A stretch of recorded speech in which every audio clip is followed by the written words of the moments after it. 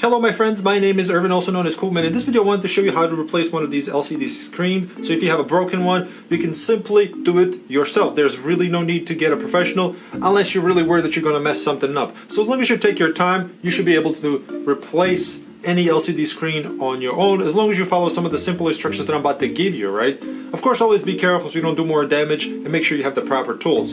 For this, we're going to use one of the Phillips head screwdrivers. So basically what happens is we have 4 screws, one here, one there, and one there. And after we remove them, we're going to basically remove this bezel off, right? We're going to pop this open, and you see how it's already coming off? Because it's very simple, right? So let's get to it. Some of these may have little covers like this. They are basically little rubber separators, tabs, or whatever you want to call them. They're just covering these screws that are basically holding us back from exposing them and removing them, right? So let's go ahead and get to it. We're going to start to remove this. And again, make sure you have the proper LCD panel that you need to use for your specific laptop. It's going to be slightly different on some of the other laptops, but it's no big deal. It should be very similar to this one, right? The main thing we have to concentrate here and to worry about is a ribbon cable that's going to be behind this panel, which I will show you here shortly. And that's the main thing we have to kind of concentrate and worry about, right? Otherwise, we're just going to take these screws off, and it shouldn't take too long, you know. Reach to the point where we start popping off this bezel. See, it's already coming off, so it will happen here shortly, right?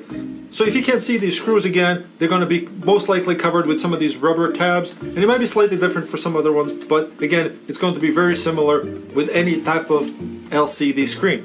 So now that I have this off, I'm going to start popping this off. You see it's already falling apart. By the way, this is not a laptop that I used myself. I just got one of these for free, and you can see it's a bit filthy, and it will be filthy underneath most likely. So, but it's okay. Even if we break something on here, of course, be very careful when you pop these off, because there's a really good chance that you may break something off. So this is off. We can just throw this aside.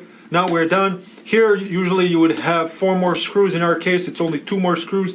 Remember, we took one of these off that was already kind of going through this panel part. So we only got 2 right now to kind of separate this screen from the back of this laptop cover, right? So we're going to go ahead and do that.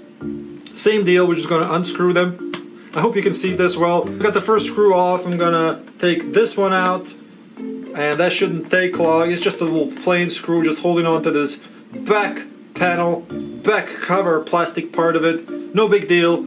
And now we have left is our screen that is kind of detached from this back panel, right? From this back panel. From here on, we have to remove our ribbon cable, which is actually attached right here, right? So this is the most important part.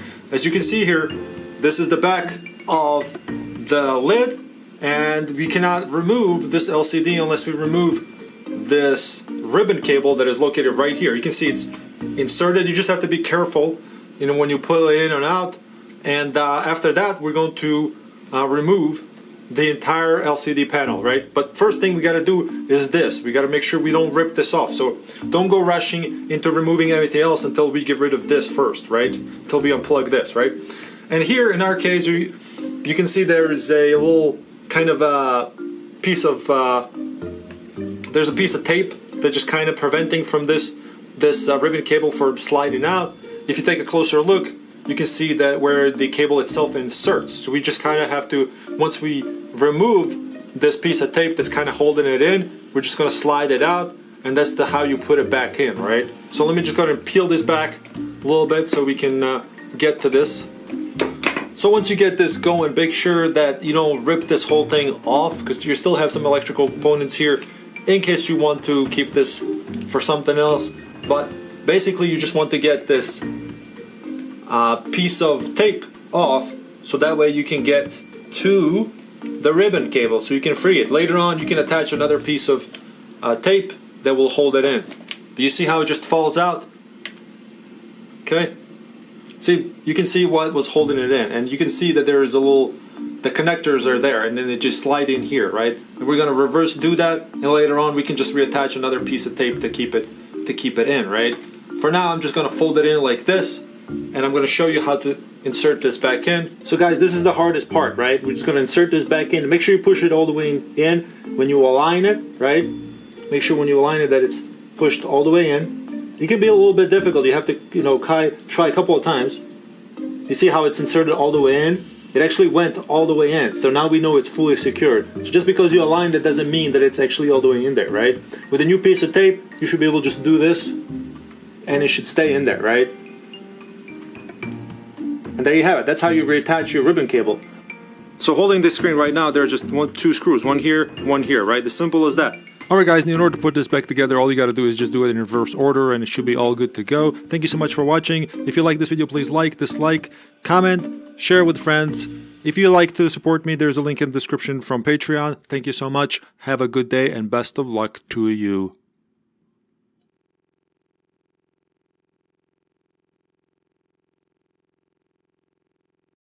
Welcome my friends, this is HP 840G1 laptop. My name is Irvin, also known as cobuman. Welcome to my channel.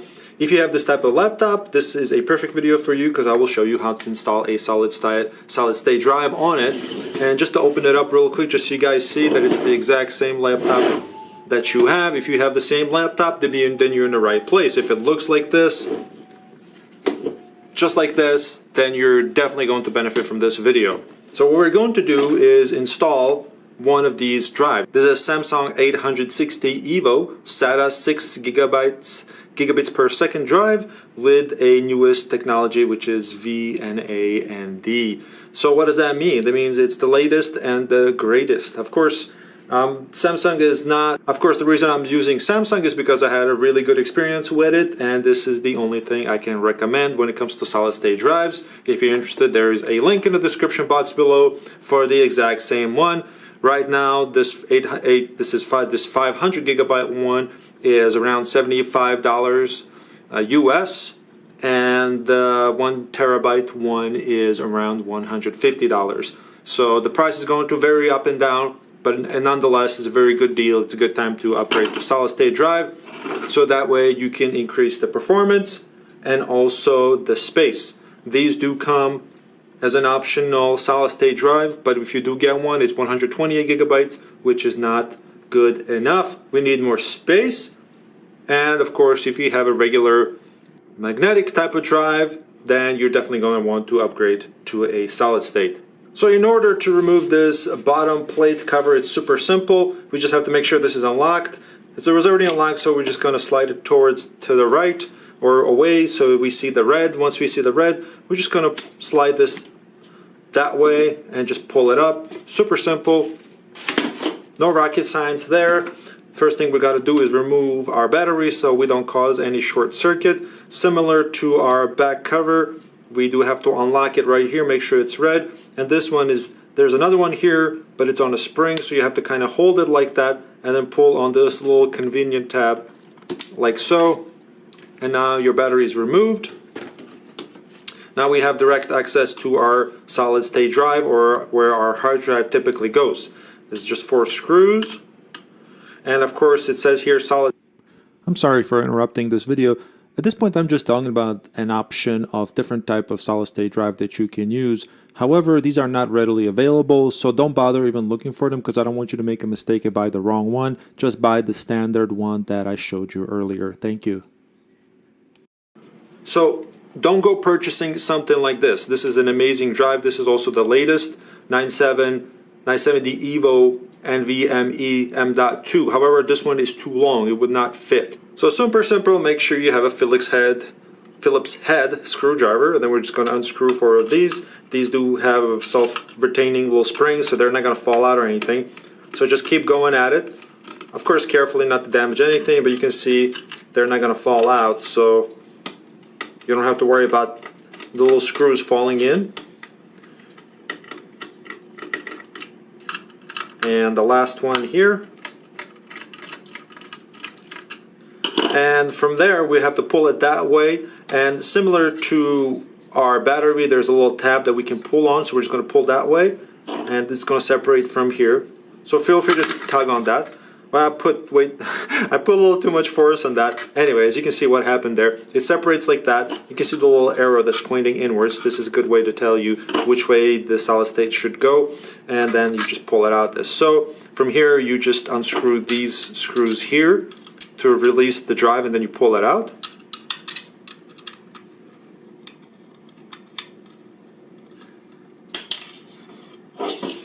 As you saw, these do fall out. No big deal though if you lose one or two of them. I mean, it's not like it's going to hold anything heavy in. These are all plastic, right?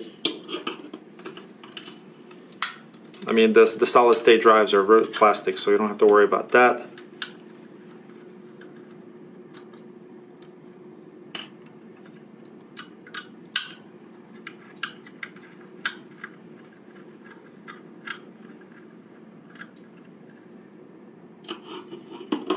Okay, now that you're done, you just have to pull it out like so. And what was inside is this solid state drive, which is 128 gigabytes. That's not big enough. By the time we install our operating system, I don't even know how many of anything we can install program-wise afterwards. So definitely want to upgrade to something like this. Again, this is a Samsung 500 gigabytes.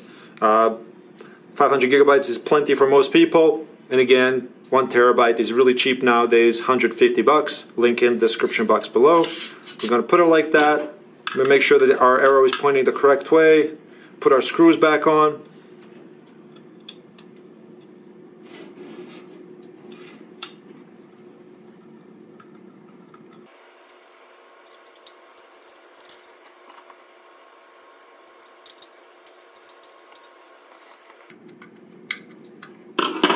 Okay, reverse.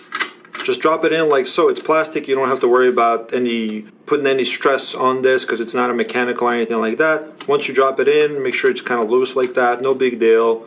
And you just push it in. Just reverse. Make sure it goes all the way in. Tighten your screws back up.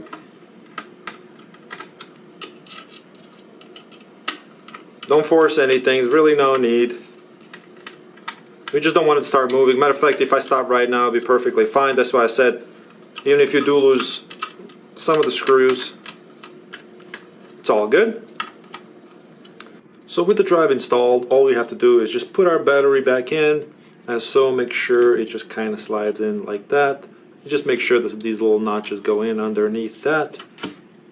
Push it down. This locks right away. Make sure you lock this. Put the lid back on. In reverse like so. You just have to kind of make sure, just drop it in and just go like that. Pull it towards yourself, lock it back up, and there you have it, guys. Don't forget to share this video. I'd really appreciate it. Like it. If you have any questions, feel free to ask them. This is what I'm here for, so don't hesitate to ask any questions. If you go watch my other videos, you can see that I make it a mission to actually work with people and help them out with any questions that they have. I have time for that, so please do ask them. Thank you so much. I wish you best of luck, and have a good day. Bye-bye. This is MSI GL62M7RD. In this video, I'm going to show you how to add another hard drive. My name is Irvin, also known as cobuman. Thank you for stopping by. For this, you will just need a Phillips head screwdriver, just like this one.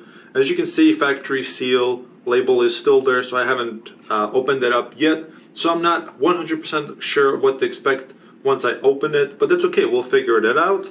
And since I'm an IT professional, this shouldn't be a problem whatsoever. So the first thing I'm going to do is break the factory seal, which has a screw underneath. And I'm going to unscrew it.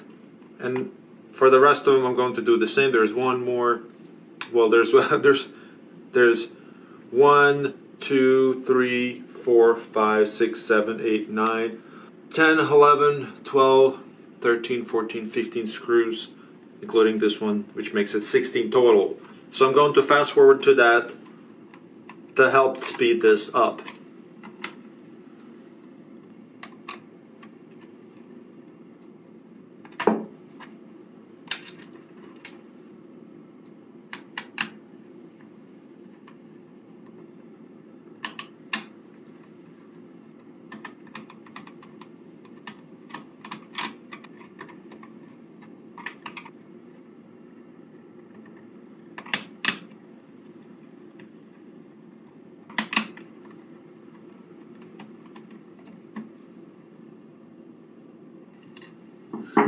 Okay, so with all the screws unscrewed, what I'm going to do is just gently lift that up, because I'm assuming that's how it's going to go.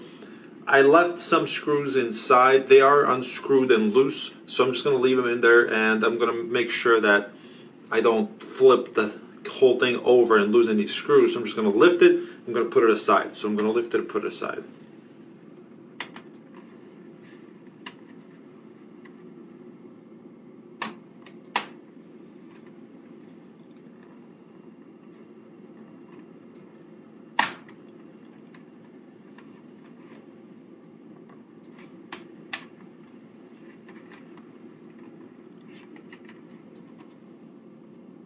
So take your time while you're doing this. Looks like it's slowly separating. Don't force nothing. Go from edge to edge, just to kind of lift gently. Because I'm not sure if there's anything else attached underneath.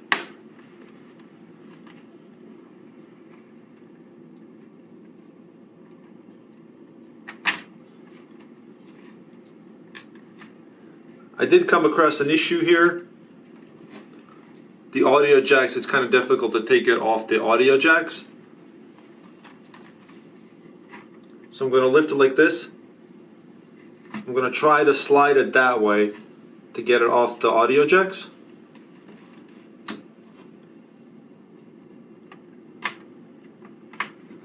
Again, don't force nothing.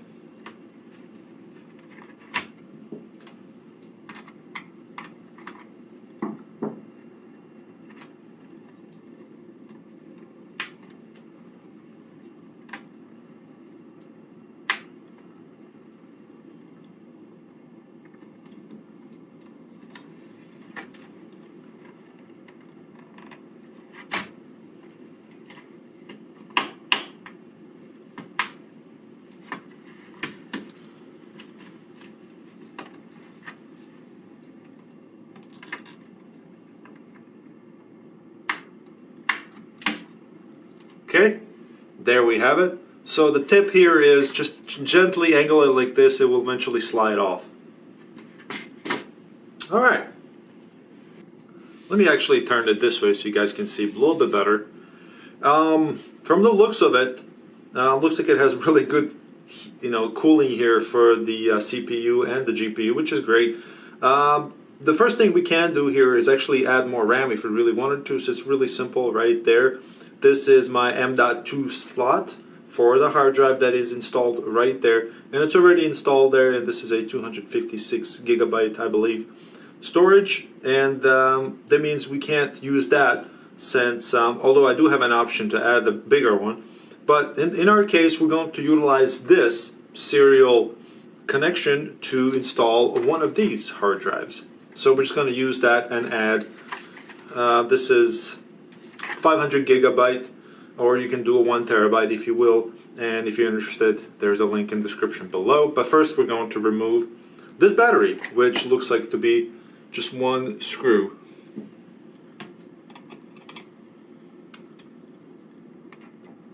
So the battery is just one screw here.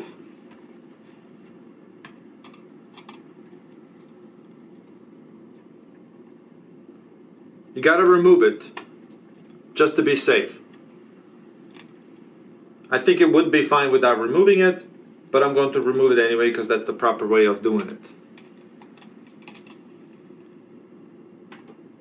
Okay, and I'm just going to slide it out like that, and there's our battery removed.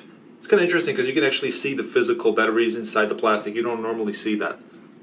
Anyways, here there are no screws to use per se, so I'm just going to take this out and I'm just going to put it in there like that.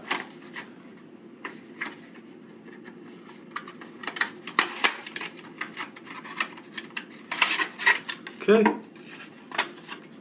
this shouldn't take long.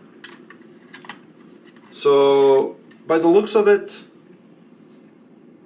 looks like it would go this way, so that's actually pretty cool. You can actually see the connectors going in like that, and you do have to lift it up a little bit like that so it goes in as so, because you can see the connectors. There's the power and there's the serial connection right there. So we're just gonna keep it high up like that a little bit, and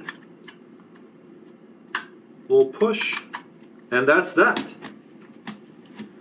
Doesn't look like there's anything else to attach to this, which is a bit disappointing, to be honest, but I guess after that we just put our lid back on and put it in reverse, of course after we put the battery back in, and that should do it. And then you put your screws back in. That's all there is to it, guys. I hope you find this video helpful. Please let me know if you have any questions. I'll gladly answer them for you. Please like and share this video. Thank you so much. Again, links in the description for the laptop and for the hard drive. Best of luck. Have a good day. Bye-bye.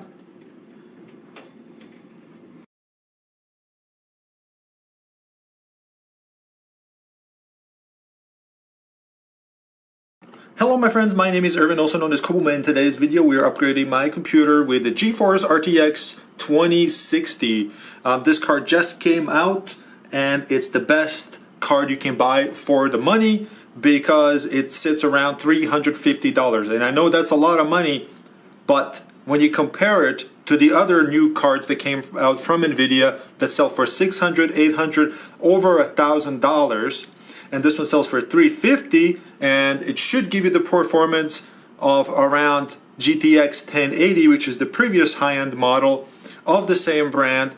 Then when you consider that, this is the best performance for the money card right now, and this came out just recently at the time that you're watching this video. So I'm going to put this inside my computer. I'm going to upgrade. I'm going to remove this one and I'm going to install this brand new one. So let me open this up real quick and show you. This is MSI Ventus graphics card. Then again, $350. There's a link in the description if you're interested. By the way, if you do use the link to purchase this card, I do get commission on that, and I appreciate you guys if you do use it, so thank you very much. So just to show you real quick, this comes with 6 GB of GDDR6 VRAM. It's 192-bit type of memory, and it has 3 display ports and 1 HDMI port.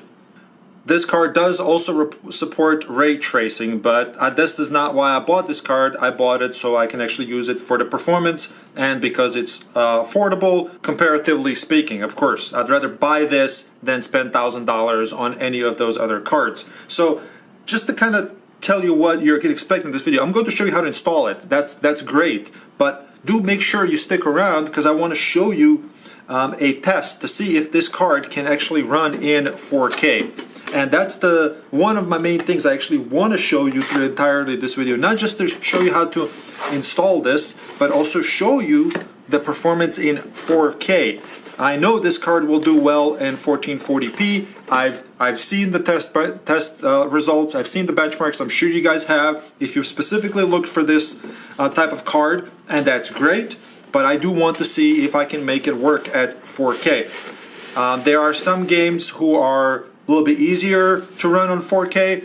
However, I'm not going to lie, and I'm not going to be delusional and say that I know that this is going to run in 4K or anything like that. However, I will do some tweaks to see if I can at least get 60 frames per second on some of the popular games that I play, and of course I will have to tweak those settings, and I will show you what that is, so make sure to stick around to watch that. Okay, so I don't know what this is. This came with an envelope. Just going to do this real quick, guys, because I don't want to waste too much time. These are just the instructions. I am an IT professional, so I don't need to read the instructions. I don't know why they came in this envelope, but good on them. Here's the card. The reason I bought MSI is because the current card in here is an MSI. If you are buying this card, make sure you have a power supply that does support it. I think recommended total system power for this type of card is 500 watts. That's the recommended power. So if your system does not draw in total with this card more than 500 watts, then you may be able to use something that's less than that, but just keep that in mind. So this comes with 2 fans, and it has a PCI Express power connector that is 8-pin. So there should be an adapter in here for that. I think my power supply in here already has a built-in, but we'll check that just to make sure. Anyways, this is how it looks like. It looks like this is plastic plate. I mean, you get what you pay for, right? This is technically the low end of NVIDIA's current model. However, it is considered a mid-range card. So we should be able to get some really awesome frames for this. Okay, let me move this out of the way, then we're gonna open this computer up. So let's open my custom computer up. Computer, let's open it out. Up, I don't even know. Anyways, mine comes with these little screws. I like this case. It's very clean, very simple. So you just remove the screws. If you have a different type of computer, it may look differently. I'm just going to slide mine out. So I'm not going to go into too much in detail because of that, because you may have a different computer. Just make sure you get a mid-tower type of computer. If you don't have enough space, then don't waste your time. It's not going to fit inside. So here's my current card, and this is also an MSI AMD R9 390. This card is still awesome in my opinion, and it has worked for me for many years, even in virtual reality, if that is your thing. So I'm just going to remove it by disconnecting. This one comes with two connectors. One is a 6-pin, looks like it, and it looks like the other one is 8-pin. So I'm just going to disconnect that real quick.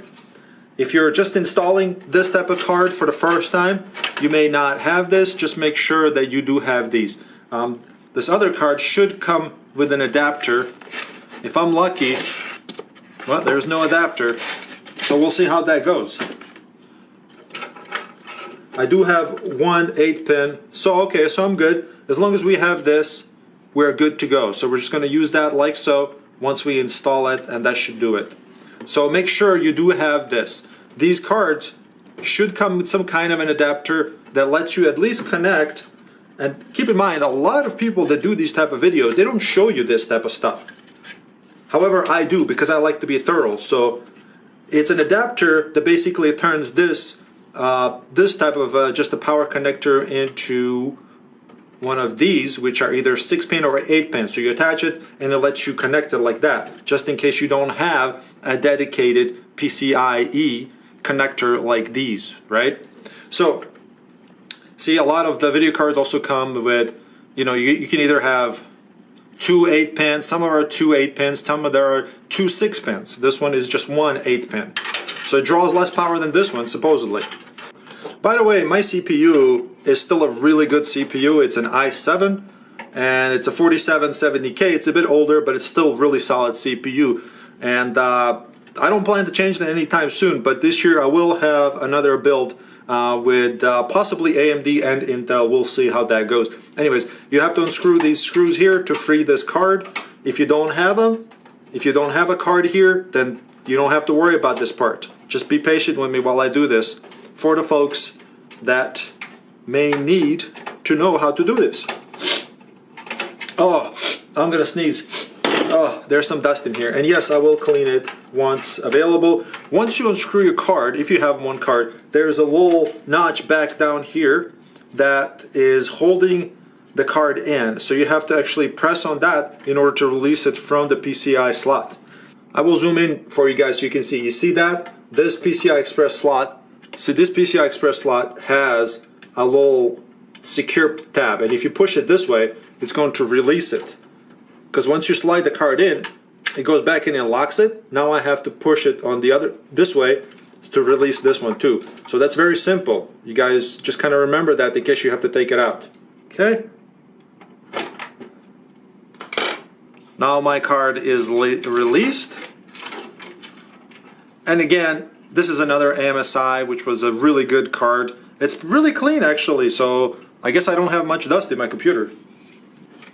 This is what typically it looks like in a PCI Express slot. You have to push it on this. This thing is actually really neat. So this is an MSI board. This one you actually push down like that, which is pretty rare to see on a lot of motherboards, but this one is actually like that. So I actually struggled a little bit, but this one you push down. You push down to unlock it. So that's kind of cool. Anyways, if you do guys have cables in the way, feel free to disconnect them. It's not a big deal. You just remove them, unplug them, move them out of the way, And that's perfectly fine. My computer case is really large, so I don't have to worry about that. By the way, my power supply is a EVGA 500 watts. So if you do look for a power supply that is that size, you can certainly go for EVGA. There's also a link in the description for the same one. Okay, now I'm going to install my card. If your card came with a little protection thing that protects the little connectors here, be sure to remove it, obviously. I don't have to tell you guys are awesome. Awesome in the sense that you already know what you're doing when it comes to computers. And let me show you something real quick before I insert this. When it comes to inserting these cards, you always have to make sure that these little inserts, they go underneath here, and that's not clearly visible in a lot of cases. You can see there's a little gap underneath. I hope that comes out on the video pretty good, but there's enough room just for those inserts. Supposed to align like so and go into the PCI Express slot like that. You see there's a little gap. Make sure that's aligned properly to that so that the gap goes over the little notch, and then you push it down. And you'll know when it clicks in the back that it went down in the back properly, but just kind of make sure that these copper connectors go all the way down. And you can also see that by looking at the back to see if it actually aligned properly. So let's go ahead and do that. All you got to do is just align it. Make sure it's aligned properly. Back and forth. Don't push down anything. Don't push down on anything unless you're 100% sure that it's aligned. And then it goes in. You probably heard it click. Please make sure you take your time whenever you're doing this. So I don't want you to make a mistake. No rush. I know it's exciting, new video card and all that. By the way, you can see this one is actually a bit shorter than the other one, but it should be faster. Just make sure that the holes are aligned here. We're going to put our screws back in. And again, guys, I'm going to show you benchmarks in 4K. 1080p, we know this thing is going to crush it. 1440p, it's going to crush it. 60 frames per second. Everything maxed out on 1440p. But I do want to make it playable on 4K. And I feel like I can do that. But there's only one way to find out, and just to watch my video, guys. Have I said that enough? Jeez, this guy trying to push his video, trying to get those view times so that YouTube can help him get more views by pushing it in front of more people, guys. Watch time, gotta have that watch time. Oh yeah, I just plugged the back in because it's just 8-pin. We're done with that, guys. Let me not waste any more time with this. Let's get to the benchmarking, guys. So needless to say, my card has been installed in my computer. Now let me show you something real quick. Make sure you install the most current drivers, which are at this time, and of course make sure that you uninstall any previous drivers if you had a video card like me that's especially of a different brand. So make sure that you do uninstall them first. Remove it first before you actually do any of that we just did. So remove the AMD drivers. I mean, you don't have to, but that's what I would recommend. And then download the current NVIDIA drivers, which are at this time. So whatever that may be, go to Google, type in NVIDIA drivers, pick the card you have, your operating system, download it and install it. So as you noticed, I'm recording this outside of the computer, not inside of the computer. So I'm not using like recording software to record the screen to give it a chance to this card to actually reach the at least 60 frames per second on computer that we have here, which are the specs as you see here. So it's an i7 with 4770K. Let me zoom in a little bit here so you guys can see better. It's i7 with 4770K, and it's not overclocked or anything. It's a standard speed, so it's a maximum of 3.5 gigahertz, which is fine. And memory is 16 gigabytes at 3900 megahertz speed in dual channel. So again, I just kind of want to point this out that if I'm recording on the computer at the same time and try to get 60 frames per second, that may not happen in 4K. So if I record it outside here, then it has a chance, because you lose sometimes 10-15 frames per second while you're trying to record the gameplay at the same time. And also I'm recording this video specifically in 60 frames per second, so you guys can see whether it's actually smooth or not when it comes to performance. Alright, my friends, time to test. We do have a benchmark. This game is called Strange Brigade, but it has a benchmark built in. I believe this uses Unreal 4 engine. I'm not 100% sure, but two people do use it for benchmarks. It is set to 3840 by 2160, as you can see here. So this is 4K resolution on my monitor.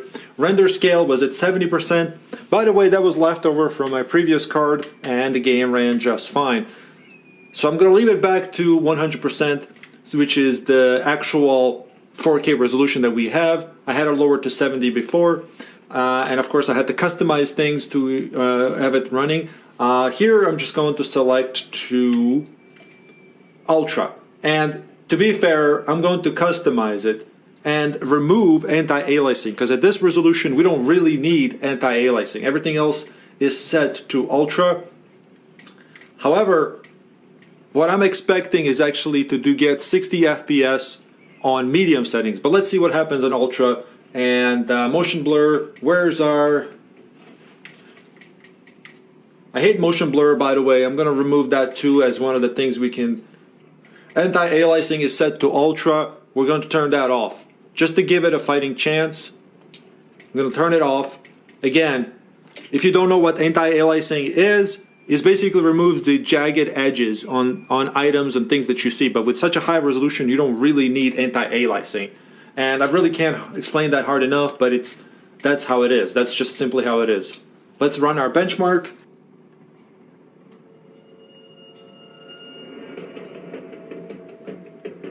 Right now we're getting solid 52, 56, 55 frames per second. If you can't see that, I will show you the results. It does show over here in the left corner. Now it's 50, 51, 50 frames per second, 59, 60 frames per second right now. It's pretty darn amazing. Solid 60 frames per second. Looks like it's because the VSync. It would probably go higher. I probably should have turned that off. 46, 45, 47, 48, 59. This is with VSync turned on. 49, 50, 47, 46, 47, 47.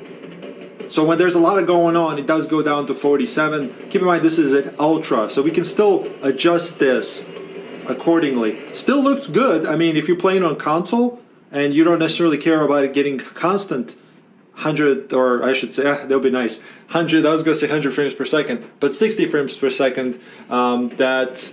You know, this may be more than acceptable. To me, I would totally play this, to be fair, to be honest, at 52 average FPS. Let's just do, you know what, let's just do high, right? High, and I'm going to turn on the VSync, because I don't like, so I'm going to keep the VSync off. I use the default high, and I'm going to turn off anti-aliasing, because just to give it a fair chance. So here we are, high, setting to high, VSync off, 67, 68, 56, 54 right now, 58 FPS, 61. It went to jump to 62 a little bit. Now it's holding 60, 57, 55. So far so good. 670 frames, 71, 71 frames per second on high, 73, 74. Okay, 60. Now it's 54 frames per second. 51, 50, 48, 47. It really takes a toll on it right here. It went down to 40 just briefly, and now it's at 50, 51. It does dip down into 40s occasionally. Now it's 47, 48, 49, 50, 51, 50. So it's a lot better when lowering it down to high settings, which to me is pretty excessive. So at this high area, high motion area where there's a lot going on, he was doing around 50, 52. So that's at the hardest, I guess I want to say, difficulty at trying to perform this. So here we go. 56 FPS average on high with anti-aliasing off. Not bad. Let's move on to other video games. So of course I have to show Fortnite. This is Fortnite multiplayer, not the Save the World one. So let me show you the settings real quick, then I'm going to jump into the game and I'll spare you the part where I jump down. This is what I had before in order to run with my old card. I'm going to set it up to 4K. And you know what? Let me see. I'm going to click automatic. I'm just going to leave it automatic. But I suspect, much like the Strange Brigade, Epic settings might be the sweet spot for this. I'm going to turn off anti-aliasing. So everything's set to Epic except anti-aliasing. I'm going to turn off VSync. Motion blur is off because I hate it. So I'm just going to leave it at that. You can turn it on or off, whatever you want. Let's see here. And right away you can see that we're doing 45 frames per second. I'll do a post zoom in so you guys can see. So I'm going to do a Team Rumble. I am terrible at this game, so I'll see you as soon as it loads. So here we are. We're getting about 40 frames per second. Now this is near water, so you can see that the reflections can also lower the resolution. I don't want to say resolution, but the frames per second. So at 39, 38, next to the body of water, which can be, again, it could be effective. 39. So with 39, 40 frames on average on Epic settings with anti-aliasing turned off, we know that's not going to work for us. So we're going to change those settings real quick. I'm going to set the settings to high. So everything's set to high. A lot of computers won't be able to run this at Epic at anything higher than 60 anyways to begin with. So we got high, and then we've gone to have anti-aliasing off. And the 3D resolution, I'm going to change it all the way to 4K. So that means it's actual full-blown 4K at 100%. Of course, you can lower this and get a lot more frames per second, but that's not what we want. We want to see if this actually will work at legit 4K, regardless to details. You know, whether it's low, medium, high, or Epic. So we're going to see what that does. And I'm getting 60, 61 frames per second. Tree, I'm going to zoom in, guys, for you real quick so you can see. That's just against the tree right here. So I want you to see it's kind of white, but you can see it's right there. I'm going to zoom in for you. I'm going to run around. I apologize I didn't show the FPS earlier because my angle of my camera. So let me just grab a couple of things here. I'm going to go in real quick. And of course, looking at the wall, I'm going to get 70 plus FPS. So I need to at least get a gun for this area. So let me just do this real quick.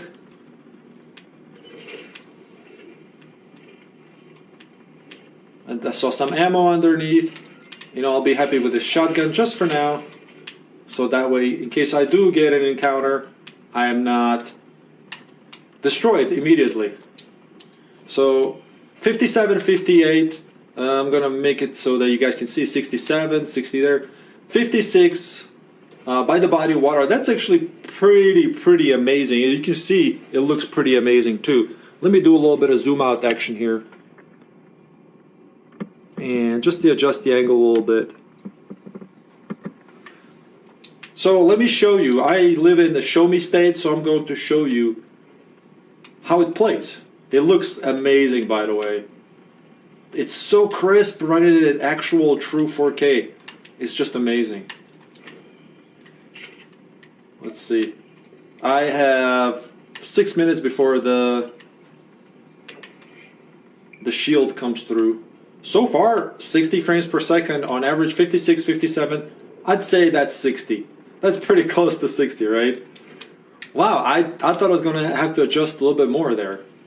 I saw a dip for a fraction of a second into 40s, but it came right back up without any... Ooh, what is this thing, actually? Gliders. It's been a while since I actually played.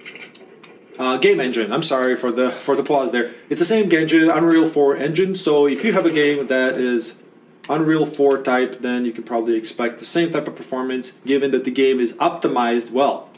Again, 56 frames right now. Oh, yeah, I'm going to jump up there and see if this glider thing works. What is this about? This pickup. And, you know, considering that this is... oh, so this just lets you basically deploy. That's all it does. Considering that this computer that I have is an older computer, and you could say that it's outdated right now, with this card, it's running amazing. So you can do 4K. I mean, there's no doubt about it. Yes, you have to tweak some settings, but you can do 4K, you know?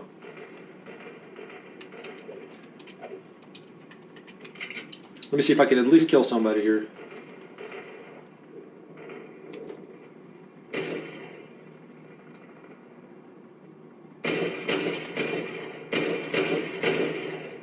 I'm using a controller. Well, I got him. Yay! And he was a streamer too. And I mean, we jumped him, but you know, considering the fact that I am really bad at this game and I killed a streamer, I'll take it, guys. I'll take it. Okay, we're gonna move on to another game that's going to be Destiny 2. Oh, let me see if I can get him. Oh, he got him before me. Anyways, let's head on to Destiny 2, see how that runs. Alright, so far so good. So this game is Destiny 2. Now we have a game that I was actually able to run in 4K while using the other card, which is quite a bit older. And let's kind of go to the settings and see what we have right now. I think I did have 3840 by 2160, as you can see here. And I had VSync on. I'm going to turn that off just to see what we can get. Full screen. Graphics quality, I had it custom. This is what I had on my old card. And I had the render resolution at 80%, and which allowed me to actually play it at 4K with my old card. So let's try just high settings. Again, I'm going to turn this up all the way 16 times. Should be able to handle that just fine. Texture quality. And again, I want to turn off motion blur because I simply hate it. It does have an impact on performance. And render resolution 100%. Let's see, where is anti-aliasing? I'm going to turn that off as well. Again, we don't need that. Apply changes. That's been done, and I'm going to go in game and see what's going on. So we're inside the game. I'm just using a gamepad, and so far we are getting around 55 to 60 frames per second, just dropping down here. Really good so far. Let's see if we can maintain that in some kind of battle, form of battle, some kind of activity. So far, if you want to know where the counter is, it's right up here. I will zoom in occasionally so you guys can see that. So far, so good. 60 FPS. Not a whole lot going on.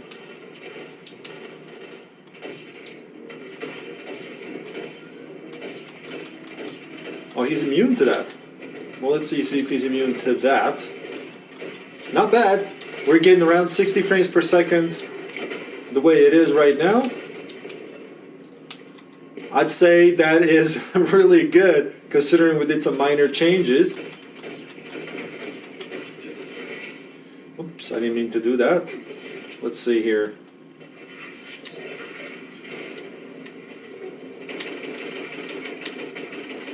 He is way over my level, I think. I don't know why I'm not able to get any damage on him. So, I guess 60 FPS on average, I am pleasantly surprised that it's doing well.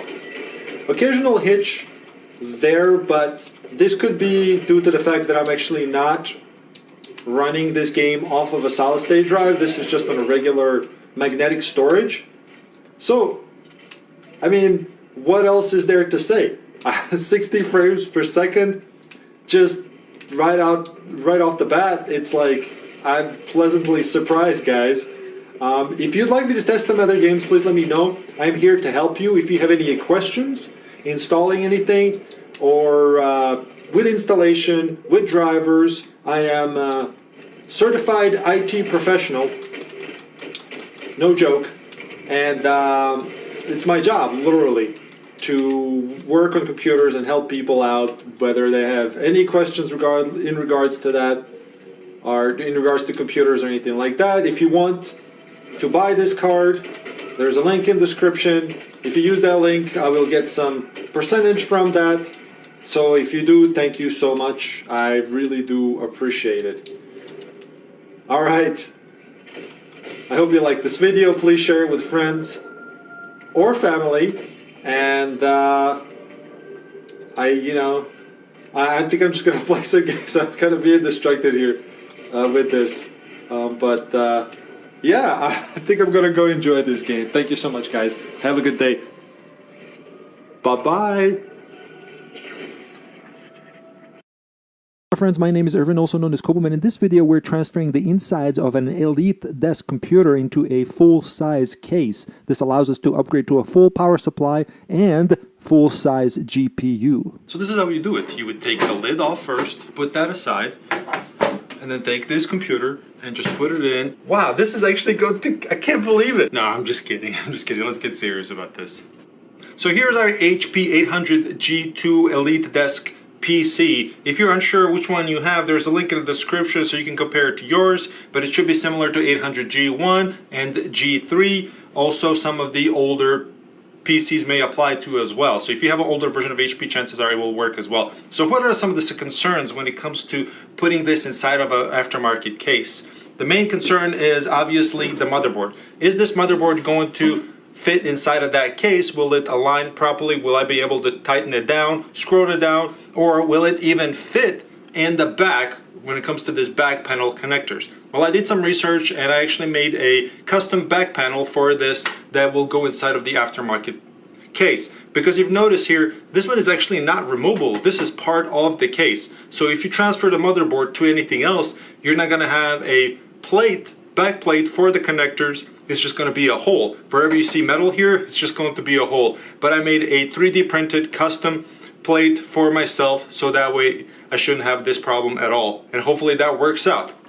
So that's our major problem. In this case, we're going to concentrate on that major problem, is the transferring of the motherboard and everything that's connected on top of it to make sure it fits. Because if the motherboard doesn't fit, then what's the point? We can't do anything else. Hard drives and everything else, I'm not worried about, because everything is just connected to the serial connector, and that's fine. We don't have to worry about that. The other thing is the power supply. Power supply is smaller. It still may fit, but there might be a hole in the back there. But that's okay. That's one of the reasons to upgrade to a bigger case, so you can upgrade to a bigger power supply. So if we move this over, if I pop this open like this, so we're going to transfer it hopefully into the new case as well, so we wouldn't have to worry about that. But if you're upgrading to another power supply, you may have to get an adapter that allows you to transfer to these type of connectors. There's a link in the description for that if you're doing this, so don't worry about that. You can definitely buy them. They're not super expensive or anything like that. So here's an example of a panel that goes in the back here, and we don't have this. This is just from another motherboard, so we need to have a custom one, otherwise we're just gonna have a hole. And again, I made that in a 3D printed, so I'm good there. Another concern is whether we're gonna be able to power it on and off. So what do I mean by that? The front panel right here has a switch. Hopefully we can just connect it to the aftermarket case, and we'll see what just happened. We're just gonna have to test it out. This is a test in progress. With all these things in mind, I don't necessarily recommend that you do this like I'm doing, but if it's successful, hey, if you want to do it, that's fine. Just do it at your own risk, just so you know. All right, guys? All right, let's start taking this apart. We're going to start with removing the power supply first. We're going to disconnect the power cables here. While I'm at it, I'm going to disconnect the front panel as well.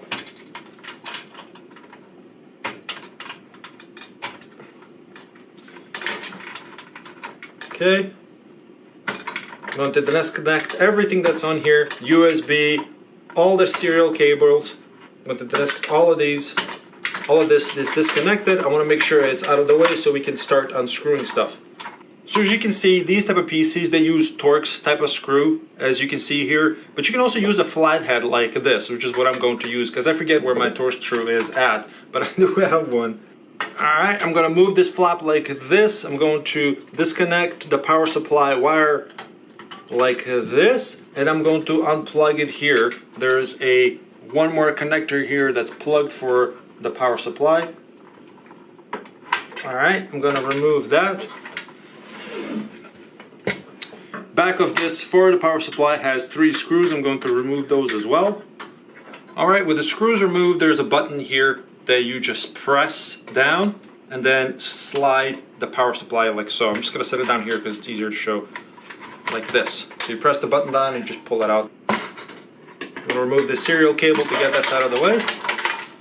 Okay, there's our power supply.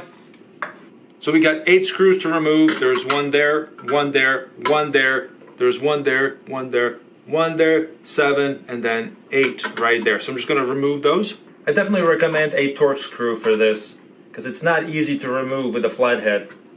So here's a problem. The whole motherboard is actually being held down through the heatsink onto the case itself on the back side back here. Alright, well, let me see if we can work our way around that. I'm going to remove the heatsink as well and then see if we can let it come loose. The problem is attaching it back into the original case, so that's not going to work.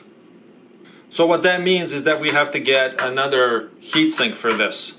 That might work for it. Maybe. We'll see. I'll give it a shot. I have a spare heatsink that we can try, but I'm not sure if it's going to work. I'm going to remove it and see. Alright, I'm going to disconnect the fan, CPU fan here. I'm going to remove the heatsink.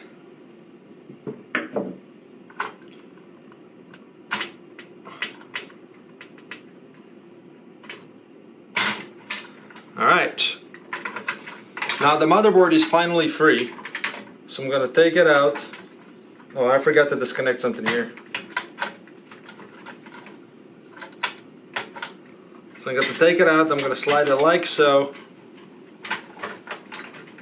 We're going to take it out, and hopefully our heatsink that I have will work on that. We'll see. I'm going to test it out actually right away before we actually do anything else. But you can see where it was attached, where it was holding down to the back of this through the motherboard using the heatsink.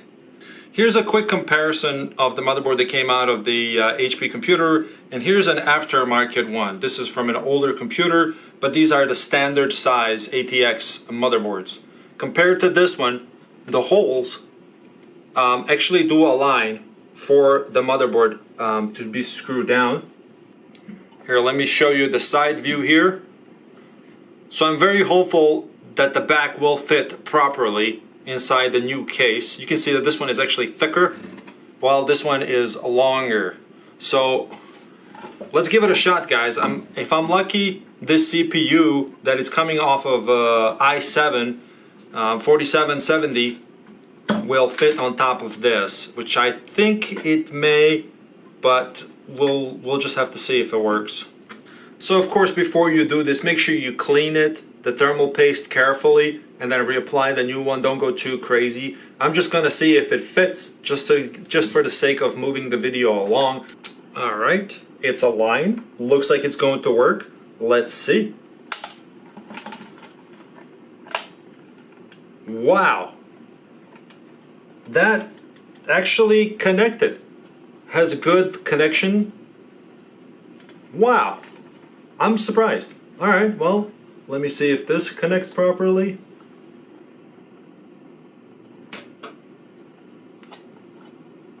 Perfect. That's amazing, guys. All right, now let's see if we can put it into the aftermarket case. Let's see. So just to show you real quick, I did a 3D print of the back panel. So if you don't have a 3D printer, just figure something out. Maybe if you use some really thin aluminum, maybe you can cut it the size or something, or you can just leave the holes there, but it's up to you. I decided to make a little 3D print out of that. All right, let's have a look, see if this will align. I will try to get a best angle as I can for you. Hopefully this works. So far, it's looking all right. All right, I think that's gonna work, guys. Let me see here. Wow, it actually aligned. It's already in there because there's one part of it that's already holding it properly. Wow, this is actually going to, I can't believe it. How's it looking back there? Oh my God. Oh my God, I can't believe this. This is actually going to work. Honestly, I did not think it was going to work properly. Well, there's still ways to go, guys, so let's see how it goes, but I'm going to get the screws down. Hopefully those align properly, and we'll see. I'm going to try to turn it on afterwards, so stick around for that. Alright, so far so good. I'm not going to worry about a couple of these screws here for now. I just want to see if this thing will work. Obviously you can move these standoffs, and hopefully there is a place to screw them down, so you can put those in there as well. But here's the main reason. There's the main reason to see if this is actually going to work. I know I can get the power supply turned on and everything running right now. But let's see if I can put a full-size video card in here with this motherboard. Right? Wouldn't that be very important? I'd say it is. Let's see if we can do that. Alright, so here's a full-size video card. Alright. Looks like we're gonna have to unscrew this one. I'm gonna open this up real quick. I mean, what's the point of doing this if you can't install a full-size GPU in this thing, right? That's the main thing.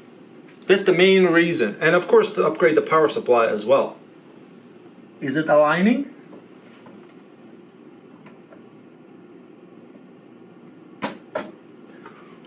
Oh my god. Guys, do you see that? Do you see that? Oh my god. It actually works. Look at that. Would you look at that? It works. It fit perfectly. Oh my god, look. That's just amazing. That's amazing. Wow, I'm glad that works. So you can put any size of video card, guys. Any size. Any size. Again, if you're looking for this type of stuff, to make sure that the video card can be used, like if it's a high-powered one, you're going to need extra power. And this thing is not going to do it for you. You're going to have to upgrade to a full-size power supply. And of course, these connectors, they're not designed to go in here. You need this one has a 6-pin, two 6-pins that go in there. And for that, you need a full power supply, or you would need an adapter for this for sure, but it ain't going to handle it. So you're going to need a new power supply. And of course, if you're interested in any of that, there are links in the description for anything you guys need. Check it out. For now, I'm just going to remove it because I want to see if it can power on properly. Because now our main issue, I mean, this is so amazing that it works, is make sure that it actually powers up. You know? So let's do a power supply here real quick. So I got the power supply temporarily installed. Definitely, again, you need the actual full-size power supply. This is just temporary. I just want to see if it'll work.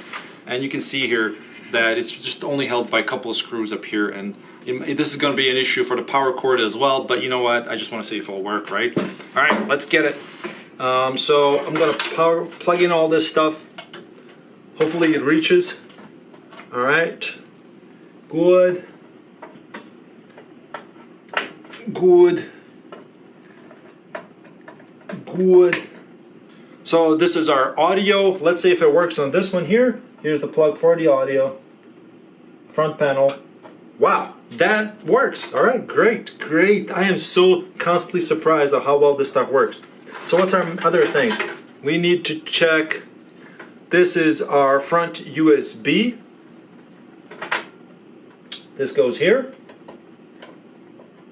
Wow, so far great, guys. Look at this. Look at that. Would you look at that? Here's our system fan connector. Let's see if it works here. So far, I'm suspecting that it will. That connects just fine. And our front power on panels, here they are. Oh yeah, before I forget, here is the cable that powers your drive. So whatever you have, you know, your hard drive or a solid state drive. So this is the one that goes here. You don't need this when you get a different power supply. But this time we're going to have to transfer it over if you're not upgrading your power supply. So that's that. For our reference, a regular power supply will have this 24-pin connector that goes directly into the motherboard. Again, there's an adapter you can get in the link in the description that allows you to connect to here. It basically transfers this into that, so that way you can just use it. Okay, one quick note. Here is the power switch. It goes to here like so. So in this second connector right there. That's the power switch. I had to do a little bit of experimentation to see which one is which. Same thing, it goes for if you want to connect other stuff, you have to route other stuff to it.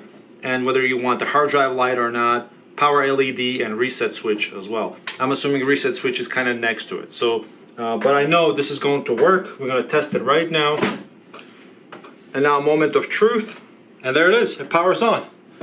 All right, guys, that's awesome. Now I'm going to make sure that everything is actually working as it should be before I actually release this video. So don't worry about that.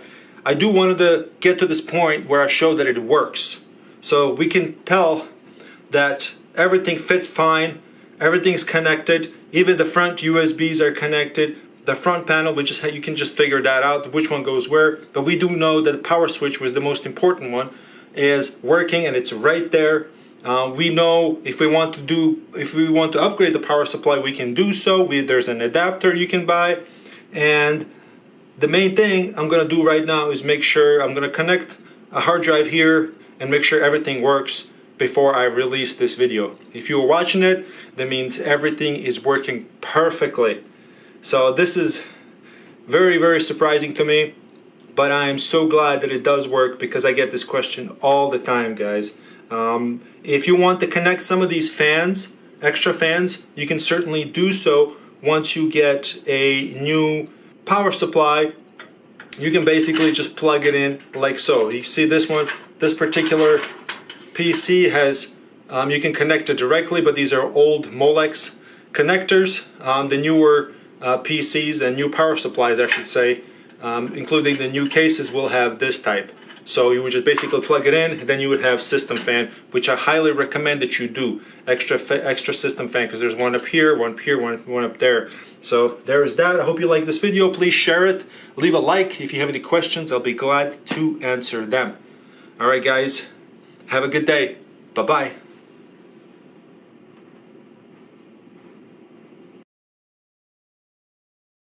And I'm going to, you can clearly see here that it's copying to the external SSD M.2 drive that I have named as such.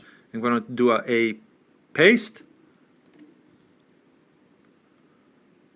Oh wow, okay.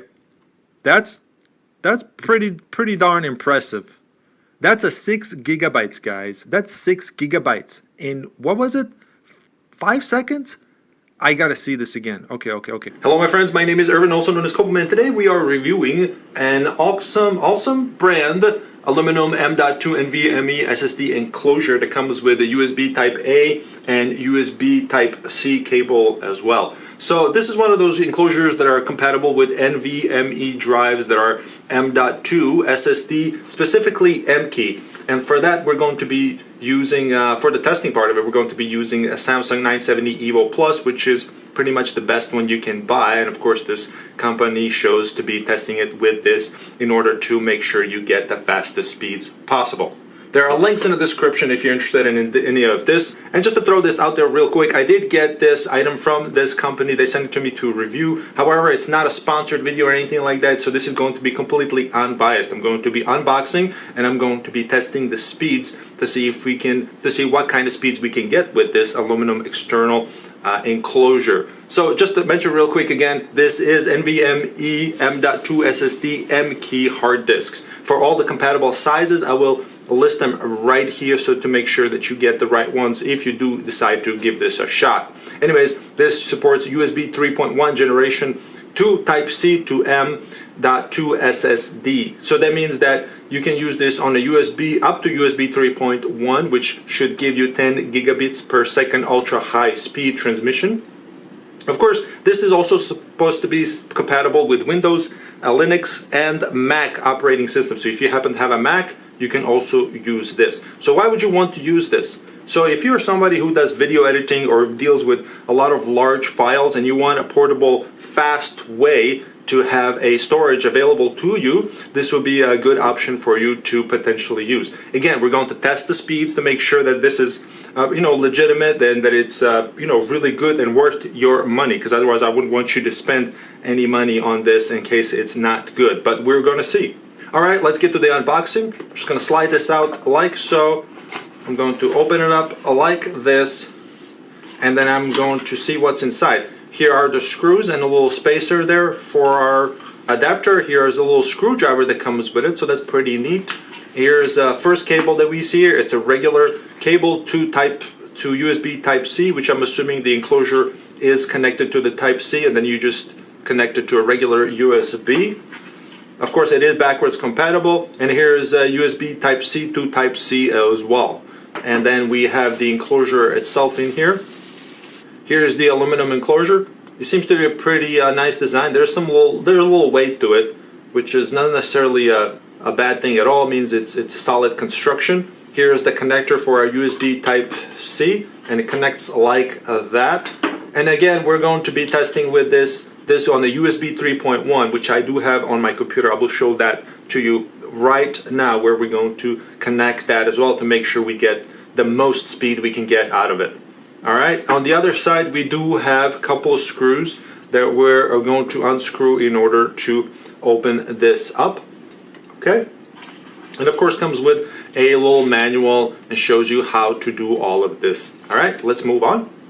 So again, this is a brand new a Samsung drive that I'm going to open up here, and then we're going to use that as the test feature of it. I'm going to unpack it real quick. All right, quick unboxing of the M.2 970 Evo. Link in description if you're interested.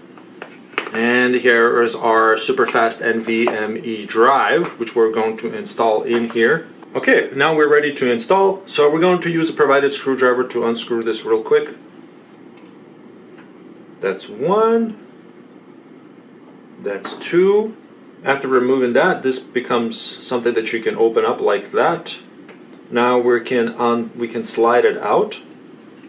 It just falls out like that very nicely. Now, whenever you do this, make sure the orientation stays the same whenever you push it in.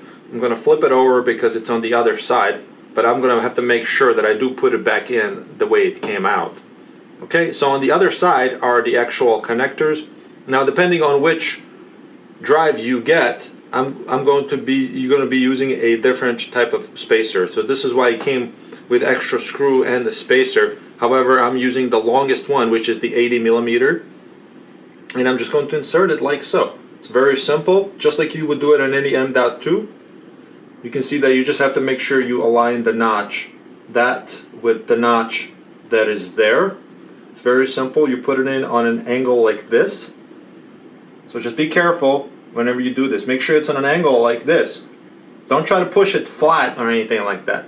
Make sure it's on an angle like this. Push it in, and then we're going to lower it and then screw it down. Now for that, I'm going to need one of these screws. Alright, again, make sure it's all the way down like that so you don't see the connectors. And then we're going to lower it down like so. I'm going to take my screwdriver, and make sure you get the silver one that's in the package.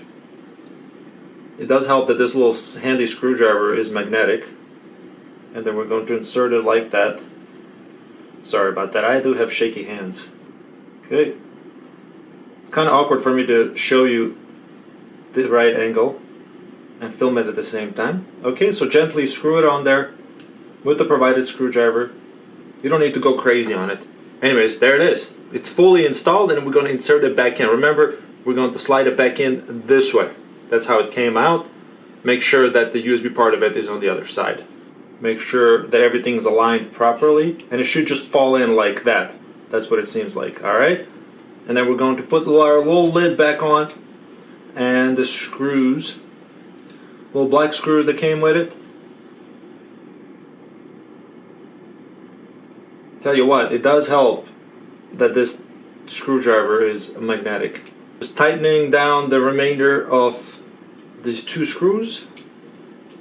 And now, with our USB cable, we're going to plug it in like so, and it's supposed to be, according to the box on there, it's supposed to be plug and play, no need to install any drivers for this. You see, it's a USB 3.1, and we're going to plug this thing into it right now. Here we go. So here we are inside the computer, and let's see what happened. Now, it goes without saying, if you have a USB 3. Or 3.1, make sure you do get the correct drivers, just in case you're not getting the correct speeds or whatnot. Here it is, our PC open up, and I can see right away that the drive doesn't show up or anything like that. But this could be related to the fact that maybe the drive itself needs to be formatted or allocated in space. So let's have a look at that real quick. So what we're going to do, we're going to right click our computer, we're going to go to manage, and from there we're going to go to disk management here. And let's just see here what happens. And it looks like it found it, and it's asking me, hey, do you want to initialize it? And here, of course, it asks you if you want to use two different type of partitions.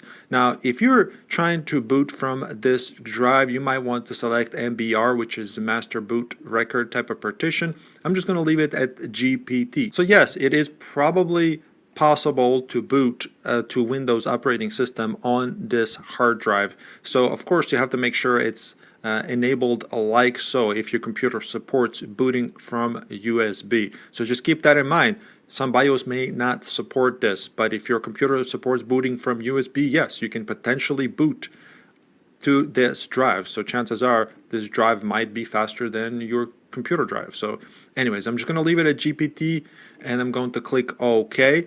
And now if we scroll down, we can see where our drive shows up. And it's supposed to be 500 gigabytes, but you guys know whenever it's formatted, it's actually way less. And you can see now that it's unallocated. Unallocated means that you have to tell it, okay, how much of this volume do you want to use for storage? So I'm going to right click it, and I'm going to click select new simple volume, and then I'm going to, this wizard comes up, and I'm just going to click next through it, because all it is just ask you, hey, you want to use all the space, and you can specify less if you wanted to have two different partitions. Anyways, I want to use the whole thing, so all you got to do is just keep clicking next, and you can change the drive letter if you want. I'm just going to leave it at E. It doesn't matter to me at this point, and I'm going to leave it at default as well. I'm going to leave the format at NTFS. I'm going to label it. I'm going to change the label, and I'm going to call it external SSD M.2 drive. Okay, I'm going to do a perform quick, and I'm just going to click next,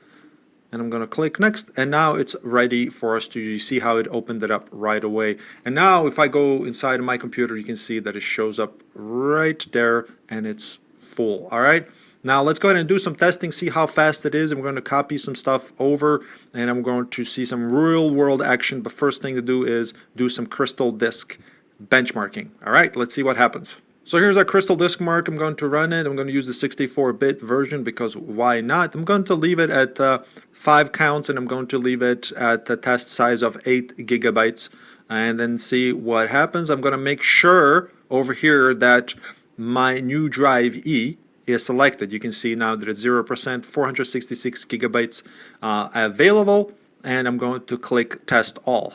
By the way, while we're testing, I do want to say that I do have a pretty decent computer. This is an i9 9900K computer, so there is no bottleneck at any point in this testing. This is purely testing at 3.1 USB speeds, and it's supposed to be reading at 10 gigabits per second and writing at those same speeds, which normally are rated around 800 megabytes per second read and write typically. However, so far we're getting really good results. 958 megabytes per second is an amazing speed.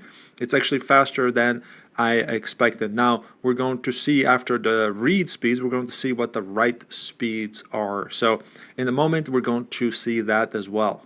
All right, so the write speed is really impressive considering this is an external enclosure. So far we have the read speed of 958 megabytes per second maximum, and the write speed of almost 1 terabyte, so, or 1 gigabyte, I'm sorry, so 989 megabytes per second. These are some incredible speeds considering this is an external enclosure. So keep in mind, if you are somebody who needs to have an external fast storage, this is a really good option for you, especially if you're someone who does video editing or some kind of media type of thing where you could use external storage of this type. So let's say you do video editing like I do in 4K. Boy, I tell you, these speeds would be super helpful just to have extra storage on hand to store and edit from, because whenever you do video editing in 4K, and those sizes are just humongous, and you want those speeds in order to edit without any delay. So that way you can just drag and drop, seek through, do this and that. Of course, you can use this to store your video games, your just files, your media, anything like that, and these speeds are impressive. Again, I'm just showing you unbiased test of the crystal disk. And of course, we're going to do here in a moment the actual real world speeds of what we can expect when copying and moving and loading certain files. All right, so this is the final result. If you want to pause and have a good look, again, these are the maximum speeds we get. So far, so good. All right, let's have a look at the real world comparison. All right, here's a speed test folder that I have created, and inside of it, I have a bunch of different videos, and they're all 4K, or it either doesn't matter. I'm going to show you how big this folder is. So it's a combination of different files, and it's a 6 gigabyte folder. Now, this is stored on my PC, so this is stored inside of my videos folder, and my main folder, that the video or I should say my main operating system, is on another M.2 as well. So the reason I did this, I'm going to copy from one M.2 to another in order to provide a fair comparison, meaning that if I'm copying from an M.2 to another M.2, it's going to give it the maximum possible speed of read and write. That way there's no bottleneck of any sort. See, that makes more sense, right? You don't want to create a bottleneck. I'm not going to copy from a magnetic drive like a Seagate or something really old, and that's not going to be fair. This way I'm copying from something that's equally as fast to something that's should be fast. So I'm going to have it here side by side. I'm going to open up our external drive folder here. Here it is. I'm going to do some adjustment here, and you can clearly see here that it's copying from videos on my PC. I'm going to copy, and you can clearly see here that it's copying to the external SSD M.2 drive that I have named as such. I'm going to do a paste. Oh wow, okay. That's pretty darn impressive. That's a 6 gigabytes, guys. That's 6 gigabytes in, what was it? 5 seconds? I gotta see this again. Okay. I'm going to delete this. And I'm going to do again. I'm gonna shut up for a second here, and I'm going to see. That's 6 gigabytes. 4, 5, 6, 7, 8, 9. So about 9 seconds copy of 9 or 6 gigabytes of data. I'm sorry. So 9 seconds of 6 gigabytes data. That's a read and write. That's pretty darn impressive. Okay, let's see here. Let's make a copy of itself onto itself. Okay, so this is going to make a copy of it. This is not cut and paste. It's not just going to move it from one folder to another. This is actually going to make a copy of itself onto itself. All right. 2, 3, 4, 5, 6, 7, 8, 9, 10, 11, 12, 13. So interestingly enough, to make a copy on itself is actually slower than copying from another M.2. So that's interesting. Still pretty good. 13 seconds of 6 gigabytes of copy. So there you have it, guys. This is the unboxing and review of this external aluminum enclosure for M.2 drives. So if you're wondering now, well, should I get one of these? Well, it depends. If you are one of those people who need external storage that's super fast, then yes, definitely go for it. You can potentially boot over the USB to the operating system as well, of course, if your computer supports it. And that's one of those things you have to check with the manufacturer of your computer. I wouldn't know that because some of the computers may not support booting off USB. Some of the newer ones do. So, and yes, of course, if you are doing video editing and you want external storage that's really fast, here are the speeds, and they speak for themselves. I would definitely recommend it for somebody who does media editing and this and that on the go. This is definitely a great upgrade for somebody who does media editing, video editing, I should say. And there are links in the description for anything that you might be interested in here, including the drive that I used to test with. So in the link description below, There's the aluminum case, and there is the Samsung link as well. Now, I do have to say, when it comes to copying over a folder that has a combination of files and folders that are of different drives or different sizes and this and that, well, the speed is not going to be the same. When I showed you this copy-paste folder thing, if you were to do it with a folder that has a bunch of different things, like for example a video game, and that folder you copy over to this new drive, it's going to take quite a bit longer to do so. What I'm doing here is showing you how fast you can copy large files in order to test the full potential speed of it, read and write. Otherwise, here's what happens. If I copy over a folder that, for example, a game folder or a program folder, it's similar to driving a car. So when you're on a highway, when you get on a highway or Autobahn, as Germans would say, or a freeway, as some might say, once you start to accelerate, you get to the maximum speed that you can go, that's allowed, on the highway, and then you maintain that speed for a long time. And that's exactly happens with these large files whenever you're copying them over. And that gives a huge boost and performance that is possible with these type of drivers, regardless to whether it's aluminum external enclosure or just directly onto your M.2 over PCI Express. However, if you have a folder with combination of large files and small files, it's like driving in the city. You have to stop and accelerate more frequently because there are small files. So if you have a bunch of small files, you has to stop, accelerate to the top speed, or may not even get that top speed, and then stop again, and then do it over and over again, which reduces the copy and paste speed by a lot. Anyways, this is just an example of how to get what the maximum speed is, to test the maximum speed of this external enclosure as a fair comparison. Otherwise, yes, you can put your video games on this. The loading times are going to be fast. I mean, this is what you would get. You would get read of this. So if you have a game that you're loading or this and that, these are the reads you will be getting for those. Of course, again, like I explained, my version of how this works, it will also depend on the game itself, how many large and how many small files there are. Either way, this is a huge upgrade for anybody who wants a faster drive, even if you have just a regular internal drive. Again, numbers heavily depend also on using the proper solid state that you might want to install, like the Samsung that I've used inside of that enclosure. That kind of pushes it to its max. All right, guys, thank you so much for watching. Links in the description for any of this stuff.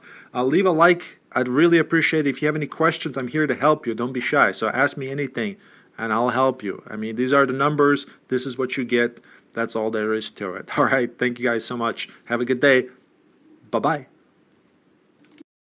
Hello my friends, my name is Irvin, also known as cobuman, and today we're adding more RAM to a gaming laptop, which is an MSI GL627RD. There will be some other models that will also work the same way. So if you're watching this video for MSI brand type of laptop, you probably have the right one. For this, we're using 8 GB of crucial memory. There's a link in the description if you happen to have the same laptop. One way to tell that you have a similar or the same laptop is if you flip it over, you can see that the cover is just like this. There's nothing to flip off. We have to unscrew quite a few screws around this, and it should be fairly simple. We just have to take our time. One thing that's also crucial is being able to take it off of this part where the audio jacks are. So once you unscrew everything, the hard part is to actually remove it from this part without breaking. So take your time when you do so.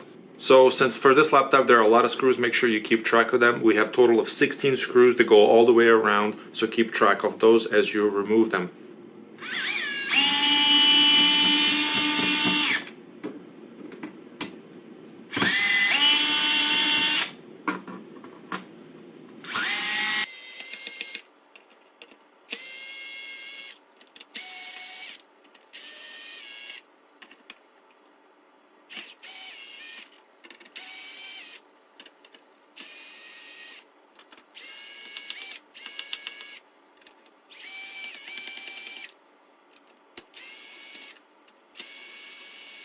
These happen to be a little bit deeper, so I had to use a regular screwdriver for this.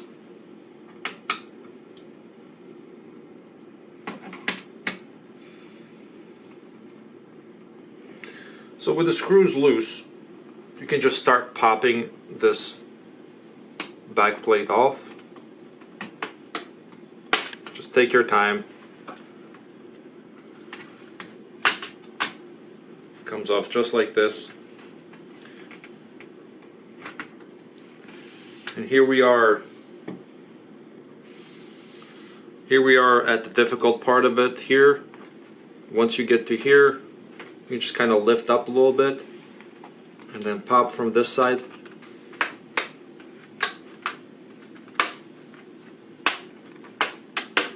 There we go. So once you get it going snapping from here, kind of go move it like this way so it pops off gently off of the edge of the connectors here. Now that we have access to the memory modules, we can see that there's one empty spot where we're going to insert our memory card. By the way, if you're changing your battery, this is how you would do it. You have to pop the back off as well, and there's one screw that holds it in, and then it just slides out. Installing memory is really simple. Take it out of your package. The main thing you have to watch for is the gap in the middle here. You can see that this is wider and this is narrower, and then we have a little gap in the middle. So all you got to do is just compare your RAM. You can see that it doesn't go that way, so we're just going to flip it over like this, and then we're going to insert it like that. The way you do it is just simply align it like that. You want to make sure you have a good view of that. With a spring, it has a spring on it. All you got to do is just push down like that, and then you're done. Your RAM is installed, and now you got to just put the cover back on, and then that should do it. Alright guys, thank you for watching. If you need links to any of this, check it out in the description below. Please share with friends, and if you have any questions, I'll be glad to answer them. Have a good day. Alright, before I go away, let me show you how to put this lid back on. Again, this is the hardest part around these audio jacks, so just kind of like we did in the reverse.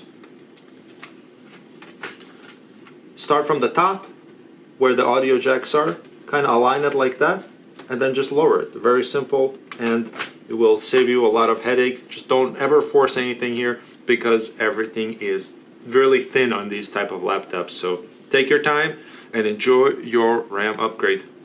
Bye. Hello friends, thank you so much for joining me. If you watched my previous video called Guess That Processor, the answer is Intel Q9300. That thing overclocked insanely using this very same heatsink. This is Arctic Cooler heatsink. It was amazing, I had a blast with it. But right now we take a closer look at the front panel connections to your motherboard. So starting from left to right, you can see that this is a front panel for audio connection. It might be slightly different for your motherboard, but the gist of it will be the same. There should still be a label. This is the auxiliary fan, so if you have an extra fan you want to plug in, you can certainly do so right here. So if you have an extra system fan in your case or somewhere, you can certainly just plug it in. And like I said, it might be slightly different for your motherboard, but you know, the gist of it is the same. So here's a front panel USB 1. You can see it's clearly labeled. Front panel USB 2, USB 3. And sometimes there'll be, you know, it depends on the jacks. Sometimes it'll be like multiple ones connected more than, it's connected to the same jack. So, but the gist of it will be the same. You have front panel USB 1, 2, and 3, 1, 2, 3, 4, and this one. And here are the front panel connectors, right? Luckily on this motherboard itself, and I'll move it over so you guys can see better. It's clearly labeled which front panel connectors go where. It may not be the case in your motherboard, but your manual will have the exact instructions where you can plug it in. So as long as as long as your, I guess, front panel has the labels on it, and it should be, it would be shocking if it didn't. But here we are with the power connectors. See, this is how it should look like. It should be clearly labeled, and I'll show you which side goes where, right? So if you look at the motherboard itself, you see how, for example, hard drive LED, which is the first thing we'll connect here, is forward. It's in this case it's a bluish or aqua color right there, and you can see where the label says it's towards you. So this is the one we're gonna plug it in here. Okay, so that's the hard drive LED. Very simple. So you got to make sure you kind of follow the chart there. And like I said, if it doesn't have the chart there, if it's not labeled clearly on your motherboard, look at your manual, and that way you will know exactly which one goes where. And then here's a power LED. You see how it's labeled there, power LED. You want to plug it in. It's going to go in the back one now. You see that? And it does have plus and a minus. But when it comes to LEDs, I'm fairly certain it doesn't matter because it's just a light. It's an LED light. It just flashes back and forth. You know, make sure it's properly connected, like so. And moving on to the next one. Just bear with me as I kind of sew through the connectors. I actually have them separate, even switches, so that way I can, when I do testing, I just have actual switch. It's not even connected to the. So, anyways, here's a reset switch. You can see it's right there. Reset button, and it's going to go right there. So we're just going to put it where the green connector is. It's fairly self-explanatory, but I really wanted to make a video like this because it can be confusing. Like, at least for me, long time ago, when I first started building computers, this was the hardest part, honestly. Just figuring out which cable goes where, which plug goes where. That was like the hardest thing, you know. So here's a power switch. You can see it's clearly labeled right there. So it's going to go into that pink one, right? So we're just going to go ahead and plug it in there. And you know, you don't have to force nothing. It should go in fairly easy, just like that. And then the last one we have to plug in after this is our speaker. So our post speaker, let me just kind of get to that. And then, so here's our speaker. This makes our beep sounds in case you're brand new to computers. It goes beep, you know, or if something's wrong, it will make the beep. You can see here it's clearly labeled, and that's your speaker right there. Okay, so sometimes you'll have a little front speaker on your front panel installed, and that's where that would go. This one is just kind of a standalone speaker that just makes the beep sound. So yeah, there you have it, guys. Please let me know if you like this video. Please go to facebook.com/cobuman and like my page. Bye bye.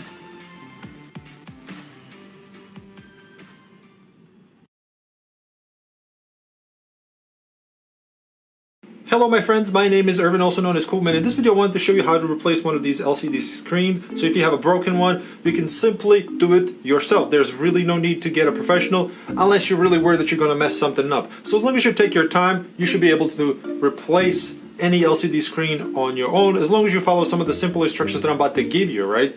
Of course, always be careful so you don't do more damage, and make sure you have the proper tools. For this, we're going to use one of the Phillips head screwdrivers. So basically what happens is we have 4 screws, one here, one there, and one there. And after we remove them, we're going to basically remove this bezel off, right? We're going to pop this open, and you see how it's already coming off? Because it's very simple, right? So let's get to it.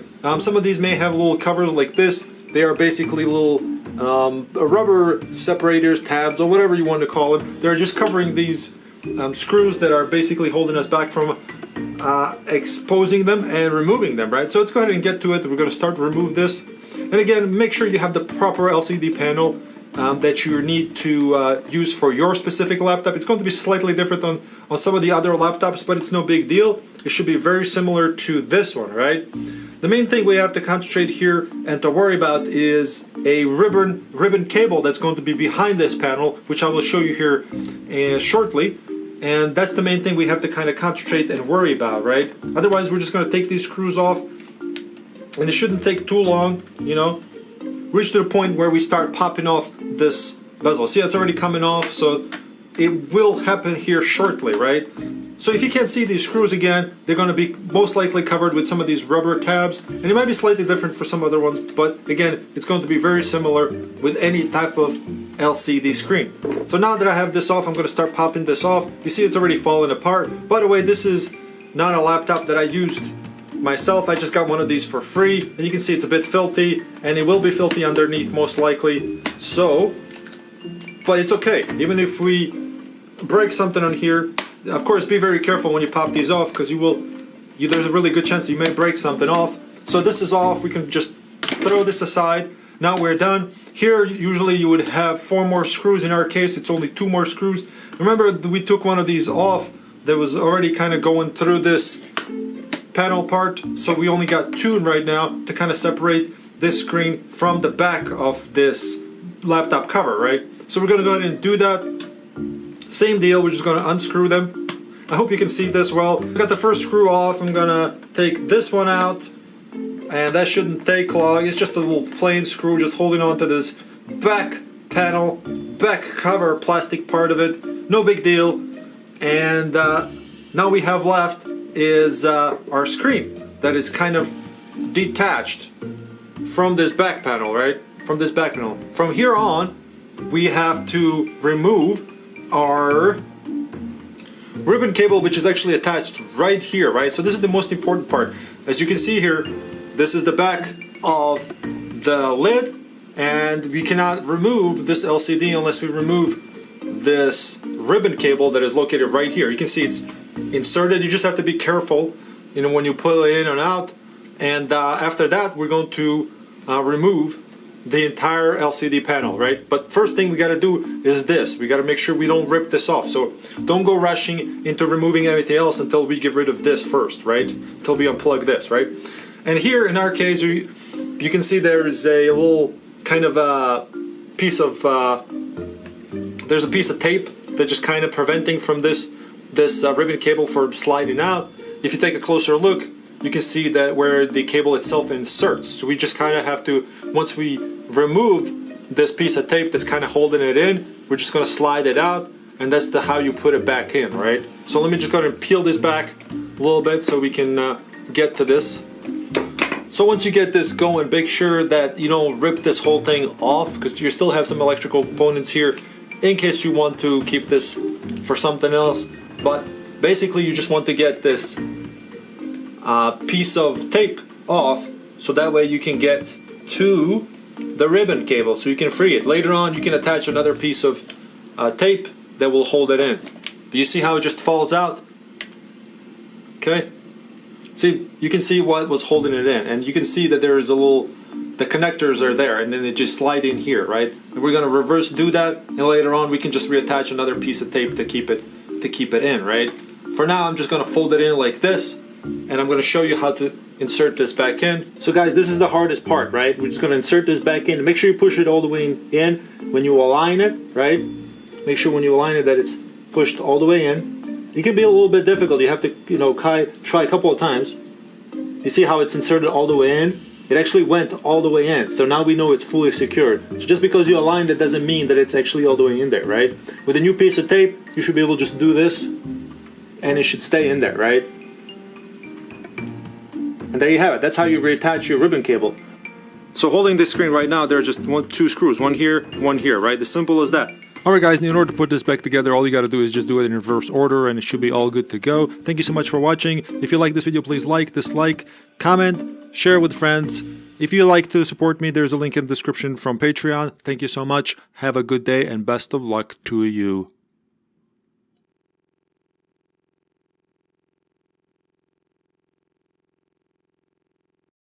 Hello my friends, my name is Irvin, also known as cobuman. As a PC professional, I get this question all the time. How do I make my computer faster? And a lot of times, folks are talking about their laptops. In this case, I'm going to go over an HP 8470p, which is an older laptop. It's about 5 years old, but it still has decent spec. For example, it comes with an i5. So of course, we're going to want to get as much as we can out of it by upgrading it or replacing some of the components that make it a little bit faster. In this video, we're going to concentrate on how to replace RAM and our hard drive. The best thing we could do for our hard drive is replace it with a solid-state drive, especially in a computer that's this old. If you're interested in buying this type of laptop, I'll post an affiliate link in the description box below, also to a decent solid-state drive that you can use to upgrade this computer. So here we have our 8470p laptop. Now let's see how we can upgrade and or swap out parts on it. Let's just go ahead and flip it over on the back side like we normally do. And we always know that there's a backplate in here, so we're going to have to remove this backplate. But first we need to do is remove the battery, right? We don't want any leftover residual charge left in that could cause damage to any of your components, especially the new ones that you're putting back in. So how do we remove the battery? There's a little tab here, and you can see a little sign here for the battery, and it tells you to kind of push this tab over to the right. In your case, the way you're looking at it's going to be to your left. So you just push on it until you see it red, and it has actually a little spring on it, so you have to kind of hold on to it, and then simply you just pull out the battery back here. Now, in order to remove this backplate that covers all of our components, it's kind of similar to it, except it's this other tab, and you can see there's a little sign here that you can, kind of go by. that tells you that it's going to remove the backplate. So it's the same deal. You push it, in my case, to my left and your right, and then you just kind of push it back, this whole thing. Again, hold it because it's on a spring. Push it back, and you don't actually, it doesn't actually slide out. Once it comes out just a little bit like so, you would have to just lift it out, right? And then obviously you can let go of your little tab. So first thing we have here are, you know, a few components that you can change out. Some of them are very self-explanatory, but I'll go ahead and go over some of the typical ones that you might want to upgrade or swap out. First thing, here's our Wi-Fi adapter. It's very simple. There are just 2 screws here, right? 2 screws here, and then you pop it out. Let's go ahead and try that. This is our Wi-Fi adapter. In case it goes bad, you take the little screws out, put them to the side, and after we do this, it simply just slides out. You see how it pops up? This is very typical. It kind of pops up on its own. Don't pull by the wires. See if you can grab it by the component itself, and then just tug on it, right? Right. So that's in case your Wi-Fi adapter dies out. Same thing, put it back in. You just kind of put it on an angle. You see how it's a little tilted on an angle? That's how it goes in first. And then you can freely just push it down. Okay, and then you get your little screws.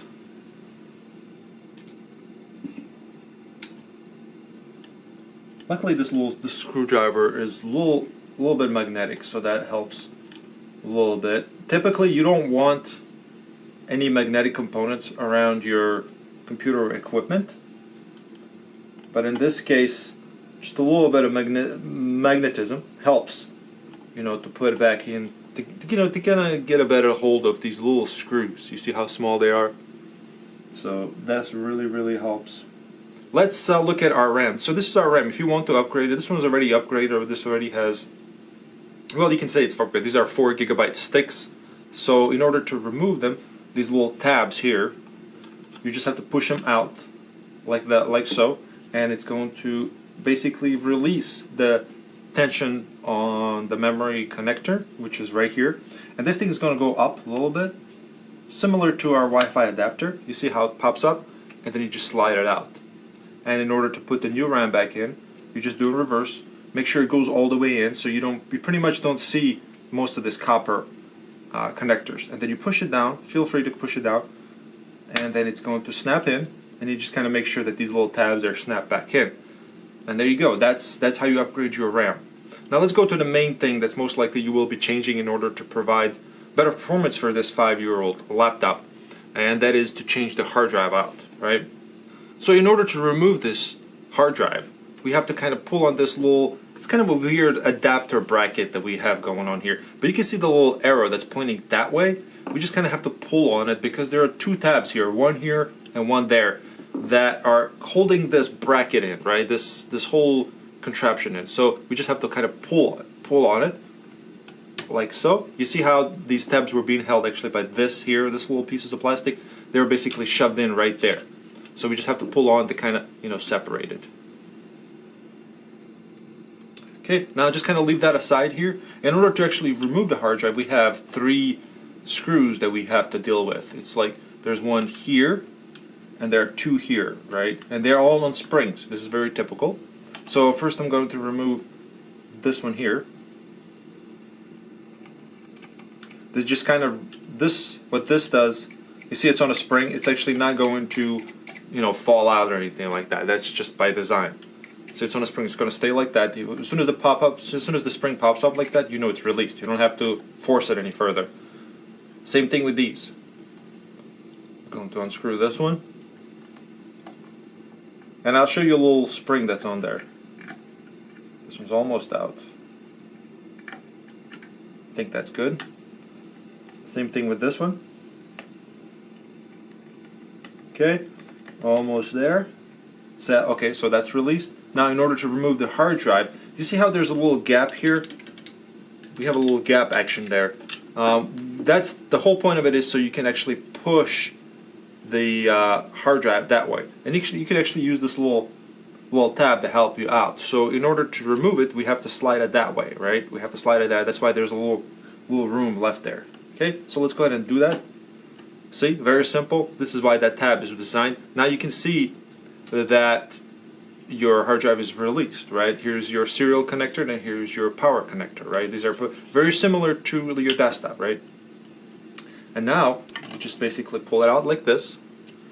And now if you want to put in new solid state drive, which by the way I will put the link in the description for a decent solid state drive that you can use to replace this with, it would be very simple to install. So let's go ahead and remove it. In order to remove from this metal plate, you have to basically unscrew these screws here.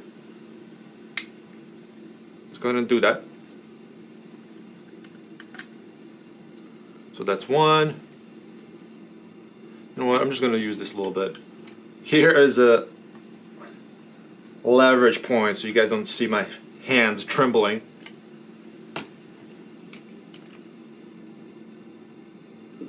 Okay, now that we have our screws loose, right? I tell people sometimes I have screws loose, you know, because, you know, it's funny. Anyways, now that our screws are out, we can basically just take out our hard drive, take it out like so, and just kind of remember how it's positioned so that way you can align it that way. Basic rule on this one is you just basically kind of look at the electrical components that are kind of exposed here. They always go down so they're protected by this back plate, right? The same thing, your solid state drive is going to look just like this when it comes to components. Obviously it's going to be plastic, it's not going to have moving parts. And you put it back in reverse, like that. Put your screws back in. We're almost done here. I'm putting in my last screw. Okay, now in order to put it back in, make sure it's aligned properly to here. You can always kind of have a look. You see how this is aligned that way. You can always visually check. You can see how they align just like so, right? Now we know we are facing the right position. Good rule of thumb on this one is look at to see if you can see the copper color components there. And then you just basically just kind of let it fall in, honestly. Just let it fall in. Now it's in the right position. Now all we got to do is just push it that way. Remember how we pulled this way? Now we just have to push it back in. And you can actually hold on to the plate, this metal plate as well. It's actually very easy to push it back in. And then we just retighten our screws.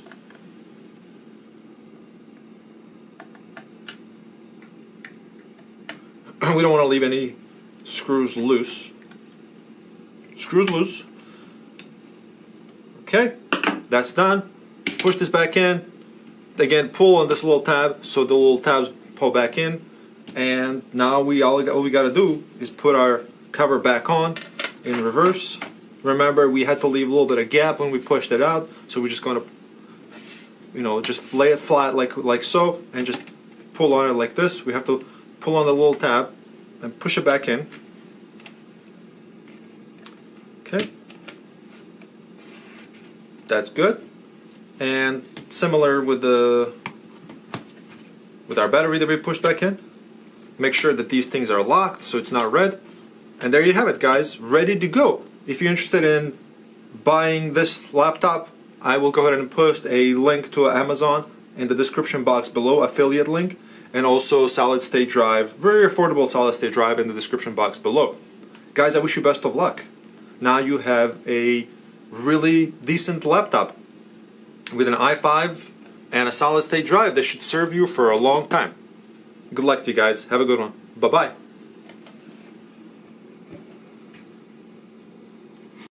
Hello my friends, my name is Irvin, also known as Cobuman. In today's video I will show you how to insert a CPU into its socket. This is going to be a very short and to the point video, so please take a moment to click the like button. This is really going to make a big difference for me on YouTube.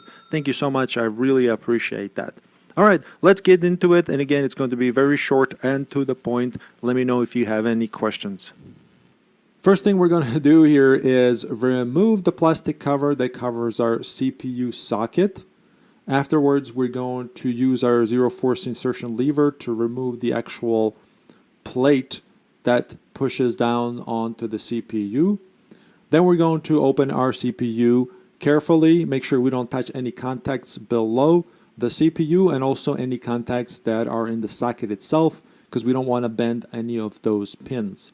One way to make sure that we insert the CPU properly is to align the notches that are there, as you can see. Then we're going to lower it either carefully and gonna use our zero force insertion lever to close it back up. So just take your time with this. Very important because this is very expensive. That CPU at this time I'm recording this was $530 plus tax. So there you go. That's very simple to do, and as you've noticed, I haven't installed a heatsink on top of that, nor added any thermal paste. That's because this particular CPU was installed with water cooling. So if you'd like to watch that video, there is a link in the description. I will also make it pop up in the right-hand side corner if you want to check that out. If you need help installing a standard type of heatsink, also let me know. Those are very simple as well. I have an article on my website cosmicnovo.com that has step-by-step screenshots with instructions on how to install a standard CPU with standard heatsink. On that article there is also a video on how to do it as well. So check that out. I will make that pop up and I will also add that to the description. Guys, thank you so much for your support. I really appreciate it. You have a wonderful day, okay? I hope you enjoy. Bye-bye. Welcome friends, thank you so much for joining me. My name is cobuman. Today I'm going to set a world record in PC building. So the rules are simple. You got to have all the essentials with the exception of CD-ROM. Nowadays you don't really need a CD-ROM any longer to install the operating system. So all you got to do is have one hard drive. You have to have at least 2 RAM sticks. Obviously motherboard, CPU, heatsink, but you also have to have one video card. And of course, in addition, you got to install the power supply, right? But most importantly, you got to have the front panel connectors connected in order for it to work, right? So it has to be a fully working PC in order to count as a world record. So this is what I'm going to do. After everything is done, I'm going to plug it in so you guys can see that it works. Let's get to it.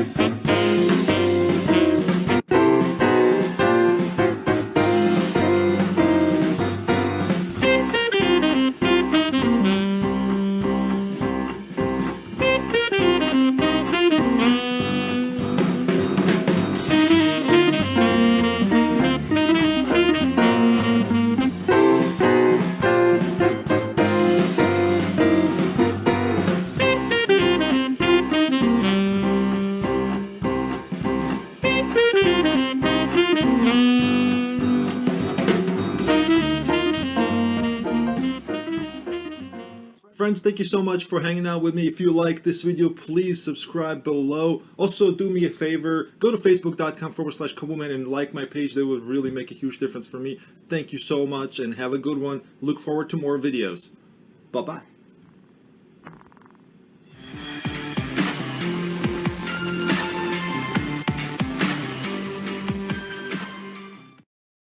Alright guys, here is our computer here. As you can see, this indeed is the 800 Jeep 2. God knows I've made many videos on this and how to upgrade it, this and that. If you want to check those out, feel free to do so on my channel. Alright, we're going to do some zoom in action. We're going to remove the CPU. Alright, I'm just trying to get the focus in, and then we're going to make it happen. I'm going to turn on some lighting so we can make it visually pleasing. And then we're going to change the thermal paste and hopefully it works. Alright, for thermal paste I actually bought a little tub action, and this one is called Protonic Series Thermal Paste. It comes with a cleaning pad and a little spatula. The reason I bought this one is because I plan to do this often, and you get a lot more than you get in a syringe. So we're going to try to use this one. There's a link in the description if you're interested. It had really good reviews. This is why I bought it. You know, if you don't know what's good, I actually look at the reviews first and then see if it's any good. This is why I went for this particular one. Link in the description. And yeah, let's see if it works. Alright, first thing first, I'm going to remove these cables here. A little flappy flap here. I want to make sure that I can see this properly. Going to unplug this cable, move it out of the way. By the way, I can feel it that it's warm since we tested it, so hopefully I don't burn myself. Temperature should have gone down by now. We'll see. Alright, and for this particular one, we just need a flat head. It's different for the other computers that have a standard type of Intel, type of or AMD heatsink, so you're gonna have to do it a little bit differently here, but since we're just doing a benchmark and not how to, in this case, I'm just going to use a flathead screwdriver because this is how it is on this computer. I'm going to unscrew these here. These are actually nice. I wish all computers were like this. Makes it really easy. We can't forget about our fan cable, which is plugged in to the motherboard. Isn't this nice? I wish all computers were like this, where everything is just screwed in. Otherwise, you're using the clips, all kinds of clip action, and sometimes it doesn't fit, and then sometimes it doesn't clip in properly, and then suddenly your heatsink is sitting crooked, which can also cause overheating. You know, it'll be sitting like this on an angle, like it'll be like this, because clips over here didn't clip in. Anyways, this one is off. I'm going to unplug the fan here. There we go. It's still warm. It's kind of warm to touch. So this is what it looks like. This is our old thermal paste. Not much left on here. We're going to use that cleaning pad that came with our kit for installing. I think this is just the alcohol swab or whatever. And we're going to clean the CPU as well. Hopefully you can see that well. I'm going to kind of double check here. Alright, I'm going to do quick zoom in action. Right there, we're going to clean the CPU first. And then we're going to get back to the heat sink. I'm trying to get a little better angle for you guys here. I'm not going to take the CPU out at all, but I will do zoom in action so you guys can see better. Hopefully this flap doesn't get in the way too much. Alright, let me see. Do I have focus? Alright, just a moment. There we go. That's focus action. And hopefully this shows up on the camera. There's a little bit of residue, so yeah, be careful when you're doing this. No need to say this, right guys? You should know that you should be careful when doing this, because you know we're dealing with electronic components here. Here's our little spatula. We're going to put that aside, and we're going to use it later. We're going to see how much we need to apply. Keep in mind, I am an IT professional, so I should be able to do it properly. That being said, hopefully I don't make myself look like a fool, but we shall see. Alright, so I took my thermal cleaning pad here. Let me smell it. Yep, it smells like cleaning alcohol maybe? I don't know. So I'm going to gently just kind of rub on it, and since there isn't a lot, you can see that it's coming off. You know, it's just brushing off like this, you see? So very evenly distributed thermal paste on this CPU, which is good. So we're going to brush it off. Very simple. Don't touch nothing else with the cleaning pad. If there's a little bit left down there on the side, who cares? Who cares? No big deal. If you really want to get it out, I suppose you could. But I'm just going to wipe it off, since there is not a lot of spilled on the sides. So I'm not worried about it. Otherwise, if somebody did a really crappy job, then I would have to take my time cleaning this. But this is factory. This is factory applied thermal paste. And now it's smooth to touch. And now we can also double check to make sure that this indeed is i5 6500. All right, let me do a more zoom in action here. i5. Getting the focus in, guys. Hold on. Just a moment. Trying to get the focus in for you. Hopefully that's visible there. All right. So it's clean, and then we're going to do the same thing on the heatsink. Let me do a zoom out. All right. So we're going to do the same thing on the heatsink. Heatsink is a little bit spilled, a little bit more there. You can see on the sides, a little bit more spilled action. But that's okay. Just going to wipe it off the best I can. Comes off just like that. Very easy, very simple. Again, I'm not sure if it's going to make any difference. This is why we're testing this. So that being said, this could be a successful marketing video for that thermal paste that we bought. You know, not a sponsor at all. All right, that's clean. All right, a little bit more. A little bit more. Just a little bit more. A little bit. I'm going to put some muscle into it. All right. Cleaning action. Ah! Ow. I think I scratched myself when I did that. Ugh, right there. All right. Anyways. All right. So we're going to apply the thermal paste to the heatsink action. You know how they say when it comes to applying the heatsink thermal paste to the heatsink, they say you should use just a little dot there, right?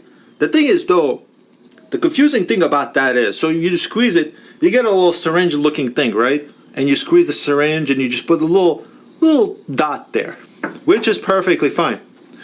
But they don't tell you that you have to actually spread it out, because once you do this, once you put this in, once you put the heatsink on, and you squeeze the little dot, and not actually spread it out, guess what's going to happen? If you don't have enough on there, it's just going to leave a circle. I've seen it many times where it's literally just a circle right there of thermal paste. I would take the heatsink off and it's just a circle left. You'll be like this, kind of, like this. And you can see that's not covering the entire heatsink. It's not covering. If you remember when we were testing the temperatures, you probably saw that the temperatures were not the same everywhere on the heatsink. Different cores, different temperatures. Well, that's directly related to the heatsink when it comes to thermal paste, and also the heatsink itself. But basically the location of the thing. Where's my spatula? Here it is. All right. So here's what I'm going to do. I'm going to do a very light coat. And I'm just going to do a light coat spreading action on here. But I will start from the middle, just to kind of make it easy. Not too much, just a little bit. But I'm going to make it even. You know? Take your time. Doesn't have to be completely perfect.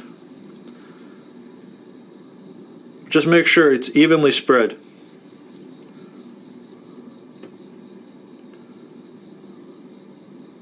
like this. And when we put the heatsink on, it will squeeze it a little bit. So as long as you have even coverage, doesn't matter that it has these lines on it. So I'm trying to keep my face away from here, so I'm not really super close to this. Doesn't matter that it leaves these lines on there. Once you put the heatsink on, it's going to even it out, you know. It's going to squeeze it into being even. I'm trying to get this extra that's on there. Alright. Alright, let's see. Is that enough? Here we go. I'm going to do a little light action just to make it pretty for the camera, right? As much as I can. Again, it's going to squeeze it to the edges. So that's a very light coat. Have you ever bought an aftermarket heatsink and everybody has thermal paste installed on it? It's going to be a light coat like this. Very light coat.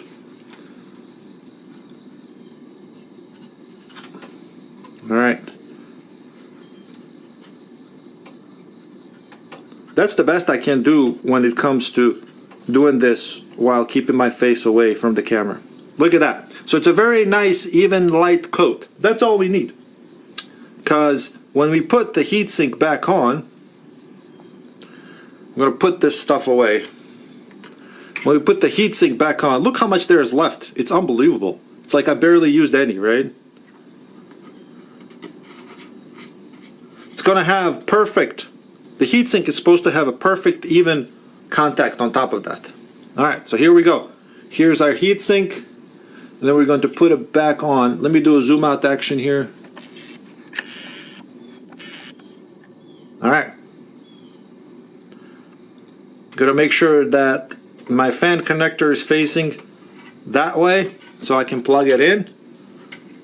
And this is going to be a lot simpler than installing other heat sinks again.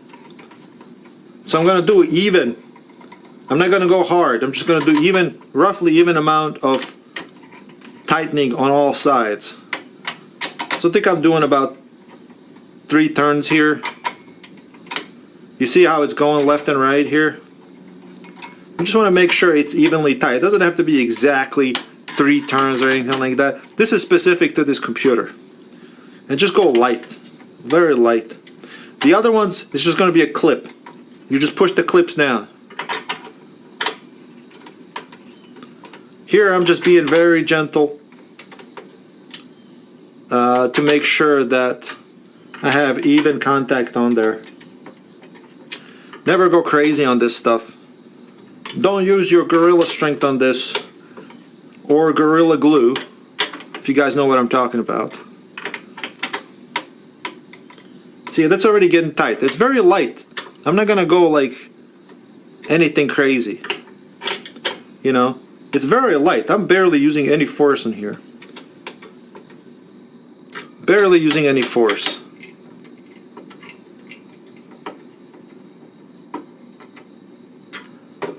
That one's down all the way, so is this one.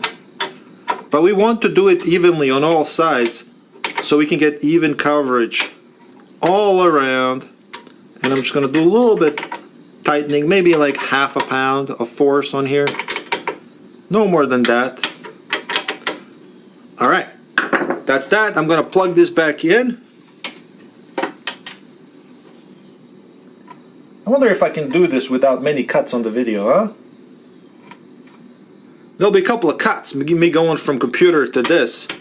Oh yeah, I almost forgot this thing. This air guide. Alright. Clippage, flappage, cableage, and tuckage in the all areas. And we're going to close this and we're going to go back to our computer. We're going to test this, see if it helps. Alright, see you there. Hello my friends, my name is Irvin, also known as cobuman. In today's video we're building a workstation PC which will be used for virtual machines such as VMware firewalls and virtual hosts. For this we need a lot of CPU power, lots of RAM, and lots of fast storage as we have here. We have 1 terabyte of Samsung solid state storage. We have an i7-8700K by Intel, and we also have total of 32 gigabytes of RAM by Ballistic Sports memory. In addition to that, we have EVGA power supply, which is 650 gold power supply G2 version, and also we have liquid cooling, which is EVGA closed loop CPU cooler. For us to install things into, we have a mid-tower S340 model by NZXT. This is a really good, clean looking desktop case that we used for this installation. However, there were some minor issues when it comes to installing the power supply, simply because it's awkwardly positioned on the bottom there and separate from the system itself. You will see in the video. Of course, for everything that we use here, there will be links in the description box below for all components. Okay, so first thing first. We can install the motherboard first, or we can install. Where's the hole for the power supply? Oh, it's over here. Oh, that's nice actually. So let's do the motherboard first. Tako da nemamo cables hanging. That's fine. Like on top of it. Yeah. You know what I mean? Wait, it's a lot easier. Well, it's a nice looking motherboard. Yeah. It has heat sinks for, I guess, for the chipset right here. That's nice. And this one is going to go like this, actually. So we just got to make sure that we align these holes to the little spacers there. So we need to put the back plate in first. On that back plate. Where does that go? Oh, on the back there. Yeah. It's for the connectors. Gotcha. Oh, look, it has a VGA. I'm surprised actually, but it does have VGA in it. Where does that go? On top? VGA. Yeah, Or basically. older? So yeah, we just have to make sure that the backplate is inserted back there so that we have this type of action going on. Ah, nice. Hold that for a sec. We'll look for you. Oh, just clips. Got it. That's Yeah, cool. it just clips in. Almost. Wow. Still has Okay, there it is finally. it still has a PS2 mouse. Is that what that is, Butsu? Yeah, for sure. Wow. Yeah, I see. That's why I was surprised they had the VGA in there. I guess they have a PS2 as well. This is not really the top notch, is it? That's like a mid range. Is what I'm hoping. What this? The motherboard. I don't know. I actually haven't really looked this up. How much was it? Like the most expensive one No. or the cheapest one? No, it was mid priced. The mid price. So it's Yeah. mid range then. Yeah, that's kind of what it feels like. Yeah. So back here, we just have to make sure that it's aligned with the back plate. And then just slowly let it sit. Make sure you push it back a little bit, because it does actually need a little bit of wiggle room back there. So now it's all flushed in the back. Actually, what I found a lot of times, you have to actually kind of push on it a little bit, because the back plate itself is kind of bent. But it does flex a little bit, so it's okay to push a little bit on it just to align those little holes right there, see? And now we can just put our screws in. Okay, that's just to hold it in. And never tighten them all the way until you put all your screws in. So that way you can tighten them a little bit. And you don't need to force anything either. So I went over them real quick just to make sure they're all tight, but you don't have to go crazy on that. Okay. Sada, we're gonna do this last. Zato što I know it's bulky. Znaš, it's like it's gonna be. I feel like we should do that last. Yeah. Zato što it's gonna go over. Yep, and direct na njega. Yeah, That's cables. I just want to mention real quick that the power supply was really hard to and awkward to film, so I kind of had to skip that part of it. But as you can see on the right hand side, we installed that already. Some of these, but let's do the motherboard first. Oh, a 24 pin. We use this hole for this other stuff. Yep.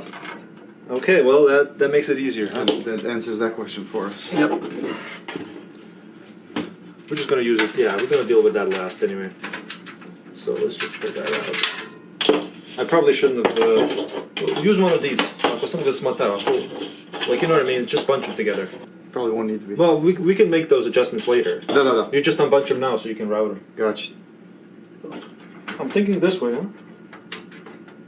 Oh, hold on. Let's do this. Let's do this. Let's do this actually. Okay.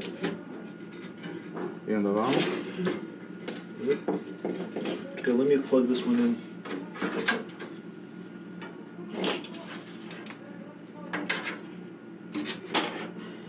Nema nego krenuti. I'm gonna drop it.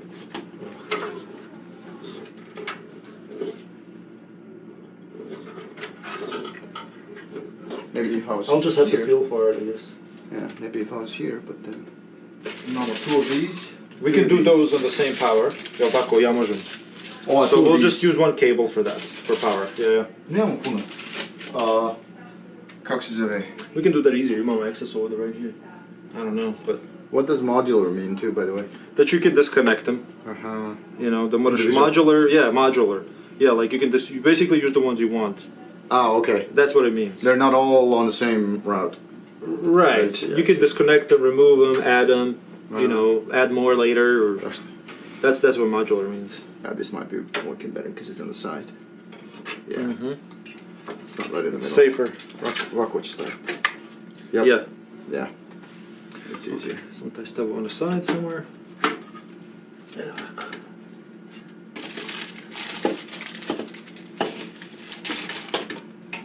What this is like metal. Depends which one it is. Like, Oh, for this? yeah, if it's like I see. Intel, which socket, and Got all it. that shit. Got it. These standoffs. You know, Maya. there's standoffs and that thing goes on top. To lift it. Riser is a good word, yeah. Right. Literally to lift it off of there. But where are the screws? It doesn't talk about the screws that you used to. Oh, Is that came with it? Yes. That's what I was looking for. Okay. yeah, that's it. And these came with the thing, right? Ovi. I'm pretty sure they did, yeah. Okay. Nisu išli sad drugo nek to. I may need your help actually Okay. to put these. Zato što Da, ti digneš? well, I could possibly do it myself. Yeah. I'm okay. Hajde, možeš ti. No, I think I'm okay. Yeah. There's something da još jedan šaraf and then you're good. Left. Samo da drži ga, znaš. Take it back. Samo jedan i sa... Unlocked? Yeah, that means you can overclock it. Ah. K means it's unlocked. And they usually charge more money for that. I'll get right on that. Yeah. I know, right? I've never overclocked. Mine is also K too, but it's like, why? You got a shitload of cores, it's fast enough. Man, if you have to overclock something, You got issues. You got other problems, yeah. yeah, man, like, seriously. Then why don't you just buy the better CPU? You know, spend extra $50, $100 and get a better CPU and you're good. I have to be hardcore. Technically, you could overclock this thing with this cooling and all that shit, but it's up to you. For that, you do need extra, but you have it. Extra watt? Wattage. Yeah, but you have it, so you can overclock it if you want. And It's called Coffee Lake, by the way. 87K is Coffee Lake, 6 core, 3.7, blah, blah, blah. yeah, their Intel website should have a socket on there. Is that where you're looking?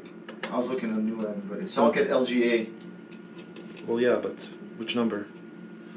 1151 is what it says. Oh, 1151? Yeah. Oh, okay.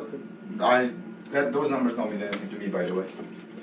I'm out of Yeah, that well, it's game. newer. I've been out of Mine that is the game. same socket. Kind of funny. I've been out of that game for a long time.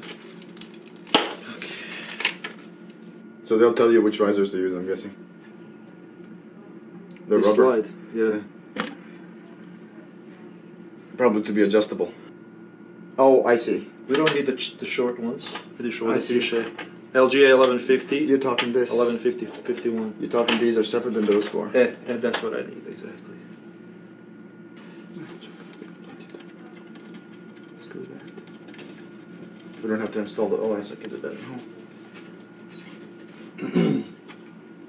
Although it'd probably be a good idea to power it. Oh, we will.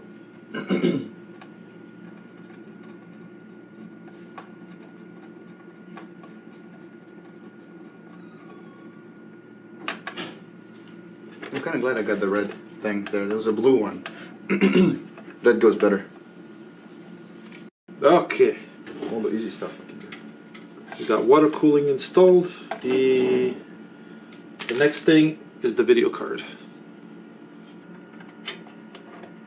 See, we have to take that top plate off. That's annoying. Which plate? This here. Why? Now we just slide in. Aha, I see. I can't push it down until I slide it in. Although That's what I was doing. It is screws, no screws, so it's not that big a deal. I'm starting to hate this case, dude. No, This is unnecessary. Like, it looks nice, but like, is it really necessary to do all this? to get to what you need to do. Yeah. Like, it should have been just one screw or like a flip thing. Like a. Or some push. Yeah. Like a tab or something. Mm.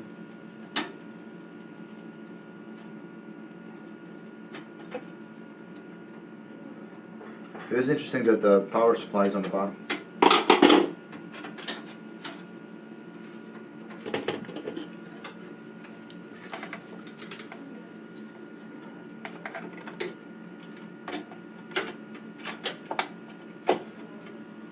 So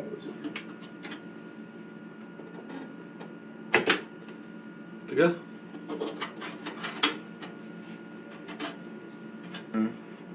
it's falling off of the motherboard. Yeah. To the PCI. To the PCI Express thing.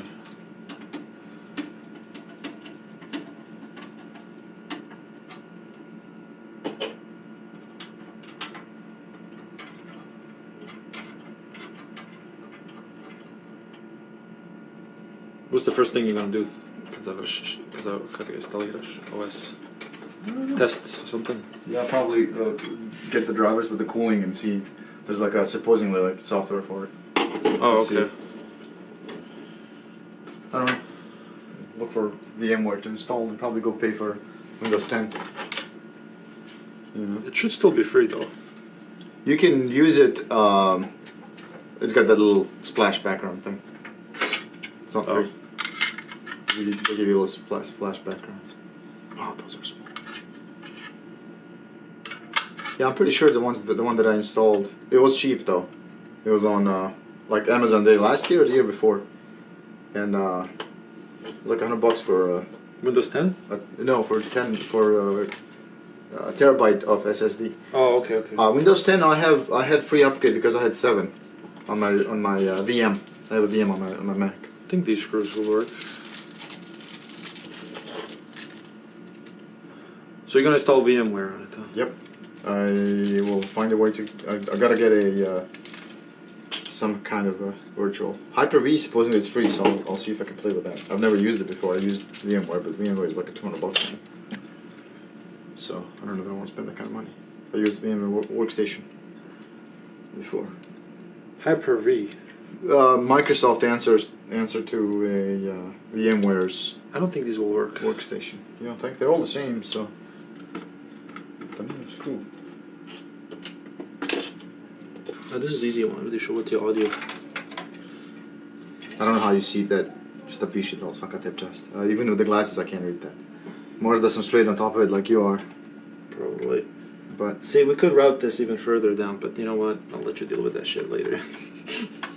kako misliš? Where else can you go?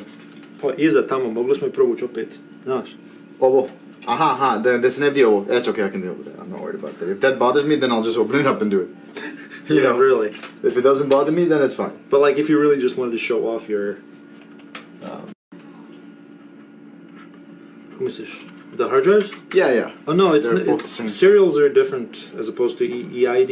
It's old school stuff. Да. It doesn't matter with these really, because it's all just controlled by the BIOS automatically. Automatically. Automagically. Yeah, these cables are rough here. Yeah. I'll have to figure that out later. It is what it is. Why? Oh yeah, we gotta install RAM too.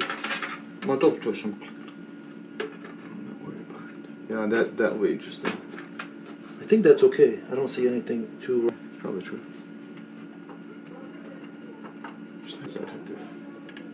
Yeah, but it's so tough to put it in, man. Every little thing. Which is good, but not necessarily, yo. Oh, what DVD? So this is a SATA. SATA data Yeah, connection. that's the data. Yeah, Navy shit, EID shit. Old stuff. White, and then you got your red, yellow, blue. Mada. And then you have to worry about the jumpers. Which way you turn it on? Yeah. Then you turn it on, it's like, it's not recognizing it. Why? Well, because... You didn't tell it where it is. Yeah, the jumper. You didn't tell it that it's a slave. You didn't tell it it's a master. I wish this could have come out a little better, but what Don't can you you deal do? with that? That's okay. And then we've got... Is the big one plugged in too? It's all plugged in? Data and power? I guess Yeah. I'll find out when I install OS. Yeah, absolutely. You have it. It's all there. It's all connected. I'll do that now. What are these? Ballistics? Coco, so 16 gigabytes? Yes, sticks. I'm assuming, I mean, this is dual channel, obviously, so I'm just going to put it like this. They both should be working dual channel. It's typically labeled like that. Where...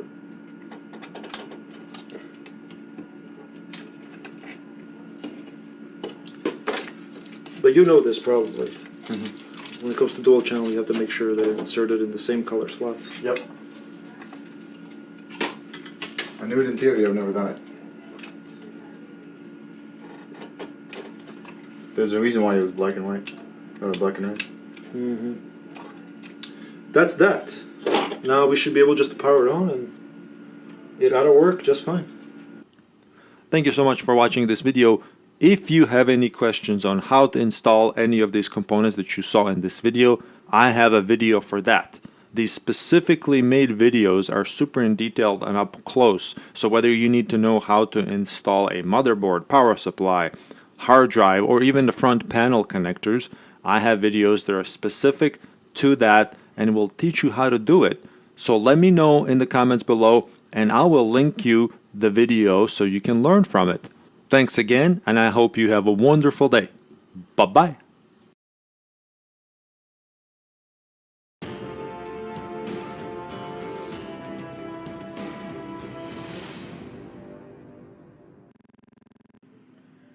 Have you ever had cramps in your arm and you just kind of wanted to do something about it? For me specifically, I get a bit of cramp and kind of a dull pain around this area of my arm. And this is basically due to overuse of your wrist, if you use computers a lot, and your mouse. I also get pain all the way down to here.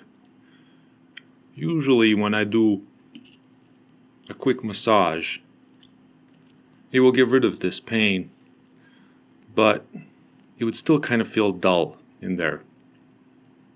So, as an option to remedy this, I went ahead and looked at vertical mice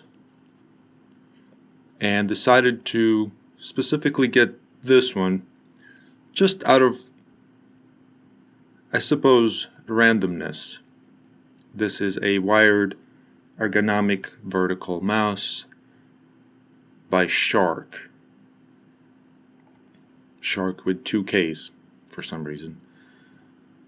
However, I kind of held back on this review for about a year because I really wanted to test out if it actually works. And now that I know that it has helped me quite a bit reduce the tension in my wrist, I've decided to actually recommend this product because it has helped me a lot. And I've noticed improvements, I'd say about 2 weeks. However, there are certain things about this type of mouse that you have to consider in order to understand on how to use it properly.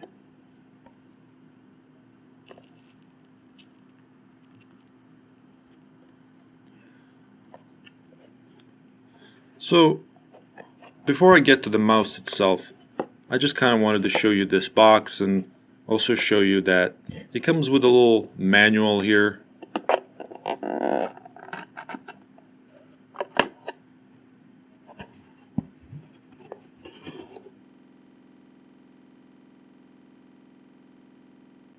I'll go ahead and just dump it out. I have my mouse on the side here just to kind of get ready for our overview, but I really wanted to show you what's inside the box first. And besides the mouse, it's just this manual. I'm going to put this box here aside.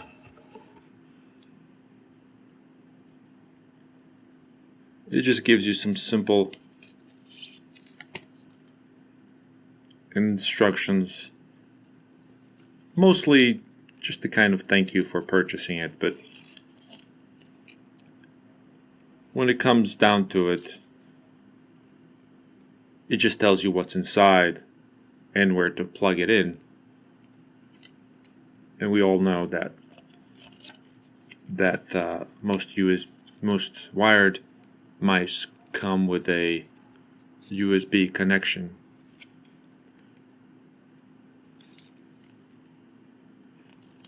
But I will get to the design of it shortly. This one has adjustable DPI from 1000 to 1600. It's compatible with all versions of Windows, Mac, OS, and Linux. Its dimensions are 4 inches by 3 inches by 5 inches.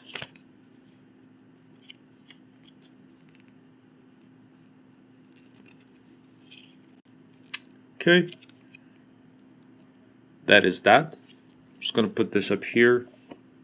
And so I went ahead and unplugged it from my computer, kind of wrapped the cord around so it's not in the way. But I wanted to show you some of the features. As you can see, the design of it is quite different from a standard mouse. The way you would use it is by placing your palm like this and then moving it as so.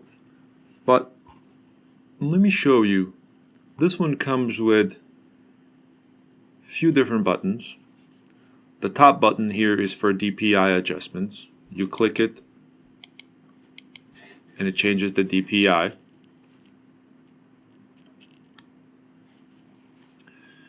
We have a couple of more buttons here on the left hand side. This is front and backwards.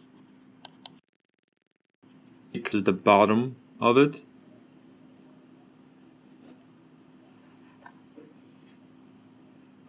You can see that it's been used for about a year from the dust that it collected.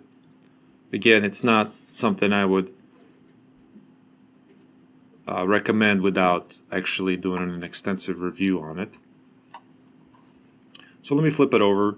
These are your standard left click, right click, and a scroll button that has actually a really good feel and has slightly metallic, I suppose, side finish. However, this top here is rubber. It feels really good. It's very easy to move. And just kind of turn it backwards. We have the logo for this company called Shark. And of course, I'll place a link to this brand that you can buy or purchase from Amazon if you'd like. However, they do have a bunch of different other brands that you can try and look very similar to this. So I'd imagine any type of vertical mouse, if you're interested, would function more or less the same.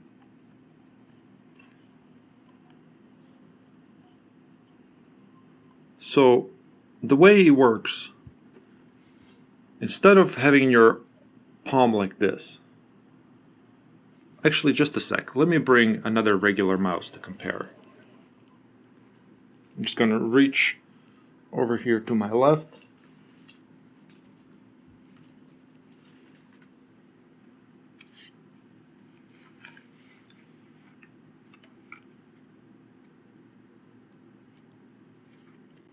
So here's an example.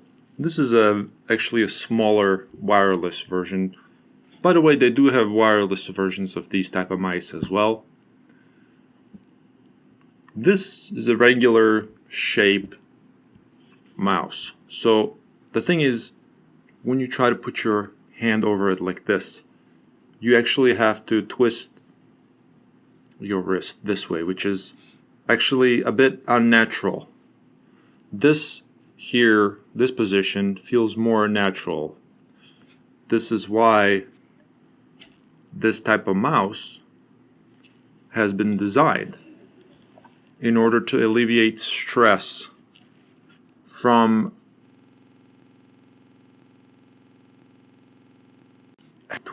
to that. This feels more natural.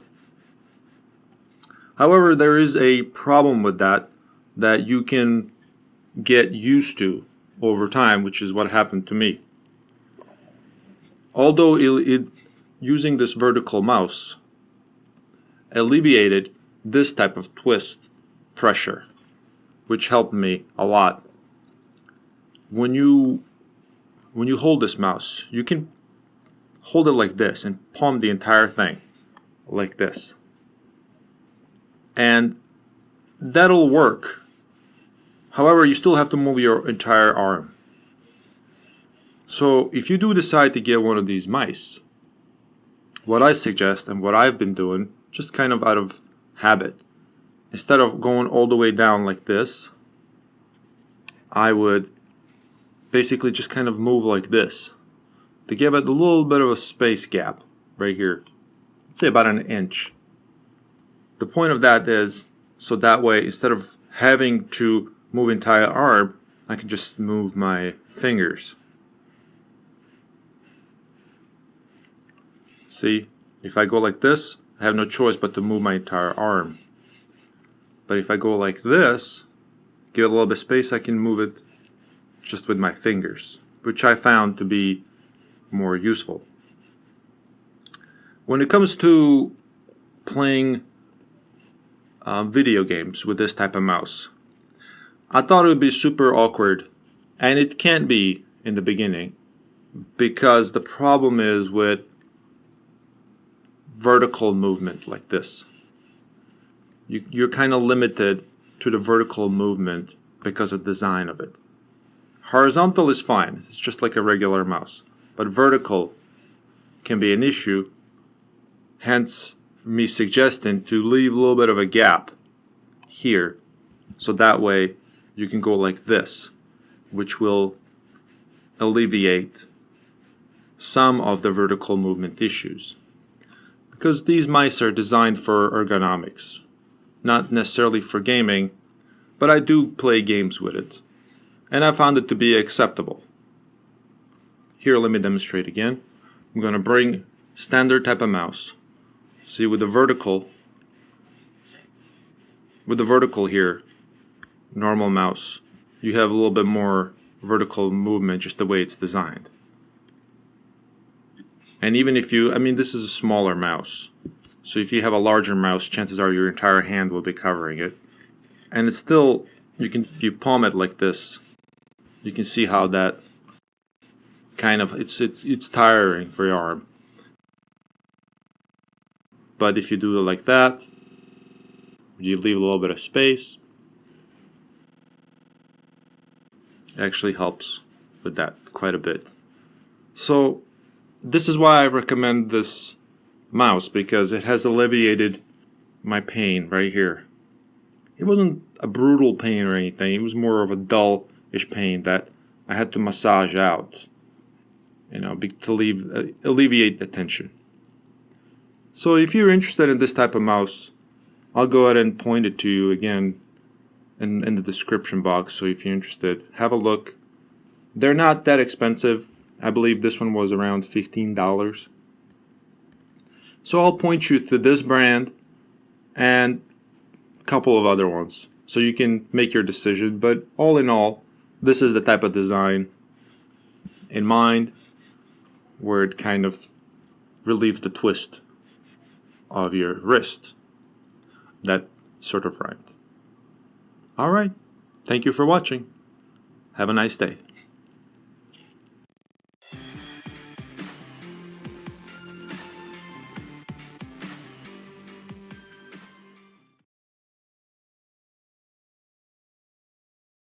Hello my friends, my name is Irvin, also known as Cobuman. In today's video we are upgrading my computer with the GeForce RTX 2060. This card just came out and it's the best card you can buy for the money because it sits around $350. And I know that's a lot of money, but when you compare it to the other new cards that came out from NVIDIA that sell for $600, $800, over $1,000, and this one sells for $350, and it should give you the performance of around GTX 1080, which is the previous high-end model of the same brand. Then when you consider that, this is the best performance for the money card right now, and this came out just recently at the time that you're watching this video. So I'm going to put this inside my computer. I'm going to upgrade. I'm going to remove this one and I'm going to install this brand new one. So let me open this up real quick and show you. This is MSI Ventus graphics card. Then again, $350. There's a link in the description if you're interested. By the way, if you do use the link to purchase this card, I do get commission on that, and I appreciate you guys if you do use it, so thank you very much. So just to show you real quick, this comes with 6 GB of GDDR6 VRAM. It's 192-bit type of memory, and it has 3 display ports and 1 HDMI port.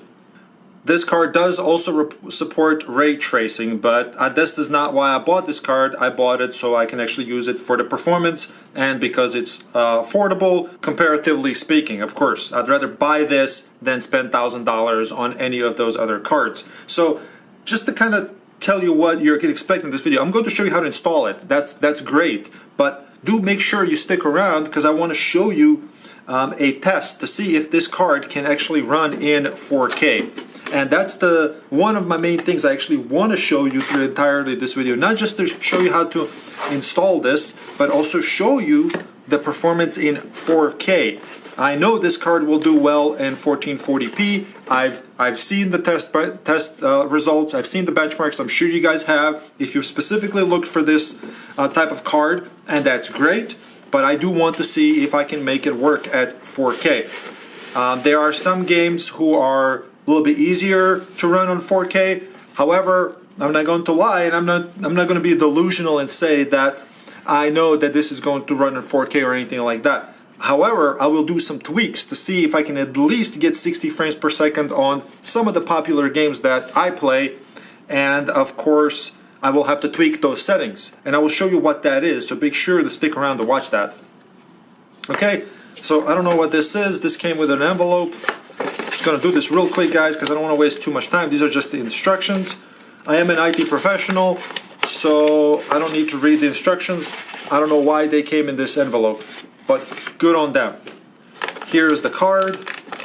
The reason I bought MSI is because the current card in here is an MSI. If you are buying this card, make sure you have a power supply that does support it. I think recommended total system power for this type of card is 500 watts. That's the recommended power. So if your system does not draw in total with this card more than 500 watts, then you may be able to use something that's less than that, but just keep that in mind. So this comes with 2 fans, and it has a PCI Express power connector that is 8-pin. So there should be an adapter in here for that. I think my power supply in here already has a built-in, but we'll check that just to make sure. Anyways, this is how it looks like. It looks like this is plastic plate. I mean, you get what you pay for, right? This is technically the low end of NVIDIA's current model.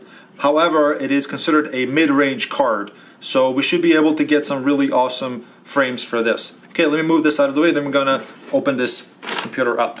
So let's open my custom computer up. Computer, let's open it out, up, I don't even know. Anyways, mine comes with these little screws. I like this case, it's very clean, very simple. So, you know, you just remove the screws. If you have a different type of computer, it may look differently. I'm just gonna slide mine out. So I'm not gonna go into too much in detail because of that, because you may have a different computer. Just make sure you get a, you know, mid-tower type of computer. If you don't have enough space, then don't waste your time. It's not going to fit inside. So here's my current card, and this is also an MSI AMD R9 390. This card is still awesome in my opinion, and it has worked for me for many years, even in virtual reality, if that is your thing. So I'm just going to remove it by disconnecting. This one comes with two connectors. One is a 6-pin, looks like it, and it looks like the other one is 8-pin. So I'm just going to disconnect that real quick. If you're just installing this type of card for the first time, you may not have this. Just make sure that you do have these. This other card should come with an adapter. If I'm lucky, well, there's no adapter. So we'll see how that goes. I do have one 8-pin, so okay, so I'm good. As long as we have this, we're good to go. So we're just going to use that like so once we install it, and that should do it. So make sure you do have this. These cards should come with some kind of an adapter that lets you at least connect. And keep in mind, a lot of people that do these type of videos, they don't show you this type of stuff. However, I do, because I like to be thorough. So it's an adapter that basically turns this type of just a power connector into one of these, which are either 6-pin or 8-pin. So you attach it and it lets you connect it like that, just in case you don't have a dedicated PCIe connector like these, right? So see, a lot of the video cards also come with, you know, you can either have two 8-pins, some are two 8-pins, some of there are two 6-pins. This one is just one 8-pin. So it draws less power than this one, supposedly. By the way, my CPU is still a really good CPU. It's an i7, and it's a 4770K. It's a bit older, but it's still really solid CPU.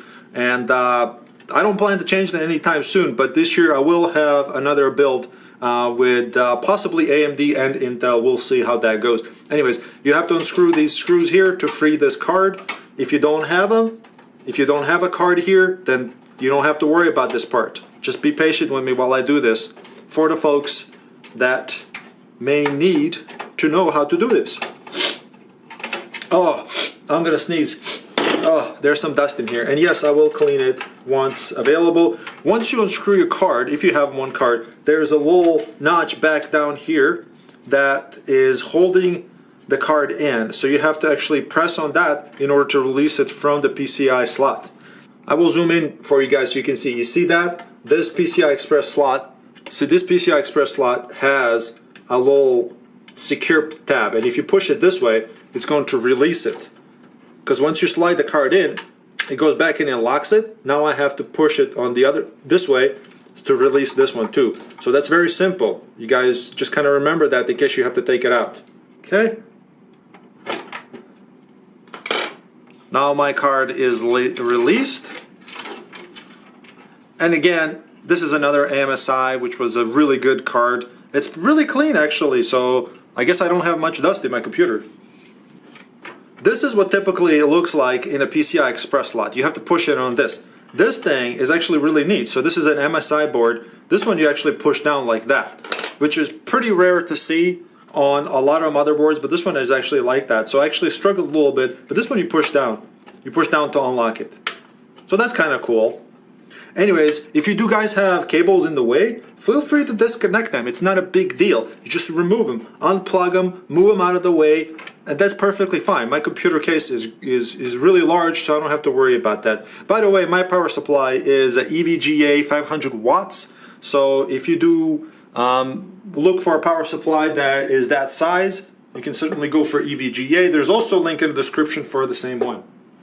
Okay, Now I'm going to install my card. If your card came with a little protection thing that protects the little connectors here, be sure to remove it, obviously. I don't have to tell you guys are awesome. Otherwise, awesome in the sense that you already know what you're doing when it comes to computers. And let me show you something real quick before I insert this. When it comes to inserting these cards, you always have to make sure that these little inserts, they go underneath here, and that's not clearly visible in a lot of cases. You can see there's a little gap underneath. I hope that comes out on the video pretty good, but there's enough room just for those inserts. Supposed to align like so and go into the PCI Express slot like that. You see there's a little gap. Make sure that's aligned properly to that so that the gap goes over the little notch, and then you push it down. And you'll know when it clicks in the back that it went down in the back properly, but just kind of make sure that these copper connectors go all the way down. And you can also see that by looking at the back to see if it actually aligned properly. So let's go ahead and do that. All you got to do is just align it. Make sure it's aligned properly.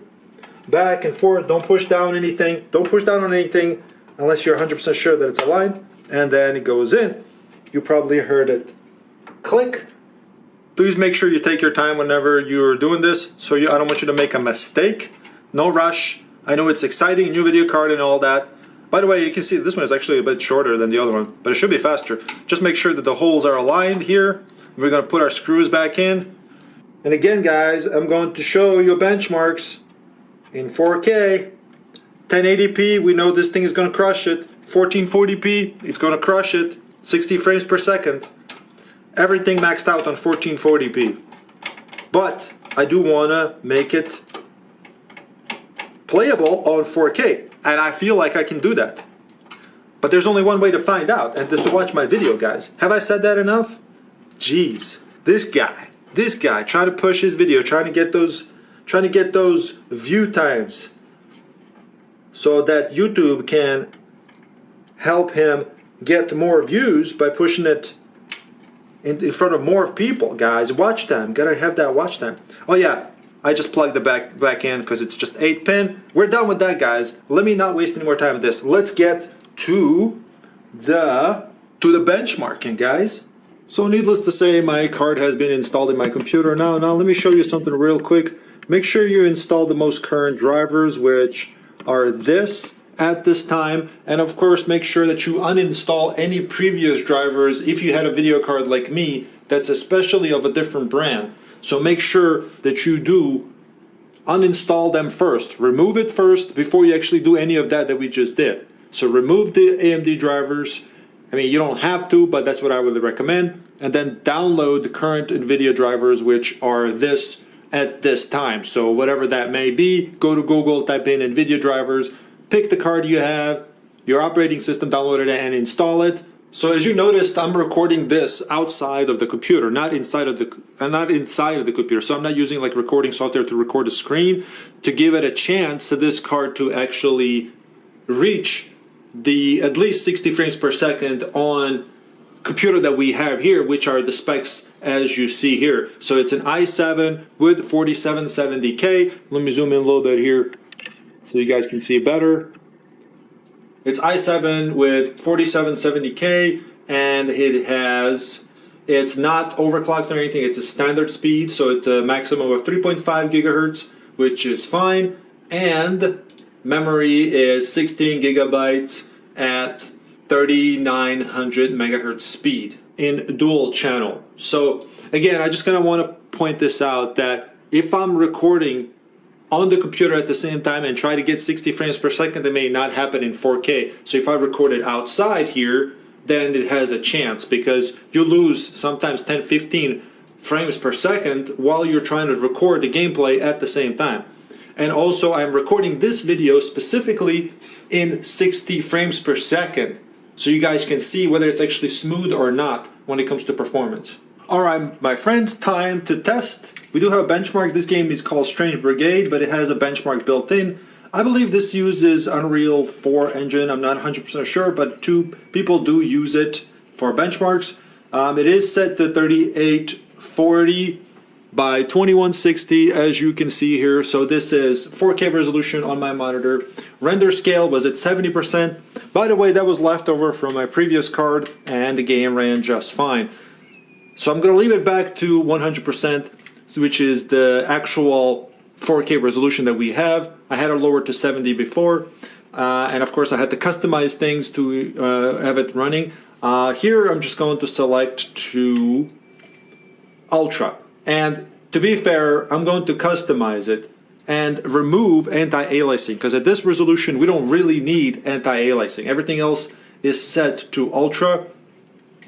However, what I'm expecting is actually to get 60 FPS on medium settings. But let's see what happens on Ultra. And motion blur, where's our... I hate motion blur, by the way. I'm going to remove that too as one of the things we can... Anti-aliasing is set to Ultra. We're going to turn that off just to give it a fighting chance. I'm going to turn it off. Again, if you don't know what anti-aliasing is basically removes the jagged edges on items and things that you see. But with such a high resolution, you don't really need anti-aliasing. And I really can't explain that hard enough, but that's how it is. That's just simply how it is. Let's run our benchmark.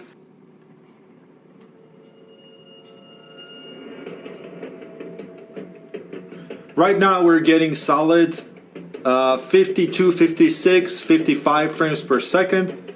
If you can't see that, I will show you the results. It does show over here in the left corner. Now it's 50, 51, 50 frames per second, 59, 60 frames per second right now. It's pretty darn amazing. Solid 60 frames per second. Looks like it's because the VSync. It would probably go higher. I probably should have turned that off.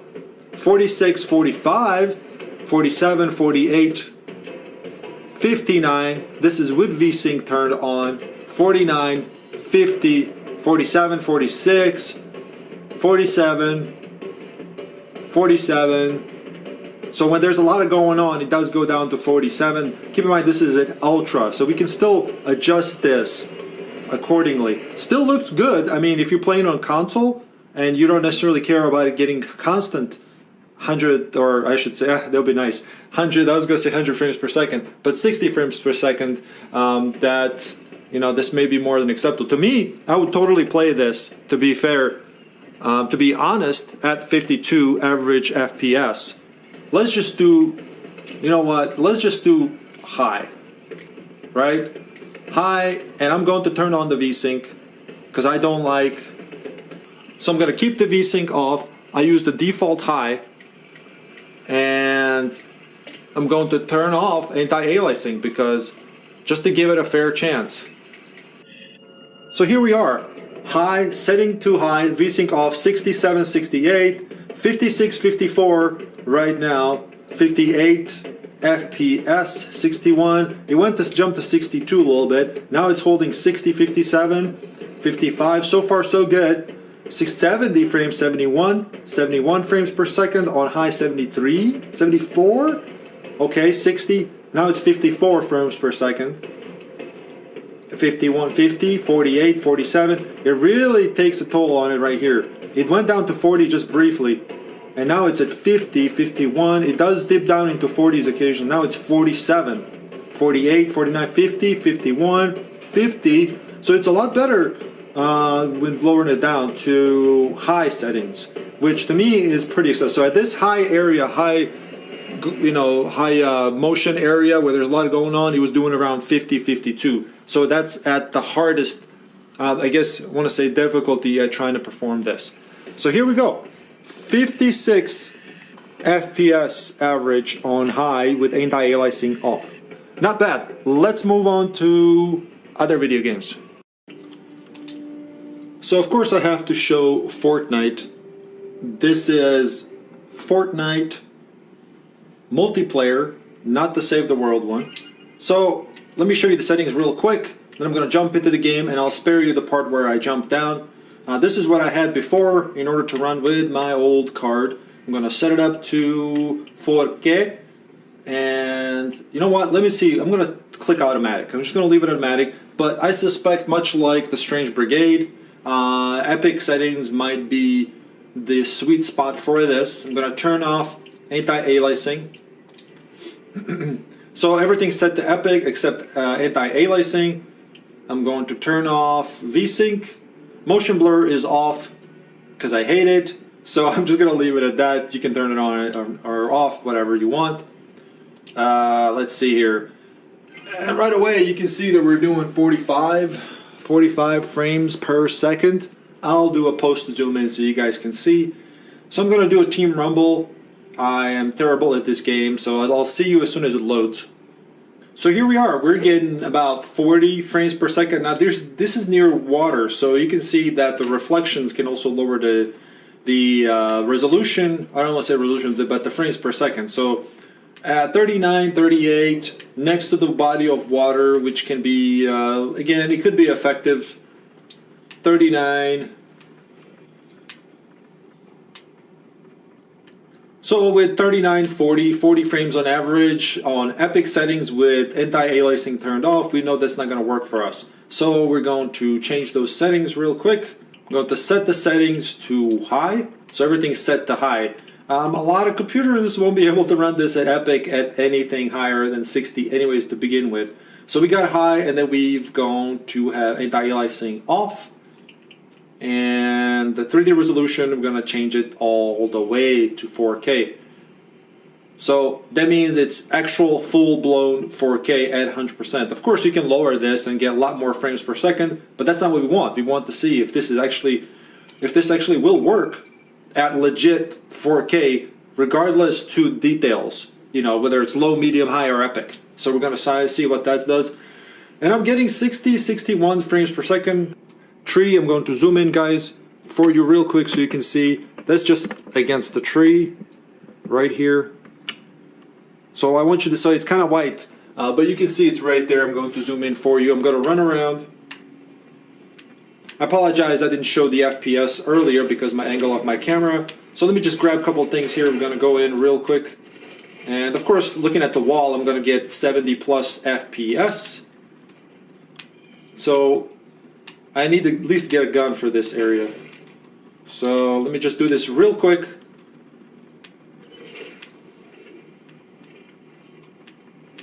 And I saw some ammo underneath. You know, I'll be happy with this shotgun just for now. So that way, in case I do get an encounter, I am not destroyed immediately. So 57, 58. I'm going to make it so that you guys can see 67, 60 there.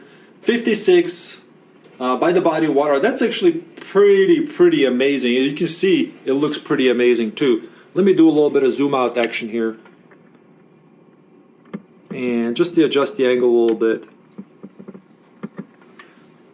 So let me show you. I live in the show me state, so I'm going to show you how it plays. It looks amazing, by the way. It's so crisp running it at actual true 4K. It's just amazing. Let's see. I have 6 minutes before the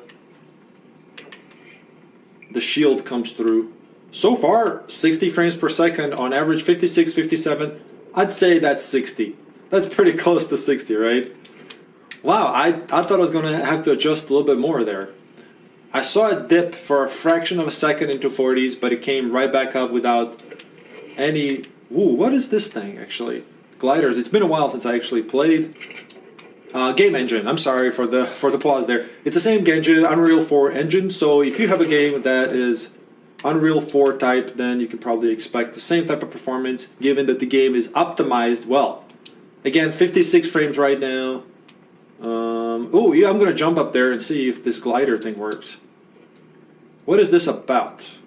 This pickup. And, you know, considering that this is... oh, so this just lets you basically deploy. That's all it does. Considering that this computer that I have is an older computer, and you could say that it's outdated right now. With this card, it's running amazing. So you can do 4K. I mean, there's no doubt about it. Yes, you have to tweak some settings, but you can do 4K, you know?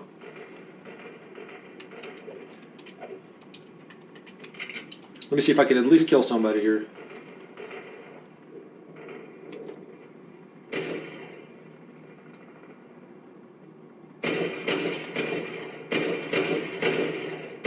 I'm using a controller. Well, I got him. Yay! And he was a streamer too. And I mean, we jumped him, but you know, considering the fact that I am really bad at this game and I killed a streamer, I'll take it, guys. I'll take it. Okay, we're gonna move on to another game that's going to be Destiny 2. Oh, let me see if I can get him. Oh, he got him before me. Anyways, let's head on to Destiny 2, see how that runs. Alright, so far so good. So this game is Destiny 2. Now we have a game that I was actually able to run in 4K while using the other card, which is quite a bit older.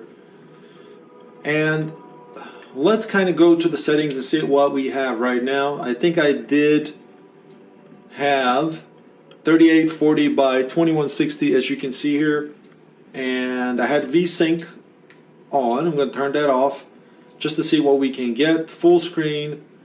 Graphics quality, I had it custom. This is what I had on my old card. And I had the render resolution at 80%. And which allowed me to actually play it at 4K with my old card. So let's try just high settings. Again, I'm going to turn this up all the way 16 times. Should be able to handle that just fine. Texture quality. And again, I want to turn off motion blur because I simply hate it. It does have an impact on performance. And render resolution 100%. Let's see, where is anti-aliasing? I'm going to turn that off as well. Again, we don't need that. Apply changes. That's been done, and I'm going to go in game and see what's going on. So we're inside the game. I'm just using a gamepad, and so far we are getting around 50, 60, 55 to 60 frames per second, just dropping down here. Really good so far. Let's see if we can maintain that in some kind of battle, of form of battle, some kind of activity. So far, if you want to know where the counter is, it's right up here. I will zoom in occasionally so you guys can see that. So far so good, 60 FPS, not a whole lot going on.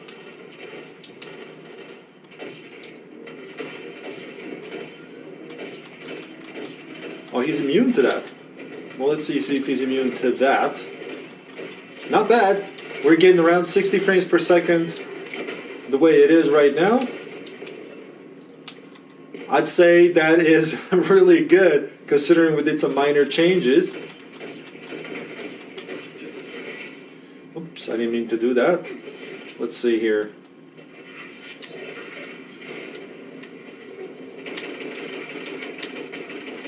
He is way over my level, I think. I don't know why I'm not able to get any damage on him. So, I guess 60 FPS on average, I am pleasantly surprised that it's doing well. Occasional hitch there, but this could be due to the fact that I'm actually not running this game off of a solid state drive. This is just on a regular magnetic storage. So, I mean, what else is there to say? 60 frames per second, just right off the bat, it's like I'm pleasantly surprised, guys. If you'd like me to test some other games, please let me know. I'm here to help you. If you have any questions, installing anything, or with installation, with drivers, I am a certified IT professional. No joke. And it's my job, literally, to work on computers and help people out, whether they have any questions in regards to that, or in regards to computers or anything like that. If you want to buy this card, there's a link in the description. If you use that link, I will get some percentage from that. So if you do, thank you so much. I really do appreciate it. All right. I hope you like this video. Please share it with friends or family. And I think I'm just gonna play some games. I'm kind of being distracted here with this, yeah, I think I'm gonna go enjoy this game. Thank you so much, guys. Have a good day. Bye bye. Hello my friends, my name is Irvin, also known as Cobuman. In this video I will show you how to upgrade a video card on HP G1 or G2 desktop small form factor PC. Once I show you how to upgrade this video card, this will be a huge upgrade for our gaming, especially considering the fact that this computer has an i5-6500 CPU, which is amazing. This way, in order to remove the lid, you just pull on the lever, lift it up, put it aside. Okay, so in order to install a video card, we just kind of have to move this part over here. And don't be afraid to actually pull on this. Is actually by design. So if it's a little bit tough at first, just kind of force it through like this. You're not going to break anything. There's no button to press, but you just need a little bit more room to work with. Here's our 16 times PCI Express slot. This is what we need. This is a 4 times. If you have to install it in this, it would be okay. You would lose a little bit of performance, but still not too bad, right? But this is the one we want, the black one, which is 16 times PCI Express. Now we have this power cable, cable from the power supply we just need to remove. If you just want to slide these off a little bit, you don't actually have to disconnect it, but you can release it like this so you have more room to work with. Next thing we have to make sure is that we get the proper size. You need a low profile video card for this because it's a small form factor computer. So we want this one here. This one is too big. This one is just the right size, right? You see the difference? This will not fit because if you put it like down like this, there's no way. There's about an inch or so difference. There's no way this will fit in here, right? So we just have to make sure we get the proper low profile card, something like this, right? So the next thing we need to do is actually pop this spacer or separator here, and then we're going to pull one of these, preferably this last one here, depending on the shape of your card, but it will be most likely this here part of it, right? So this is just kind of a back plate, and then we're just going to put our video card in here like so. Now let me I actually, for this one, because my video card has actually a little extra here, I'm going to have to unplug my front USB panel connector. So these are basically the front USB connectors, right? So I'm just going to remove this for now, and we can replace this back later. All right, just going to remove this now. Also, make sure your video card does not require an extra power connector. This one has a 6-pin power connector. So your video card, just make sure it's not like one of these that have. But if you do, it's not a problem. You can still use it. You just have to make sure you have an adapter that goes with it. The ones that I will recommend in the description box below will not require this, so you don't have to worry about this at all, right? We just have to make sure that it fits properly, right? Now that we know, we just have to make sure that we align this with our PCI Express slot, which is like that there.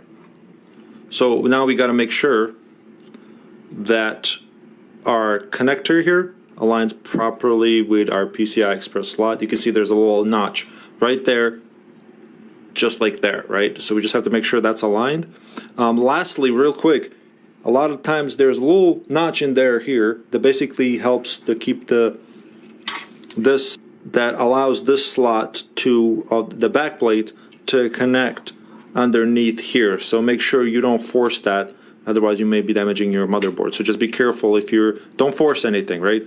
So just don't force anything, right? There's the little tab right there, and here's the little notch that we have to make sure we don't that we have to make sure our back plate is inserted in there. So don't force anything if you're struggling a little bit by inserting your video card in there. All right, and if you want to unplug this cable, you can certainly do so. So you just make sure I just like to go underneath it because it saves a little bit of time, and then make sure you align it properly to this here. All right, just take your time. Whatever you do, take your time. Don't ever get frustrated whenever dealing with computer components. Make sure it's aligned over the PCI connector right there, right? So make sure we're aligning our notches. And again, take your time. Make sure don't force nothing. Just make sure it's aligned. So once you know that everything is aligned properly, right? Then you can safely push it down, like so. Right? Now our video card is seated in properly, and it's locked in by this little tab here. And now that video card is seated in there, all you got to do is put this flap back on, like so. Now it's fully secured. You're done with this part. And then lastly, don't forget to plug in your front USB panel connector, which is right underneath here. Lastly, a type of video card I actually suggest for this type of computer will be in the description box below as well, which I recommend is NVIDIA 1050 GTX. There you have it, guys. If you'd like to see more of this video, or specifically for this computer on how to install everything else, there will be a link in the description box below. Also, there will be thumbnail links at the end of this very video. Thank you so much for watching. Share, like with friends, this and that, and I'll see you next time. I wish you best of luck, my friends. Bye-bye.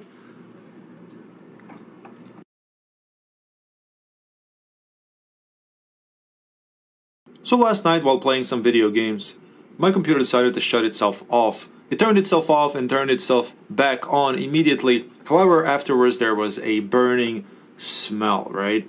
The cause of that is faulty power supply. In this case, the power supply actually is still working, but we know that for sure something has gone wrong with the power supply because of the burning smell, and of course the computer shut itself off.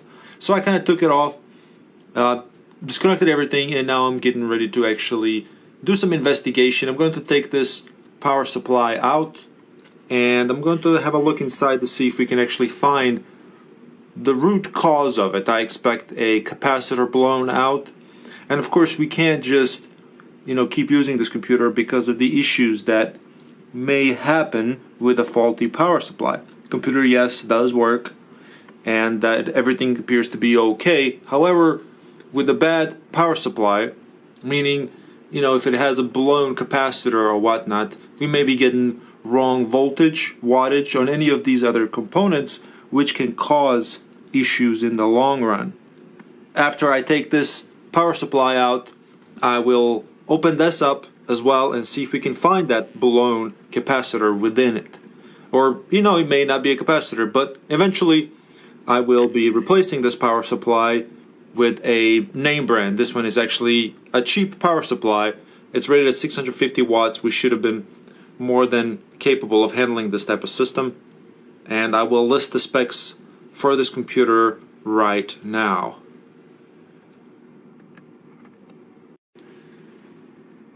So right now what I'm going to do is just disconnect some of these basic components. All I did for now is just disconnect the hard drive and the fans that are kind of routed in the back here because it was a bit easier to film. So those are the only things that I've already disconnected, so just a hard drive and a couple of fans. Right now I'm just going to disconnect my video card here, and I have, as I specified earlier, I have R9 390 ATI video card, or AMD I should say, and the video card is now disconnected. Now I'm just going to take the motherboard out, and of course if you're doing this, make sure you don't have any static built up in you, and make sure you kind of discharge any electricity that you may have there. And from here on it's just fairly straightforward. So now I have all of the voltage or power supply components disconnected. Now I'm just going to turn it around and unscrew this faulty power supply. Then we're going to have a look at what's inside.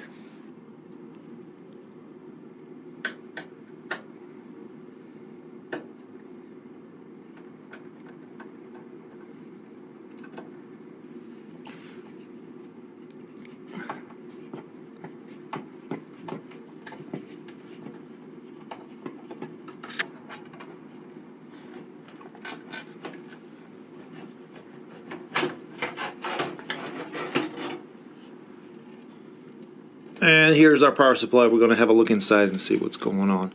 It's a really cheap, it's called Solid Gear. It was only 30 bucks, but it's supposed to be 650 watts. I kind of doubt that, but I kind of took a chance on it. Next one is going to be a name brand. Okay, now let's have a look inside. We have 1, 2, 3 screws, looks like it.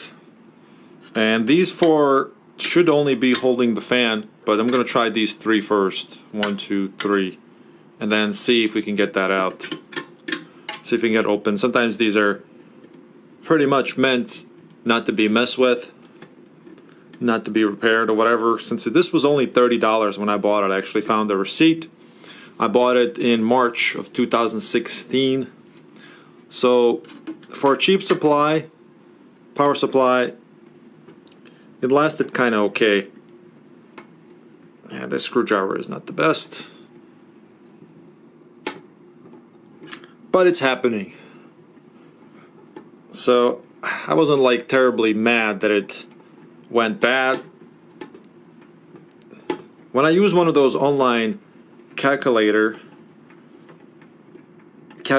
for the power supply rating, it said that my computer really needed only about 500 watts. This is 650, and it went bad.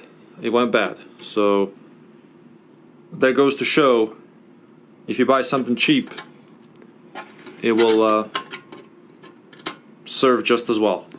You know, you can't really expect it. I mean, I'm sure there have been cases of, oh man, I'm really trying to put some muscle into this one. I'm sure there have been cases of name brand $100 or so power supplies going bad as well, but they do come with warranty, and this one maybe it did at some point, but it's been over years, so I kind of doubt that there's any warranty right now. Okay, so looks like this is going to move, but I may have to actually bend it a little bit in order for actually to open all the way. Let me see. You see how it's actually kind of stuck right there, so, but I'm gonna bend it just a little bit. I don't want it to go too crazy on it. Well, it looks like it will go this way, so that's good. Alright, let's see if we can find that blown stinky capacitor, or whatever it is that went bad. I just gotta be careful here not to get shocked.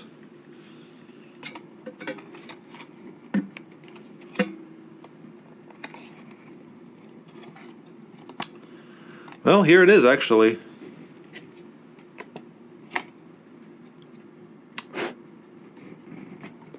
This big one.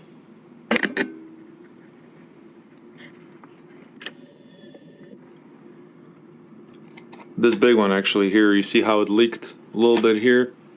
So visually I can't really find a blown capacitor per se. The only thing that kind of looks like it might be it. I mean, usually they just bulge out, but this thing has a little thing there, so maybe that kind of looked like it leaked out right there. But to be honest, I'm not 100% sure because I'm not a electrical engineer or anything like that. However, we can test the voltage each one of these cables and then see how it goes from there. See if we can find one that's not given proper voltage. Either way, this thing is going to get replaced. For this test, we're going to use a multimeter. We're going to set it to DC 20. Our 24-pin motherboard connector we're going to test last. First, we're going to test just these regular 12-volt connectors. As you can see, I have a little jumped my pins here, and now the power supply is turned on. As you can see, it's spinning over there. And now we're going to get to testing our connectors. Now, needless to say, every time you deal with electricity, it can be dangerous. So if you decide to do this, you're doing this at your own risk, and basically, I'm not responsible if you kill yourself or hurt yourself. So here's how this works, right? The red one is supposed to be 5 volts. The yellow is supposed to be okay. So the red one should be 5 volts, and the yellow one should be 12. So let's see what happens here. We're going to connect the red, and we're going to collect the ground, and it says 5 volts, so that's good to go. Now let's go to yellow here, go to 5 volts, I should say ground, and that one reads 12 volts, so we're good there. Moving on, this one is part of it, so I don't have to test that. Okay, here's the same type of deal here. We have a yellow and black. So this should be 12 volts. We'll just go for these two here, this black one and this yellow one.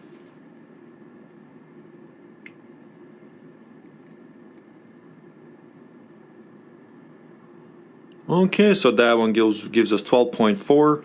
We're good on that one. Let's move on. All right. So here we go again. Red and black should give us 5. And as you can see, this is 5. We're good there. And again, yellow. I don't do this often, guys, so it's like a little bit awkward. It's like almost trying to learn with chopsticks. We got 12 volts here, so we're good to go there. And here's our serial connector type of thing. We're going to do this one from this away.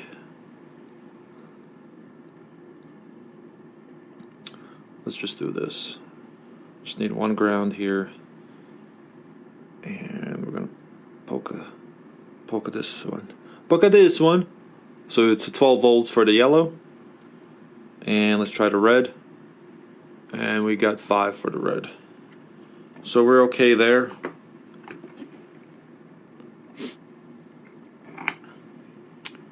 Here's another one.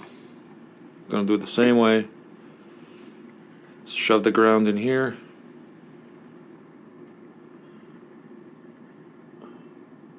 So we got the black one there. Let's try the yellow. 12 volts. We're good. And we got 5 here. We're good there. Okay. And the last one is this 8-pin motherboard one. And the same type of deal. This one should be just flat out 12. So I'm just going to pick any of them. And there you go. This one says 12 as well. So that appears to be okay. Let me try these other ones. Other pins. 12. Since this one goes to the motherboard, I'm going to test all of them. 12. And 12. Okay. Of course, this is testing while it's not under load.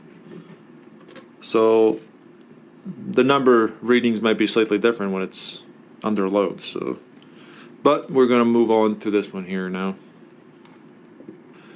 Okay, so for this big 24-pin one, the main difference is that these orange ones are supposed to be 3.3 volts. The red one, just like on the other parts, is 5, and the yellow one is 12, while the purple one here is supposed to be 5 as well, just like the red one. So that's the main difference we have to look at. And lastly, white is supposed to be -5. So let's get to it. I'm going to try these orange ones first. I'm just going to pick a random ground here. Going to stab it here.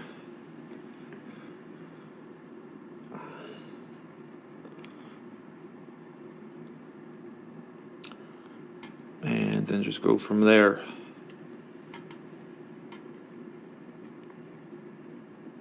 Okay, there we go, 3.4 on that. So it's a little bit higher than what it's supposed to be. 3.4 on that. These are the orange ones, keep in mind. And here's this brown one. That one is not supposed to be anything, I guess. Brown. On my chart, brown is not even listed. So I'm not even sure what that one's supposed to be. Maybe some kind of signal wire. Here's red, 5 volts. Here's this. That's just another ground. Here's another red, which is supposed to be 5 volts. And here's this purple one, it's supposed to be 5 volts. That one is actually a little bit stronger than what it's supposed to be. It's 5.17. So I don't know what the tolerances are on these. Maybe that's okay, maybe not. But either way, I know this power supply is bad because of, when it crashed the computer, there was an awful smell. anyways, let's try our yellows here. It's supposed to be 12. That's pretty normal. Another 12 here, another yellow. Here's orange over here, 3.45. So I'm not sure what these tolerances pose. These are actually a little bit higher again. So let's flip it over, I guess. And mostly we have on this other side our reds, some reds and blue. Blue is supposed to be -12. Let's try that one. I'm gonna ground it again. Try not to touch this signal wire, this jump thing that I made here. I'm pretty sure the voltage is pretty low, but I don't want to risk it. So let's try our blue, which is the second one here. And it's actually low. It's 11.35. So that's not good. Again, I don't know what the tolerances are supposed to be, but to me 11.35 is not even close to 12. You can't round it up. You can't, you know. So see, 11.35. So that could be one indicator of a bad power supply. Again, I'm not an electrical engineer. I just know some very basic stuff, and it's very fun to do. Let's try our white here. White is right next to this one. It's supposed to be a bit awkward here. And this white one is not giving us anything. Well, actually the white one is underneath. Underneath, that's just an empty one. There we go. White one is actually giving us 5, which is not good. The white is supposed to be -5 volts. Now let me flip these around. Okay, bear with me here.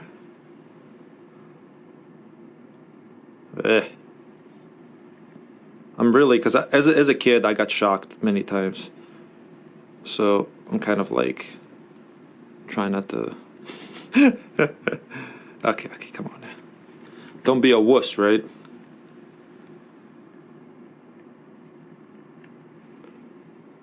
All right. Yep. So it's giving us positive. No, wait. It's actually negative. So it was negative. Let me see here. So we're good there. Maybe I actually missed that negative part of it. Let me go back. Yeah.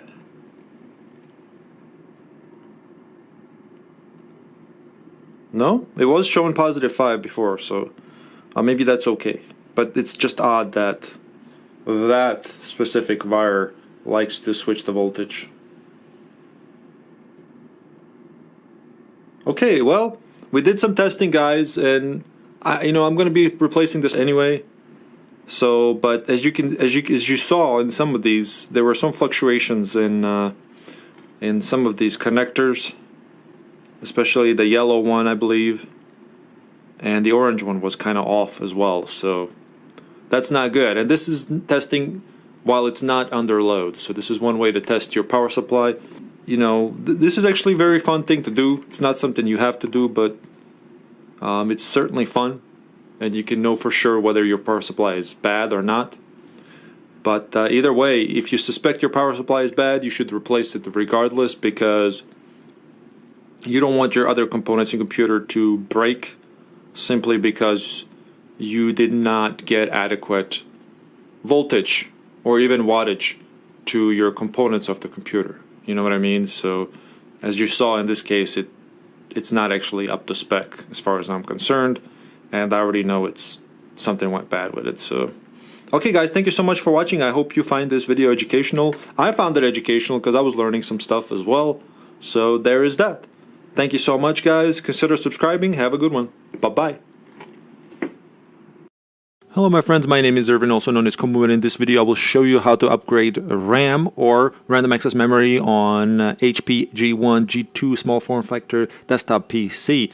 Once we do this, this will be a huge upgrade to our machine, especially when it comes to gaming or video editing. I hope you guys like this video. There will be a link in the description box below for the proper parts that you need. Hello my friends, my name is Irvin, also known as cobuman. In this video I'm going to show you how to install or upgrade RAM on 800 on HP 800 G1 or G2 small form factor computer. So once you have the lid open, which by the way it was super easy, you just pull the lever on here. Once you do that, just put it aside. With the computer case open like this, you can actually pull on this whole assembly front here, right? There's no button to press, but so feel free to just kind of pull it back to give you a lot more space to work with. Now we have access to our RAM. Now that we have access to our RAM, we can see that these are dual channel type of RAMs that you can put in here. Just make sure you're doing that you're using the correct type. And let me go ahead and pull this one open. So this one comes with only 4 gigs at the moment, but it can go up to 64 gigabytes of RAM. So I'm just going to pull this one out. In order to pull these out, and let me kind of demonstrate on the ones you can see, you just push on these little tabs on both sides, right? So this is what I'm going to do on this one. These are just little clips, I should say. You can just do that. And once you pull it out, you can see which type of RAM it is, right? So make sure you buy the correct upgrade for your computer, right? So this is an example of what you're looking for. And in order to reinstall this, we just have to make sure that these notches align. As you can see, they're clearly positioned there. You just have to make sure that it's aligned properly like so. And I'm going to install it in this white one because it's a little bit better to see. So the way you do it, you just kind of let it drop, make sure it's aligned properly. And then you push down on each end of the stick, right? This is the easiest way that I found to install RAM. So if you just simply push down evenly at the same time on both sides, it will pop in just like so, right? You just have to make sure you have good balance, and it's going to push these, clips in for you by itself, and then you're done with that. Of course, I'm going to put it back into this other one. Do the same thing. So this is where it originally was. If you press down, just kind of make sure you go all the way to the edge on both hands and press down at the same time. And it goes in perfectly just like so. Guys, if you're interested in upgrading this computer even further, for example, a video card, there's a video in the link description box below. And also at the end of this video, there will be a thumbnail that you can look at. Also, if you want to look at how to install a new hard drive for this. I will also put a link to the proper RAM that you need in the description box below. Thank you guys so much for watching. Have a good day.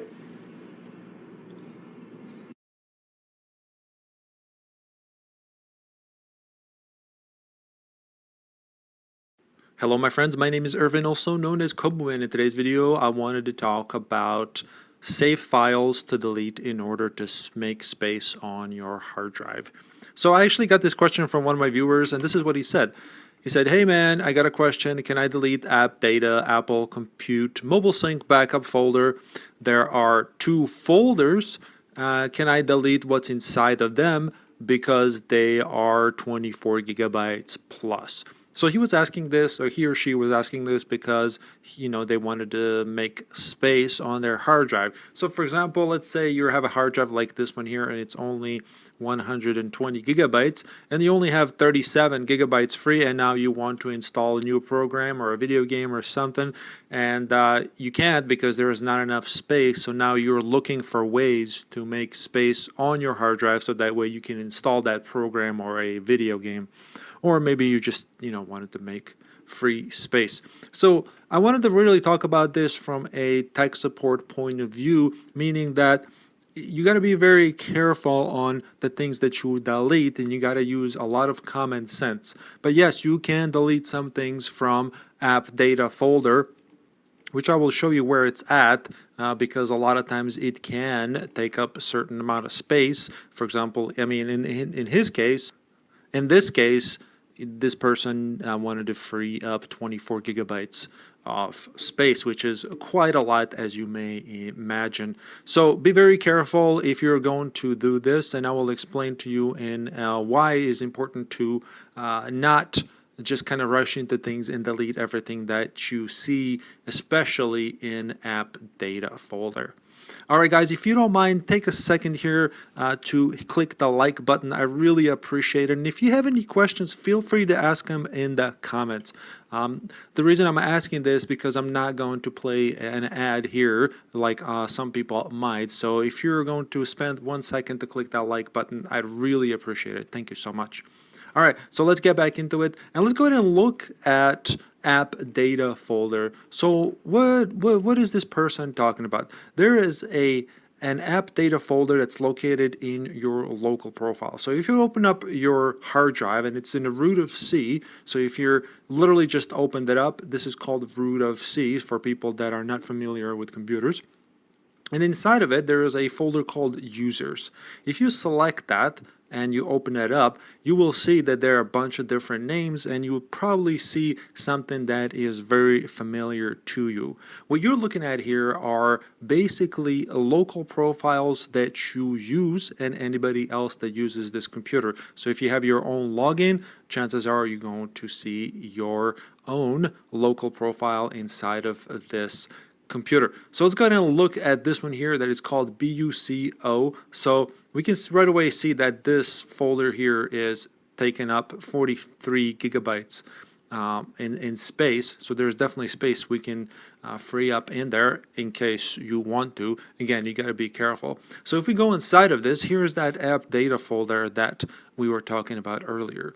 The app data folder holds data that is literally for apps. So pretty much anything from configuration to files being stored. See, in this case, he was talking about a folder called backup, and inside of that backup, there were two other folders that had 24 gigabytes. So that means that in this case, Apple uses that location in app data to create those two storage points, and most likely were just some kind of backups for that software. So what I told him is that, hey, if you're not using that program anymore, you can go ahead and delete it. So let's look at an example of that. And I don't have Apple installed in here, but we can look at other things that we may want to delete.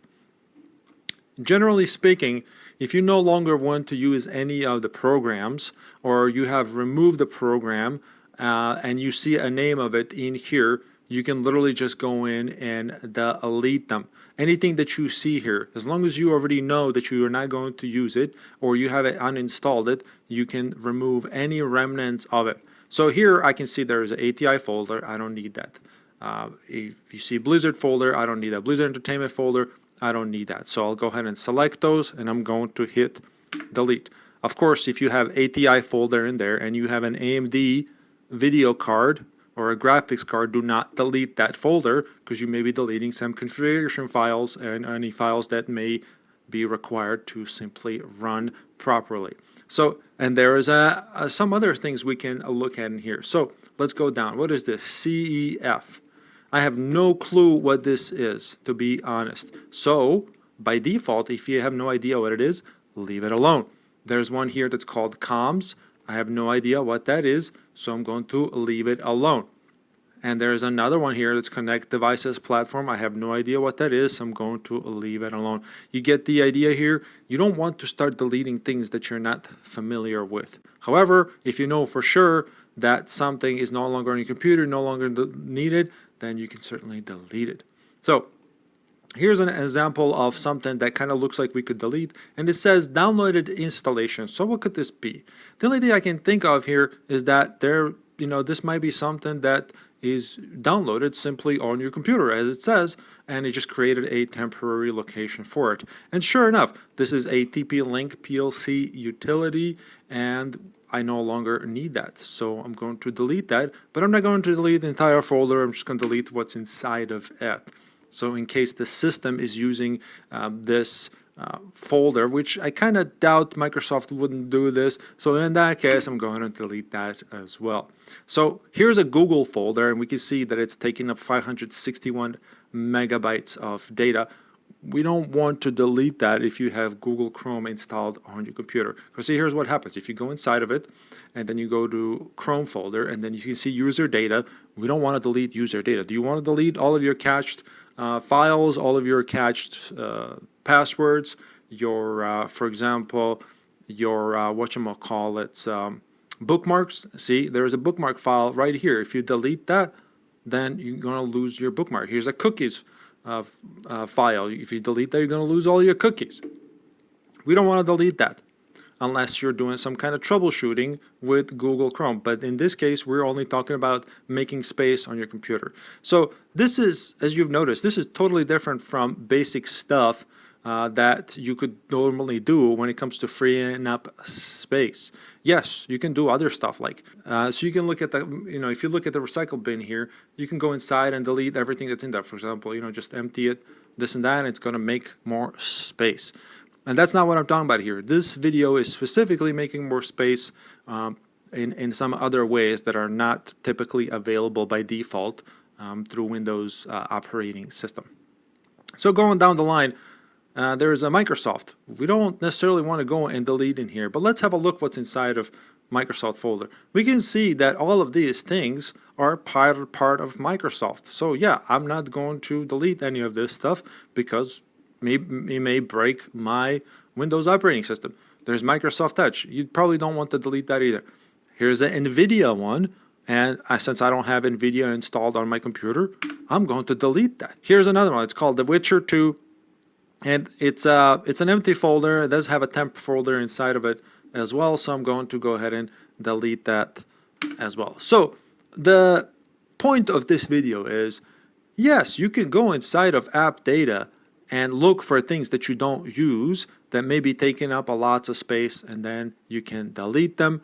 Just make sure that you are no longer going to use those programs that they may require those app data files. And that's part in local, but you can also go into roaming and see if there's anything inside of that to delete. And then here it is. I'm just going to go ahead and delete the one that was called ATI. I'm going to delete, let's see, NVIDIA one like we did, and so on and so forth. Just be very careful. Here's a good example of this, because it may hold configuration data like this VLC folder. And I know I'm using VLC still. Let's see, where is my VLC? Here's my VLC media player. So I know my VLC is going to use this configuration data, and you can see that it's literally called configuration settings. So yeah, you don't want to delete this because you still need to use your VLC. So be very, very careful, guys.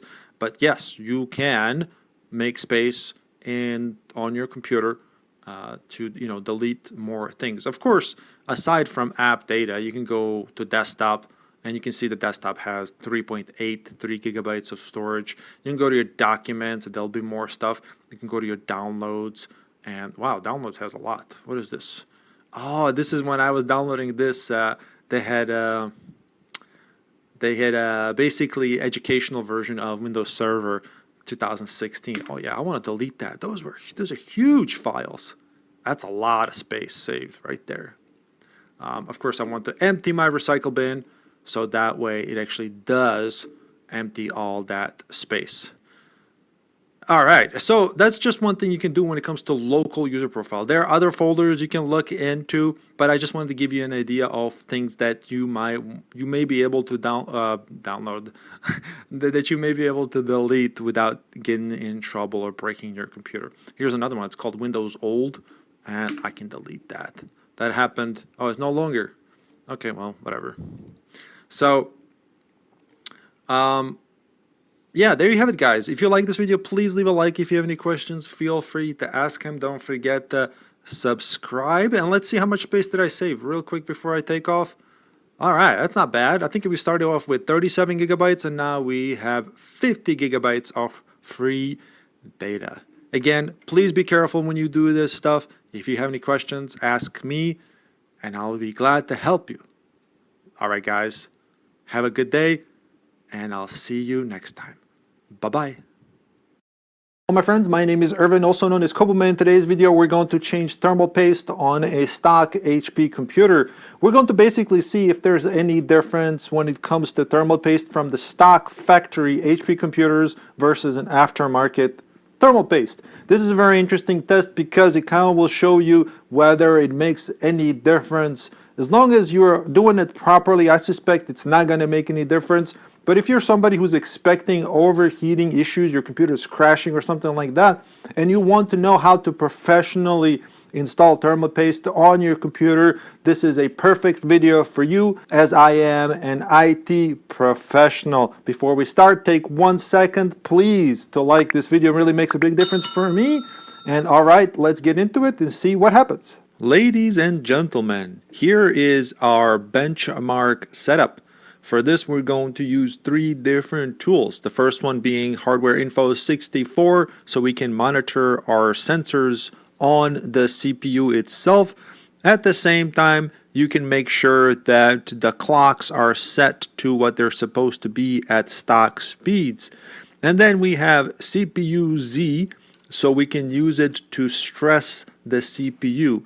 That's right, CPU Z, if you didn't know, actually has a benchmark in it, or a way to push your CPU to 100%, so that way you can use it for testing of the temperatures if you'd like. But I also wanted to make sure that you guys indeed see that it's this computer as well. And to make sure that everything is legit, I want you to take a close look at the entire desktop here to make sure that indeed everything is done on the exact same computer with the exact same settings. So I don't want any funny business to be assumed in any way.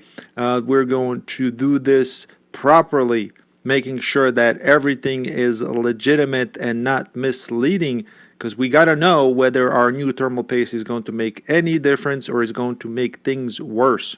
And then the last tool that we have is our just task manager. Task manager is really good for monitoring simple things. For that, we're going to go to the performance tab, and we're going to make sure that the CPU utilization is 100 when we're doing the benchmark. Whenever we push the CPU, we're going to make sure it's pushed to 100%.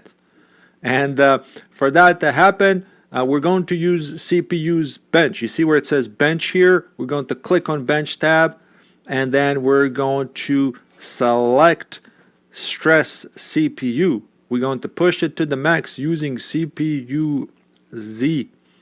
At the same time, you can also see while it's happening what the max hertz are displayed. So that's way, by the way, this is a computer that you cannot overclock anyways. So this is one of the stock HP 800 G2 computers that run at stock speeds. And we're going to push it, and without changing any of those settings, because we can't anyways, we can't overclock it, but we're going to see. So right now, it's been idling for a while, and it looks like there's something going on in the background. I think Windows is just updating. I think that's what is going on here, but that's fine. The CPU is being pushed to 30%. We're going to push it to the max. So it doesn't matter what's running in the background. Doesn't matter. Nothing else matters. As long as we push the CPU to 100%, that's what matters. This is how you're testing the max temperature on the CPU. All right. Looking at the hardware info, we have our core 1, 2, 3, and 4. I know it's labeled 0, but that's just how it is. This is a 4-core processor. We're going to pay attention to these temperatures as our form of benchmarking. Let's see. We're going to allow it, I'd say, about a minute or so to see what's the maximum temperature we can reach. Usually it doesn't take long to hit the maximum temperature when you're pushing the CPU to 100%. So it's not going to take that long to hit that peak.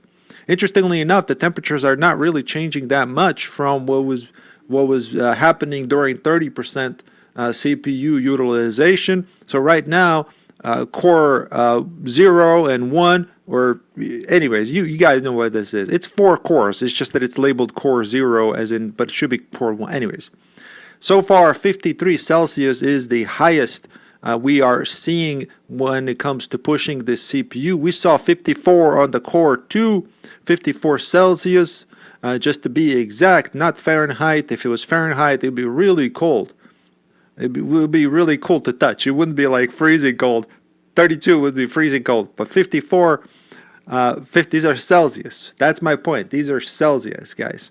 So yeah, every time you benchmark, and every time I benchmark my own other computers as well, for the CPU temperatures, even the overclock ones, it took no more than 30 seconds to reach the maximum load, or maximum, I should say, temperature on a full load of the CPU. Again, please keep attention to everything that's going on. We still have 100% CPU utilization, and it looks like the maximum speed for this i5-6500 is 3.3 gigahertz roughly. Let's see where we're at. We got 56 Celsius, what it's been maybe a minute or two. I think that's good enough, and it looks like it's fluctuating. So it's going to be around 56. Let's take that as the highest number.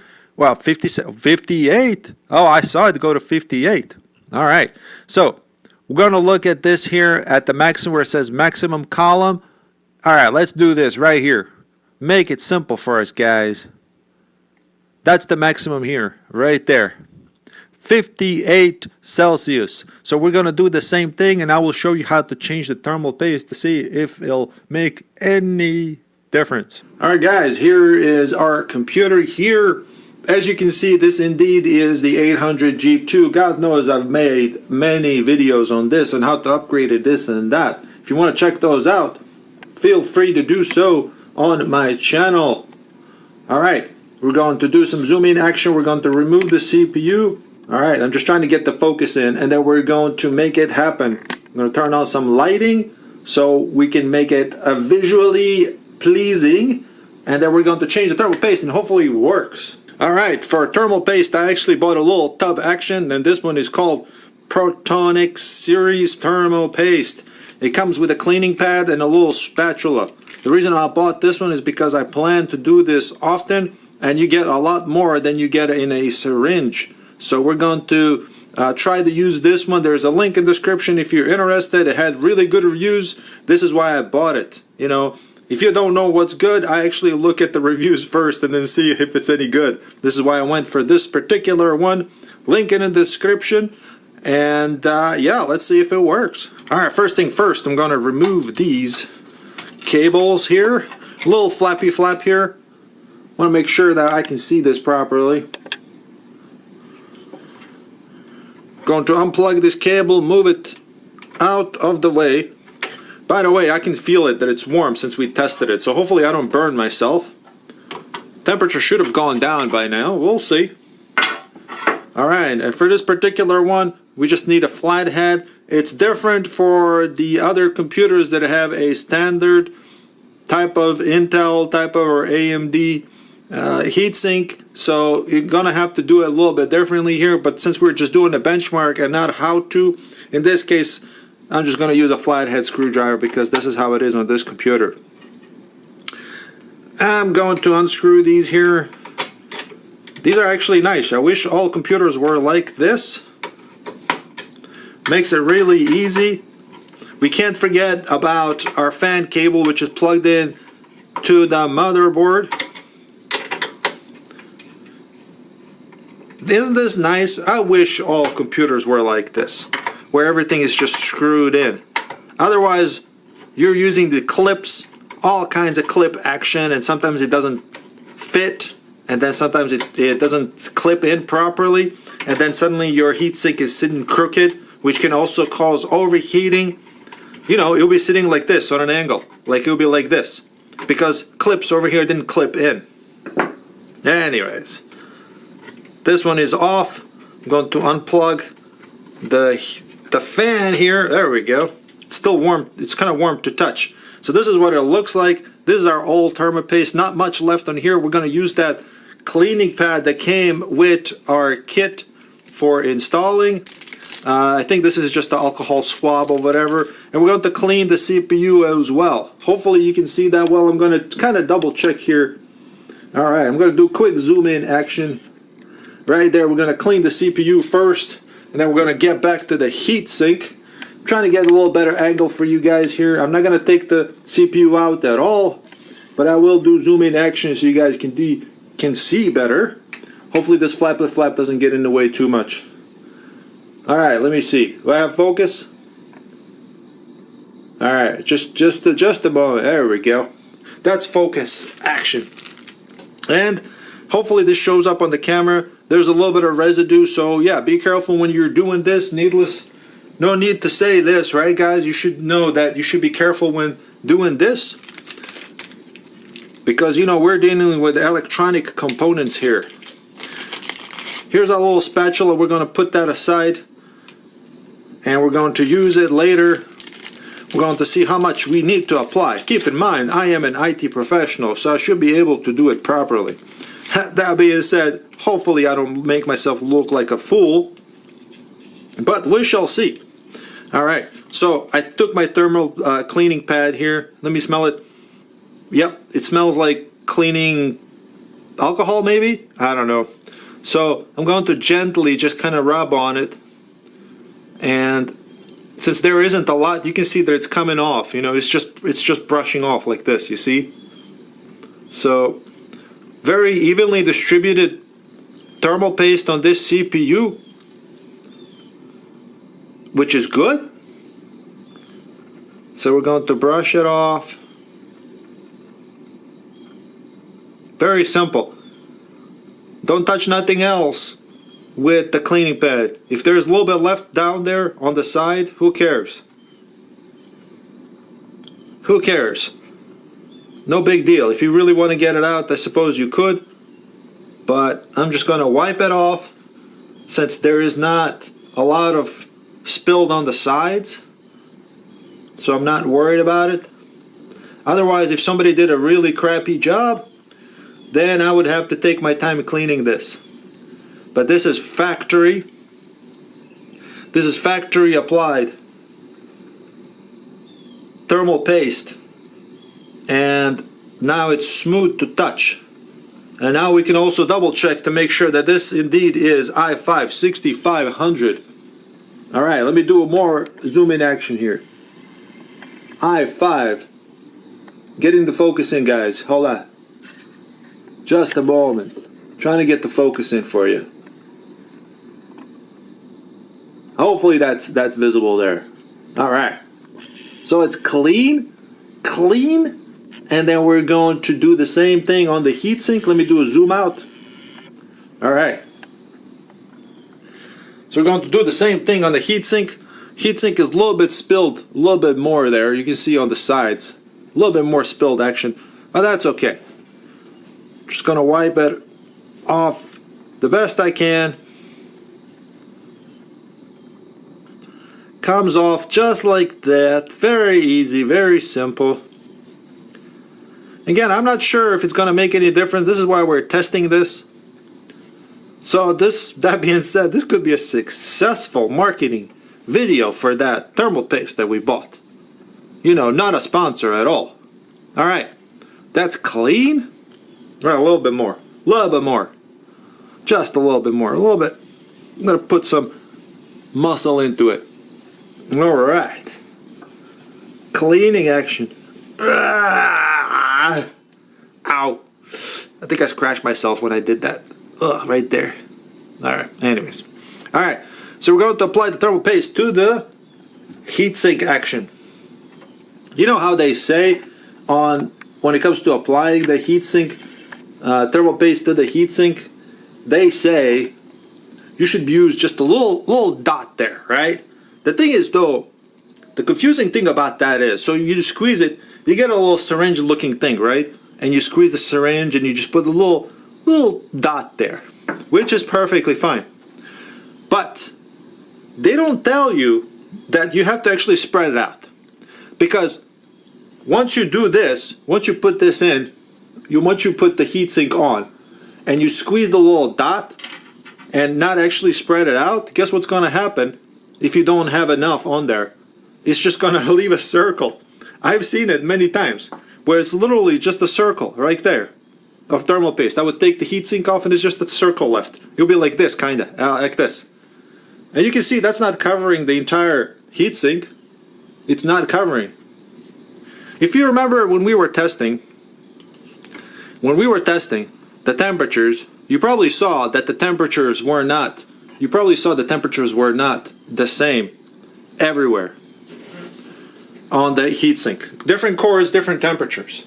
Well, that's directly related to the heatsink when it comes to thermal paste and also the heatsink itself. But basically the location of the thing. Where's my spatula? Here it is. All right. So here's what I'm going to do. I'm going to do a very light coat.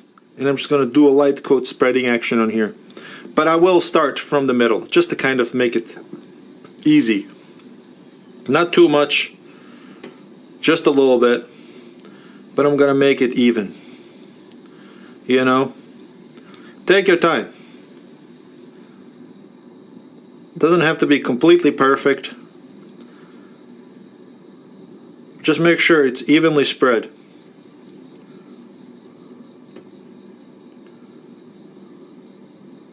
Like this.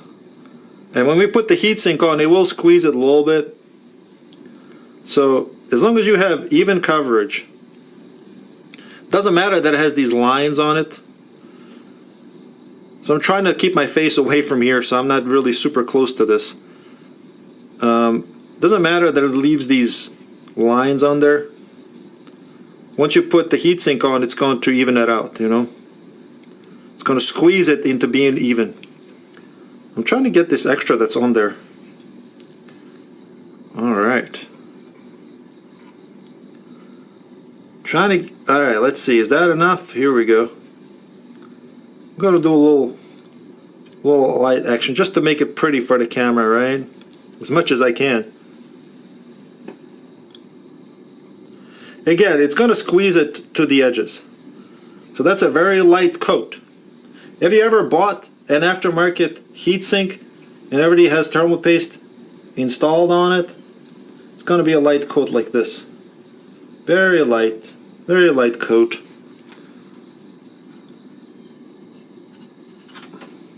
All right. That's the best I can do when it comes to doing this while keeping my face away from the camera. Look at that. So it's a very nice, even, light coat. That's all we need. Because when we put the heatsink back on, I'm going to put this stuff away. When we put the heatsink back on, look how much there is left. It's unbelievable. It's like I barely used any, right? It's going to have perfect, the heatsink is supposed to have a perfect, even contact on top of that. All right, so here we go. Here's our heatsink, and then we're going to put it back on. Let me do a zoom out action here. All right. Gonna make sure that my fan connector is facing that way so I can plug it in. And this is gonna be a lot simpler than installing other heat sinks again. So I'm gonna do even.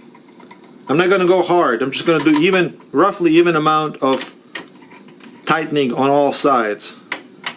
So I think I'm doing about 3 turns here. You see how it's going left and right here? I just want to make sure it's evenly tight. It doesn't have to be exactly 3 turns or anything like that. This is specific to this computer. And just go light, very light. The other ones, it's just going to be a clip. You just push the clips down. Here I'm just being very gentle to make sure that I have even contact on there. Never go crazy on this stuff. Don't use your Gorilla Strength on this, or Gorilla Glue, if you guys know what I'm talking about. See, that's already getting tight. It's very light. I'm not gonna go like anything crazy. You know, it's very light. I'm barely using any force in here. Barely using any force.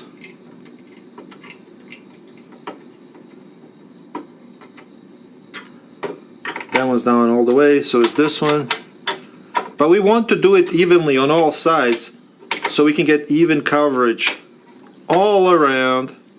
And I'm just going to do a little bit tightening, maybe like ½ pound of force on here. No more than that. Alright, that's that. I'm going to plug this back in. I wonder if I can do this without many cuts on the video, huh? There'll be a couple of cuts, me going from computer to this. Oh yeah, I almost forgot this thing. This air guide. Alright. Clippage, flappage, cableage, and tuckage in the all areas. And we're going to close this and we're going to go back to our computer. We're going to test this see if it helps. All right, see you there. All right, our computer is loaded. Let's set it up real quickage. See what we have. Just like we had it before, we're going to do CPU Z action. We're going to do hardware info 64 action. And we're going to run sensors again. So yeah, again, remember when I asked you to pay attention to the desktop to make sure it's the exact same thing? Well, here you go. It's the exact same thing. And just a real quick again, here we go. Intel i5 6500. It's all the same. Running at 3.2. And let's see here. We're going to go back to our performance tab. We're going to highlight CPU here. Just a little arrangement here. We're going to do our bench. And now the moment of truth. We're going to crank it up to 100%. All right. So far, what was the record last time? The maximum was 58 Celsius. So let's see. I'm not sure actually. This is my first time actually using this thermal paste. Again, I bought it because it had the best reviews. So we're going to see if it's going to make any difference here.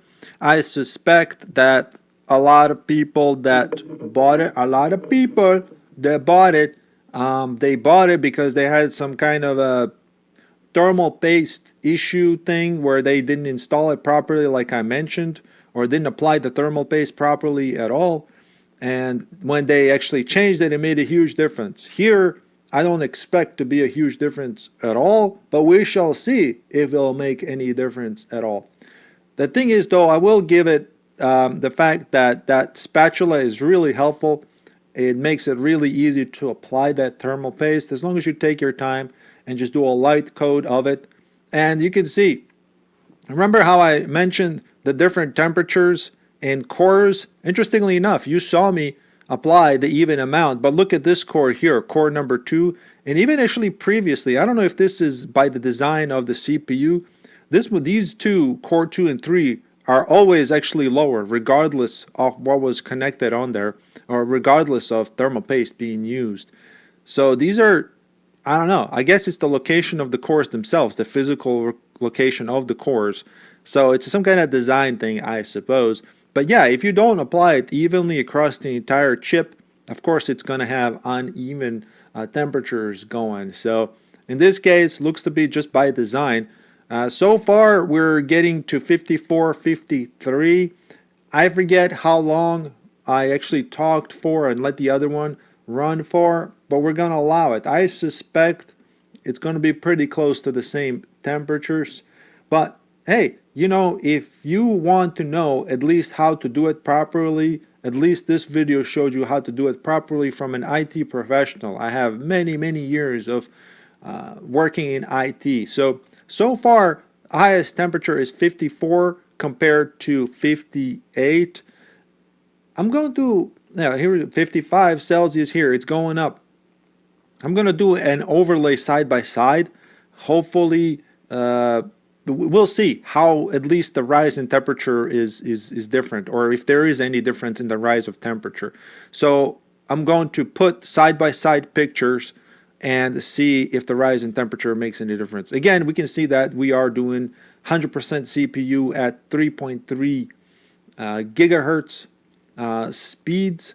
Hey, it looks like it's going to be the same temperatures. By the way, these are actually really low temperatures, which is great.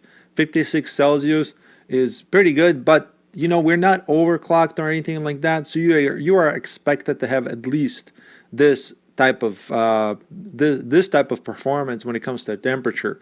As soon as you start to overclock, things change quickly, trust me, especially when you start to change voltage on the cores. So 56 Celsius, so far the only difference of maximum is 56 Celsius. So we dropped the temperature by 2. Well, it's going to 57. So it's just a matter of time before it actually reaches the exact same temperatures. Again, running at 3.2 gigahertz. So that, the thermal paste that was already on there, the stock thermal HP thermal paste that was on there does the same exact performance as the one that I just applied, and looks like our maximum here is 58 Celsius.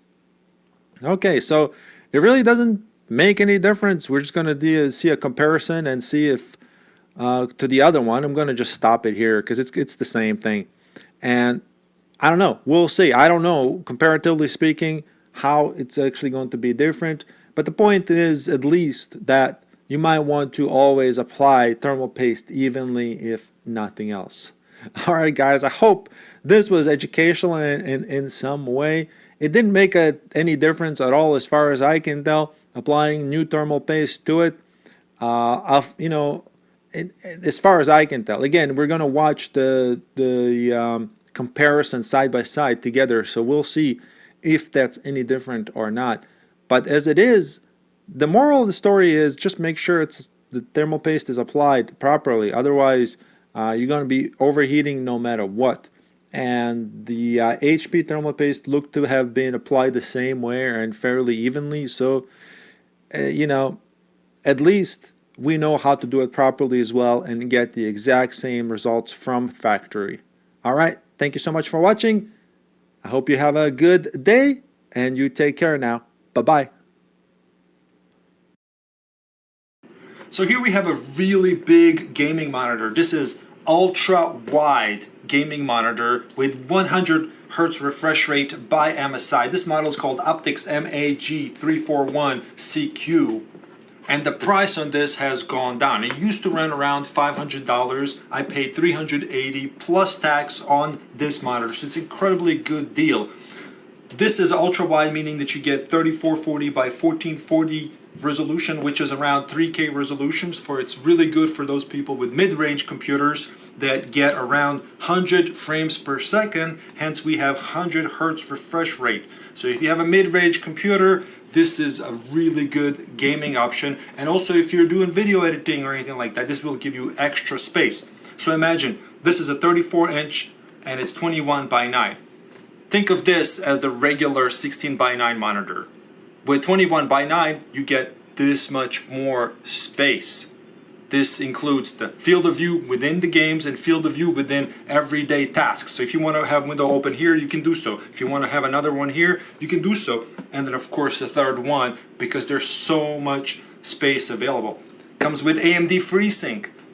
Guys, this monitor right now actually supports G-Sync as well. NVIDIA recently came out with the drivers that support FreeSync as well. So if you have AMD or NVIDIA card, this is a great option for you because it supports both of them. And this specific brand is on the list of supported G-Sync monitors by NVIDIA. Of course, there are other options that come with this: anti-flicker, lesser blue light, and this and that. But one of the really cool features here is the fact that it's curved. So if you get a curved monitor, you get that even better immersion for your gaming. Alright guys, let's get to the unboxing and then we're going to do some setup, review, and testing. See how fast this thing does in games. See if we can tell the 100 Hertz refresh rate and what the difference is. Alright, this thing is so huge.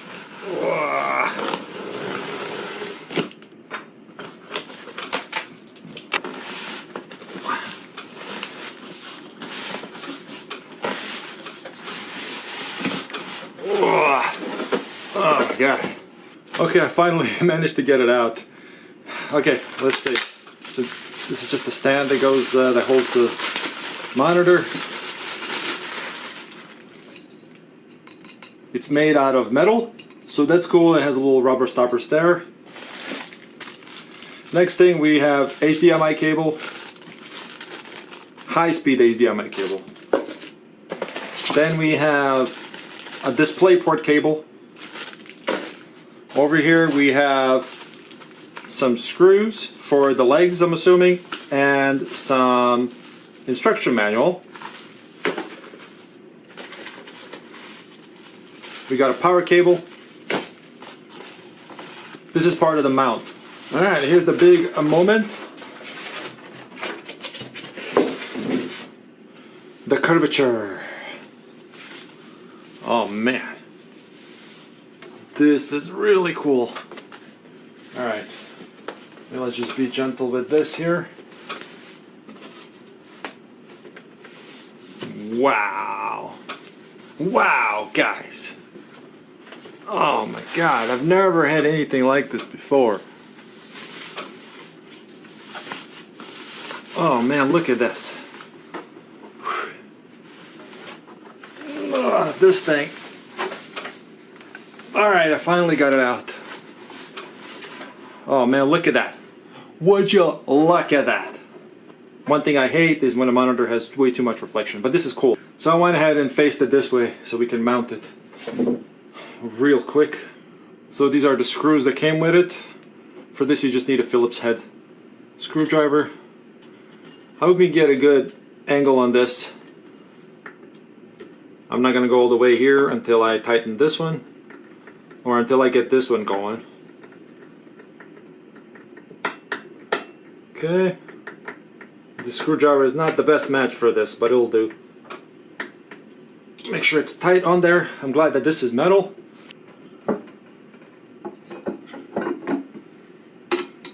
Alright.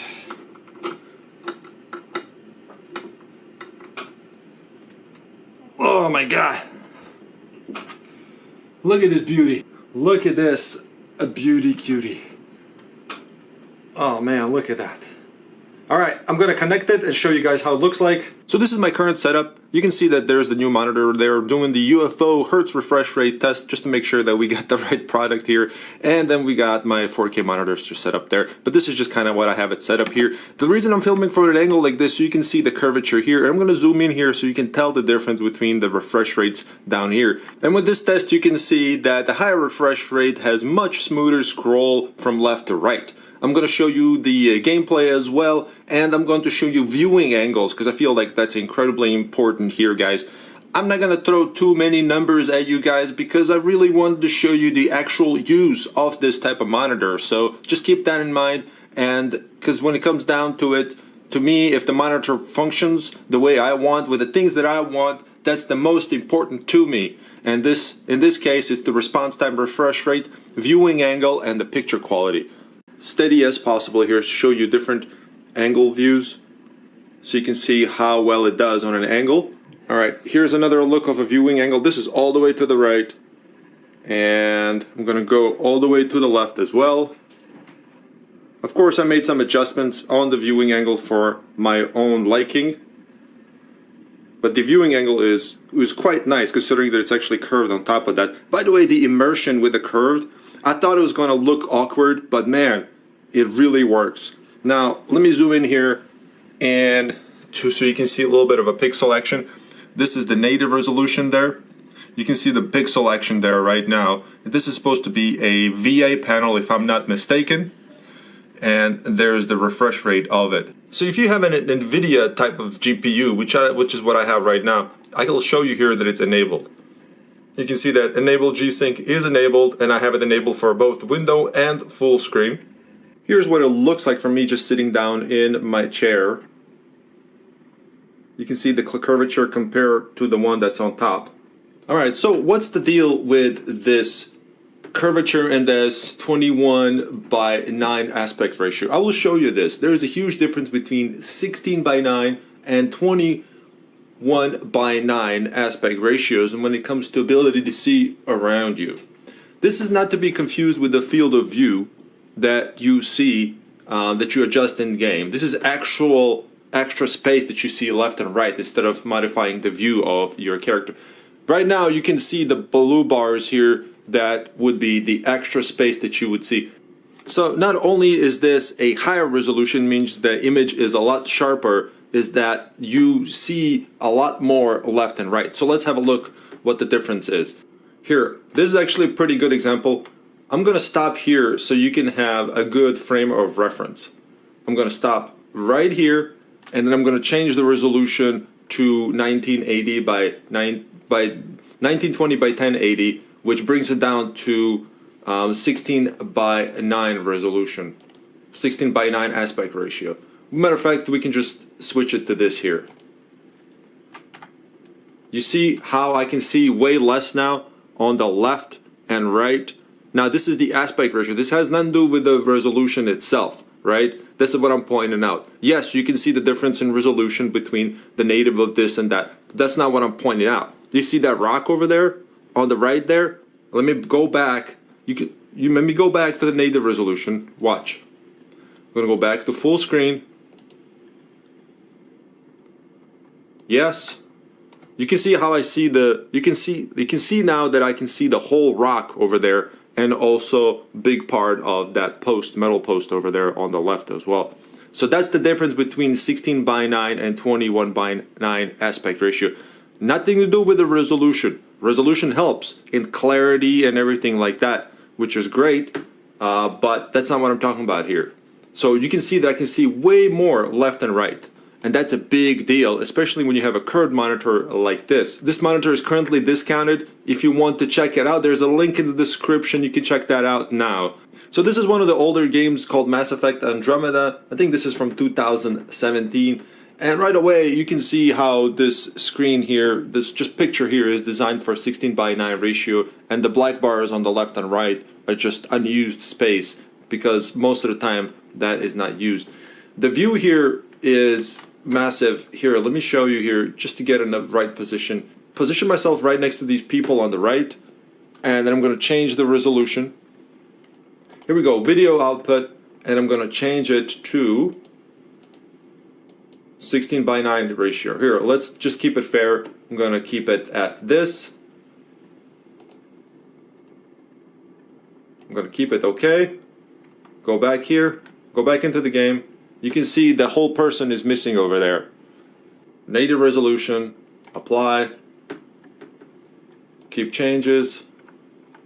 Let's go back, and now that person is back. So it was about this much that was missing over here. And then same thing on the other side. So that's quite a bit of field of view that you're missing out on. And you can see it scales properly because this guy is actually normal size. So it's not stretched out at all. You can see the actual support for this ultra wide, and most of the newer games support this.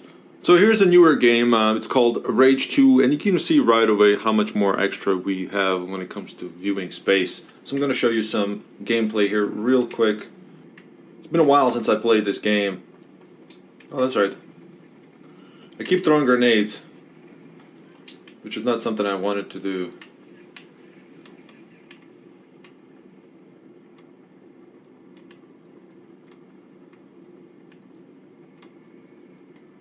There's a bad guy over there, I think.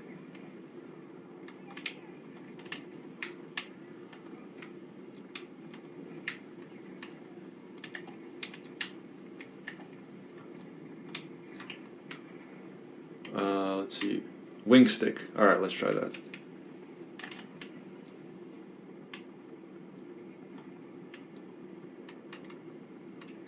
There's probably more in here. Oh.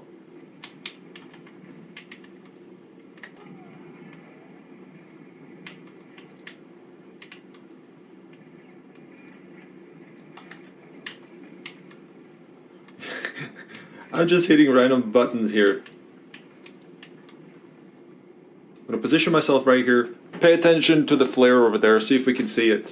Once I switch it back to 16:9. So we're going to switch down to 1920 by 1080, which is our 16:9 resolution. Aspect ratio, I should say. See, now the flare is no longer visible over there. You can no longer see the flare. Okay. And now the flare is back, and of course you can see a lot more to the left there. So the flare is back, you can see a lot more to the left there. Now this is not to be confused with the field of view within the game. That's something you adjust on top of this here. Alright guys, thank you so much for watching. I wanted to apologize to all people that got nauseous from the testing of the refresh rate, and I appreciate any support that you may have for me. Whether you like it, leave a comment or share this video. If you have any questions or you want me to do any additional tests, please let me know.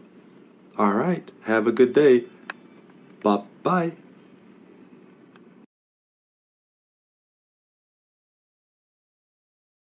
around 100 and 110. And mind you, this is with monitor turned on. Hello my friends, my name is Irvin, also known as Cobuman. In today's video, I wanted to share what I find to be the truth about power supplies. How much power do you really need? I get this question a lot because I have a lot of hardware upgrade videos. And in this video, I will show you exactly what happens when your computer is under load. And look, please stick around because I'm going to tell you what my opinion is on this without having to throw out numbers about power supplies. How much wattage, how much amperage, how much is the load wattage, this and that. Look, I'm just going to tell you what you need, period, without you having to worry about all these numbers and having all these questions. It's going to be very simple. That being said, guys, please take 1 second to like this video. I really appreciate it. It really helps me a lot. I really appreciate it. Thank you. So here it is, guys. I really wanted to show you something very interesting. This is my power meter that is plugged into the wall, and into it is plugged in a power strip which everything is connected to. For example, my PC, my monitor, and all the audio amplifiers and this and that, everything else, everything is connected to that power strip. The power strip is behind this box here, but you can see the idle is around 100, but I really want to show you real quick. See, this is my custom PC. It's i9, it's overclocked on top of that, and it has an RTX card in it. And the idle is 100, around 100 and 110.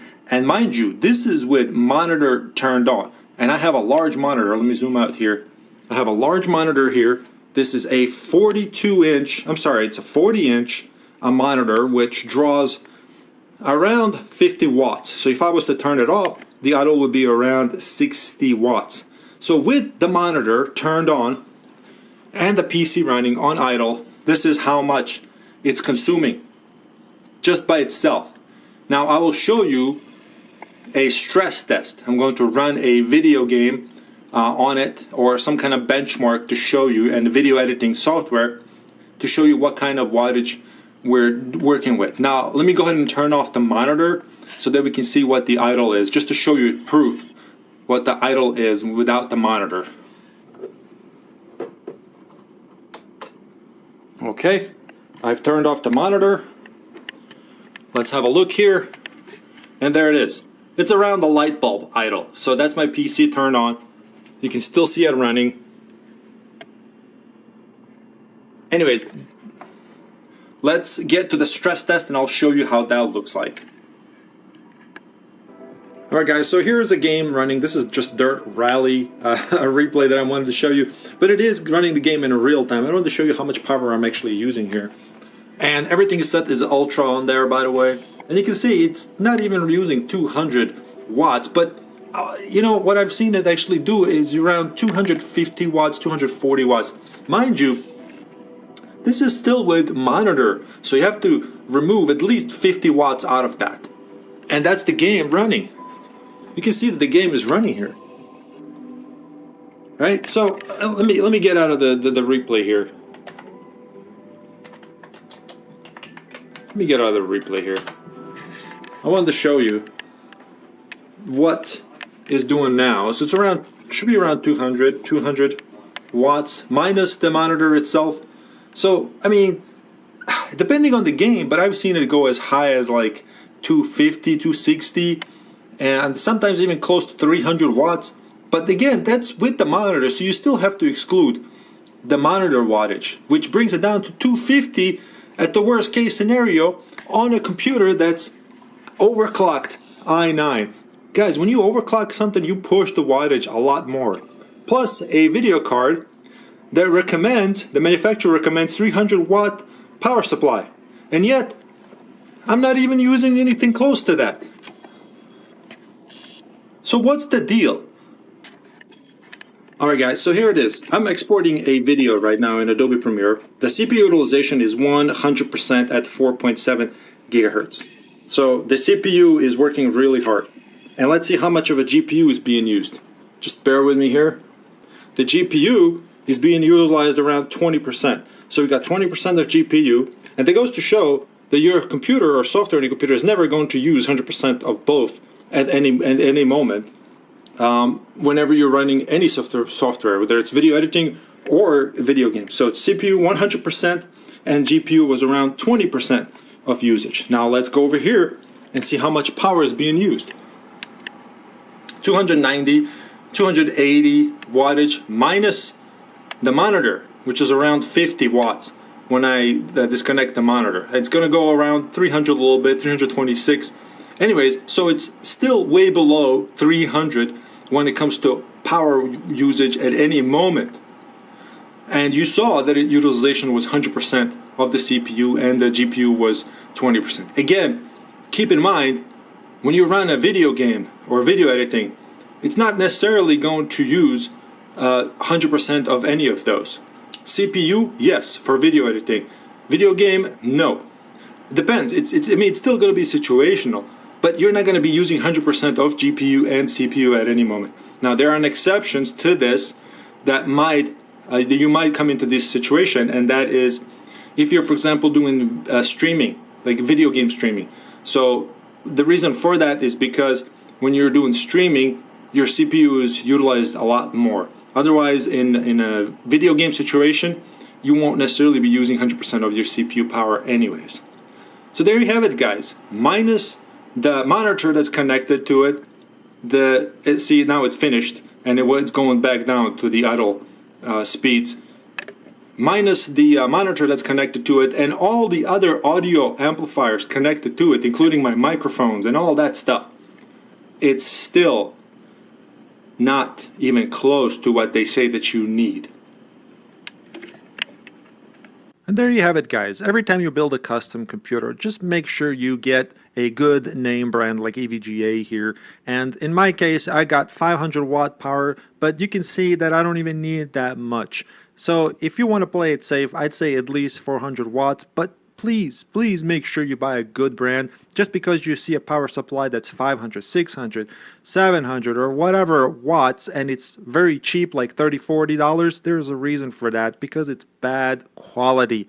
Be safe and just get a good brand, even if it's only like 400. And that being said, in some cases you don't even need that much, as I've shown in the video here beforehand. And if you guys have any questions, feel free to ask me in the comments below. I am really good at answering comments, so if you have anything to ask me, feel free to ask. Or if you just want to say hi, that's fine too. I really like to see those comments.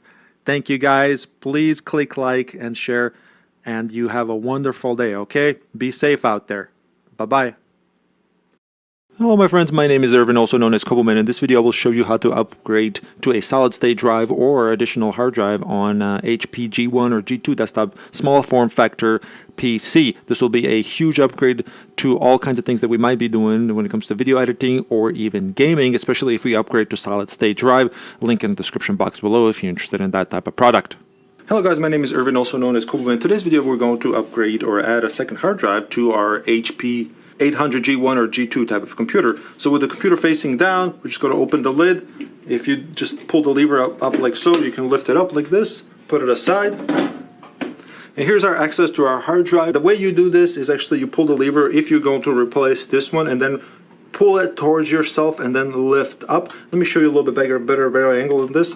This whole contraption can be actually lifted like this. There's no button or anything like that, but here's the lever that's holding our hard drive in. So if we want to remove that, this is what I do. I usually just put it down like this, and then I pull towards yourself, right? Pull towards yourself, and then gently lift up, right? Once it's released from the clip, you can gently lift it up, and then you can disconnect these. These are very self-explanatory. You just pull them in and out, and you replace them, and then you put it in.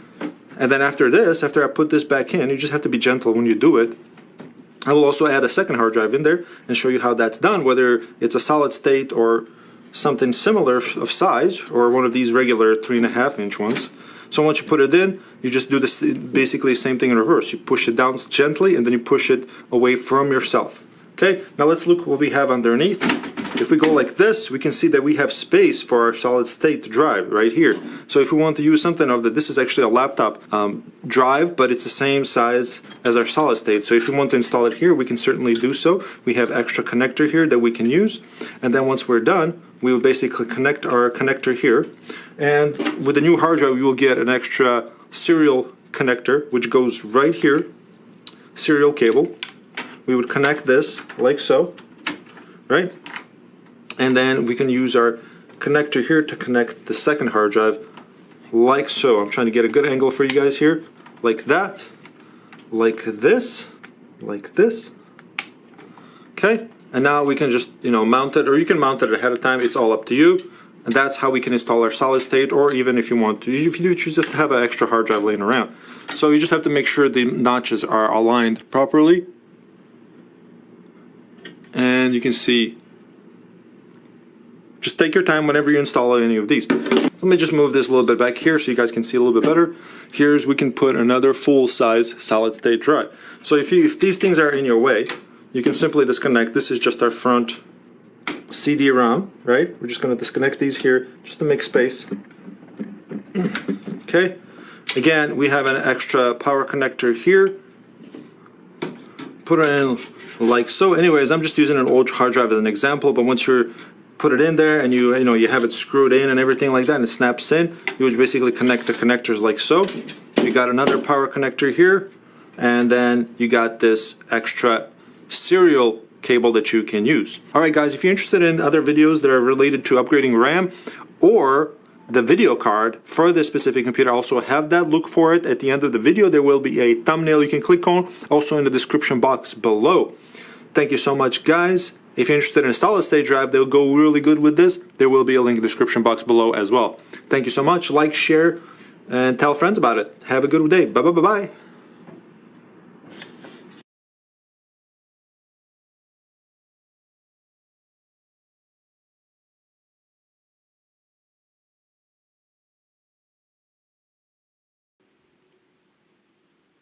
What follows are the most common PC issues, which does not mean they are the hardest ones.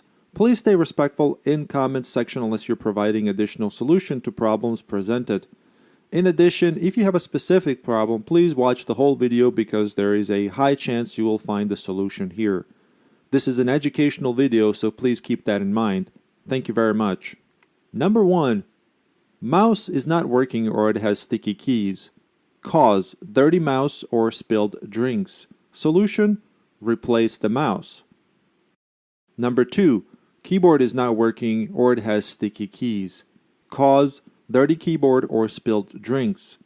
Solution: replace the keyboard. Number 3. Monitor is not working. Cause: power button not pressed, loose power cable, loose video signal cable, wrong configuration display settings, or bad monitor. Solution: press the power button, check the cables, adjust display settings, or replace the monitor. Number 4. No internet connection.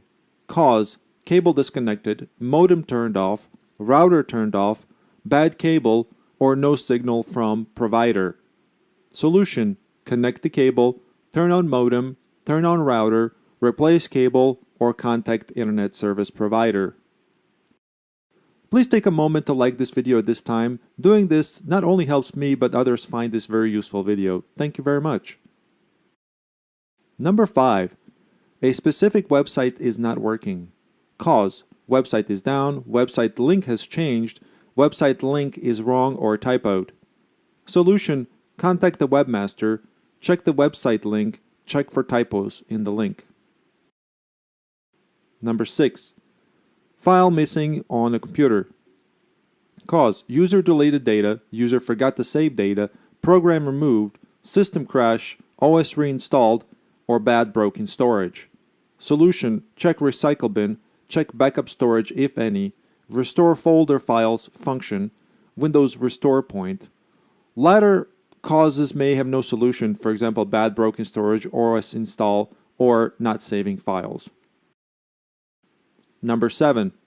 Cannot receive or send emails. Cause: inbox limit size reached, Windows password change, data corruption. Solution: delete old emails, delete old calendar items with large attachments, update password for email client, clear cache for internet email clients. Number 8. The printer is not working. Cause: printer not installed, wrong printer, no paper or ink, bad driver or configuration. Solution: install printer, change default printer, add paper or ink, use correct driver configuration, and adjust it. Number 9. Headset or headphones are not working. Cause: sound configuration not set properly. Input and output cable connections are not connected properly, or it's a bad headset. Solution: configure playback and recording device. Check input-output connections on the computer. Replace headset if broken. Number 10. Blue screen of death. Cause: bad hardware or drivers, or overclocking the CPU. Solution: check hardware, for example RAM, CPU, hard drive, GPU. Check CPU clocks and update drivers. Number 11. Computer is slow. Cause: background processes, updates, or virus. Low RAM, low hard drive space, or a bad hard drive. Solution: wait for updates to finish, remove virus, add more RAM, make space on hard drive, replace hard drive. Number 12. Computer restarts for no reason with message restarting. No reason is what user would say in PC support. Cause: Windows updates, software updates. Solution: finish updates, or you can force updates through Windows. Software updates should not restart more than once. Number 13. Computer shut down for no reason, no message or error. Computer goes silent, no beeps. Cause: bad power supply, bad GPU, bad CPU settings. Solution: test power supply unit or replace if needed. Test GPU by removing it. Check CPU and heatsink, replace it with new thermal paste. Number 14. Computer is not working as reported by the user. PC support situation. Cause: many things can cause this. More information is needed. Solution: refer to previous solutions to troubleshoot. Number 15. Computer making loud fan noise. Cause: dust, overheating, or fan vibration. Solution: remove dust, replace CPU with thermal paste, check for loose fans, vibration inside the PC. Number 16. Wi-Fi is slow. Cause: distance from Wi-Fi, overcrowded use, bandwidth limit, signal interference with other devices. Solution: move closer to source of Wi-Fi, too many people using Wi-Fi, change bandwidth limit, change Wi-Fi signal channel. Number 17. Internet is slow. Cause: too many downloads, too many users, internet service provided data throttling, or a virus. Solution: limit downloads, limit users sharing connection, reset modem, this can help with throttling, and check for viruses. Number 18. Can't log in to PC. Cause: password has changed, account is locked. Solution: reset password, unlock account. Number 19. Can't log in after password change. Cause: not using the new password, typo, or locked account. Solution: reset password, carefully type password after account is unlocked. Number 20. Nothing is working. This is usually reported to PC support. Cause: unknown, need more information. Solution: contact professional PC support for assistance. Thank you for watching this video. Please take a moment to share this with your friends. If you have any questions, I will gladly answer them, and I am curious to see if you have any alternative solutions or any suggestions. I would love to see those. I have a large amount of educational videos that like this that you can find at youtube.com/cobuman, which is spelled COBUMAN. You have a wonderful day, my friends. Bye-bye.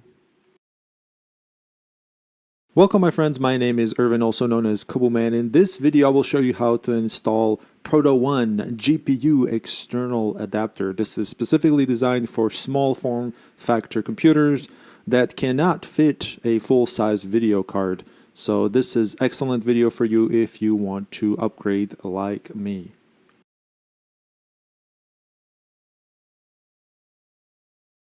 It's very simple. It's done by using an adapter that was created by me, and if you happen to purchase one of those, it will come just like this, and you will get a full kit that comes with all the hardware that you need. This happens to be an HP 800 G2 type of computer. With the lid removed, we're going to pop this open. This basically releases these back plates so we can insert typically a card, but in our case, you can see that there's no way this will fit in here, nor will it fit in the height, and that's where the adapter comes in. From here, we're just going to remove two of the little metal plates that are covering these slots. From here, we're going to take an adapter that came with the kit, and we're going to position it like so underneath. Make sure it's flush. One way to tell is that this clip doesn't fall down. From here, we're going to attach our adapter. It's very straightforward. We're just going to align our holes, and we're going to use our screws that are included with the kit and insert them as so. Then we're going to take our screwdriver. We're going to screw it in by holding both the adapter plate and the GPU adapter. Don't go all the way on the first one until we align the second hole with the adapter. So we're going to do this on the other one. By the way, this is very strong. This is a 3D printed, but is very strong plastic, and it's very durable. On this one, it's very easy to screw in. So we're going to screw it in just like so. This one we're going to go all the way through.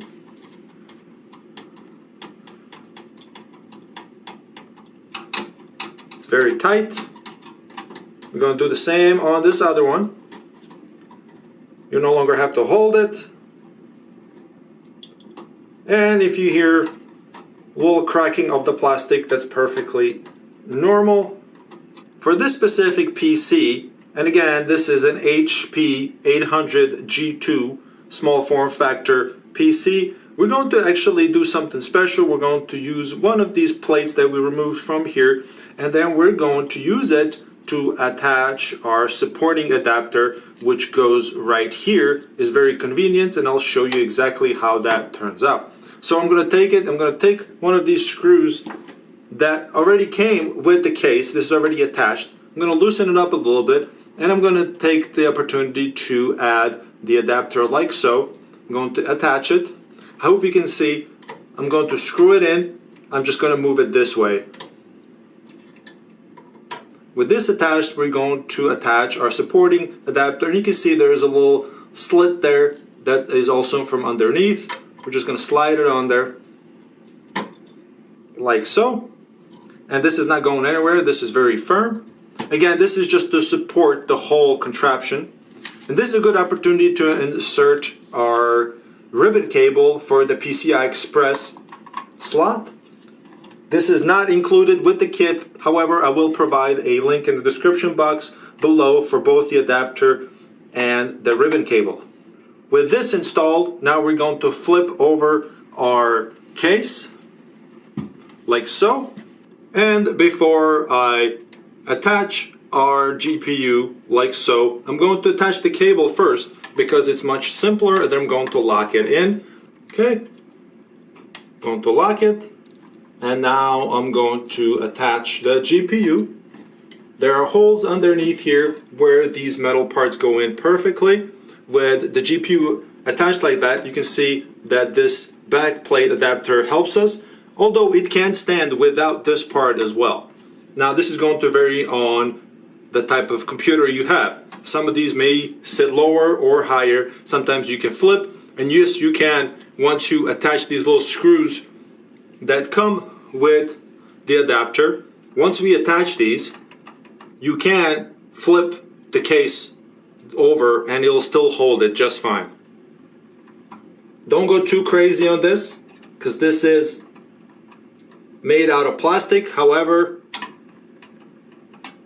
this will tighten pretty strong. So it is strong, you can tighten it pretty well. It's just that don't go too crazy because it's not metal. If you feel more comfortable, you can use some of the extra screws that came with your case, and you can use those for better support. That's fine too. These are all standard holes for any case computers. So after this, we can attach any power supply like so, and that's the huge advantage of having an adapter like this. Yes, you have to keep the case open, and that's basically a sacrifice we have to make, but you can use any external power supply that you simply connect like this. See, this is PCIe adapter or a cable. We're just going to plug it into here, and it takes one more. This one is 6-pin, so we're going to plug that in. So the huge advantage here is that we don't have to use the power of the onboard power supply that's required for our CPU. This one is only 200 watts. The video cards of this size are usually 300 requirement.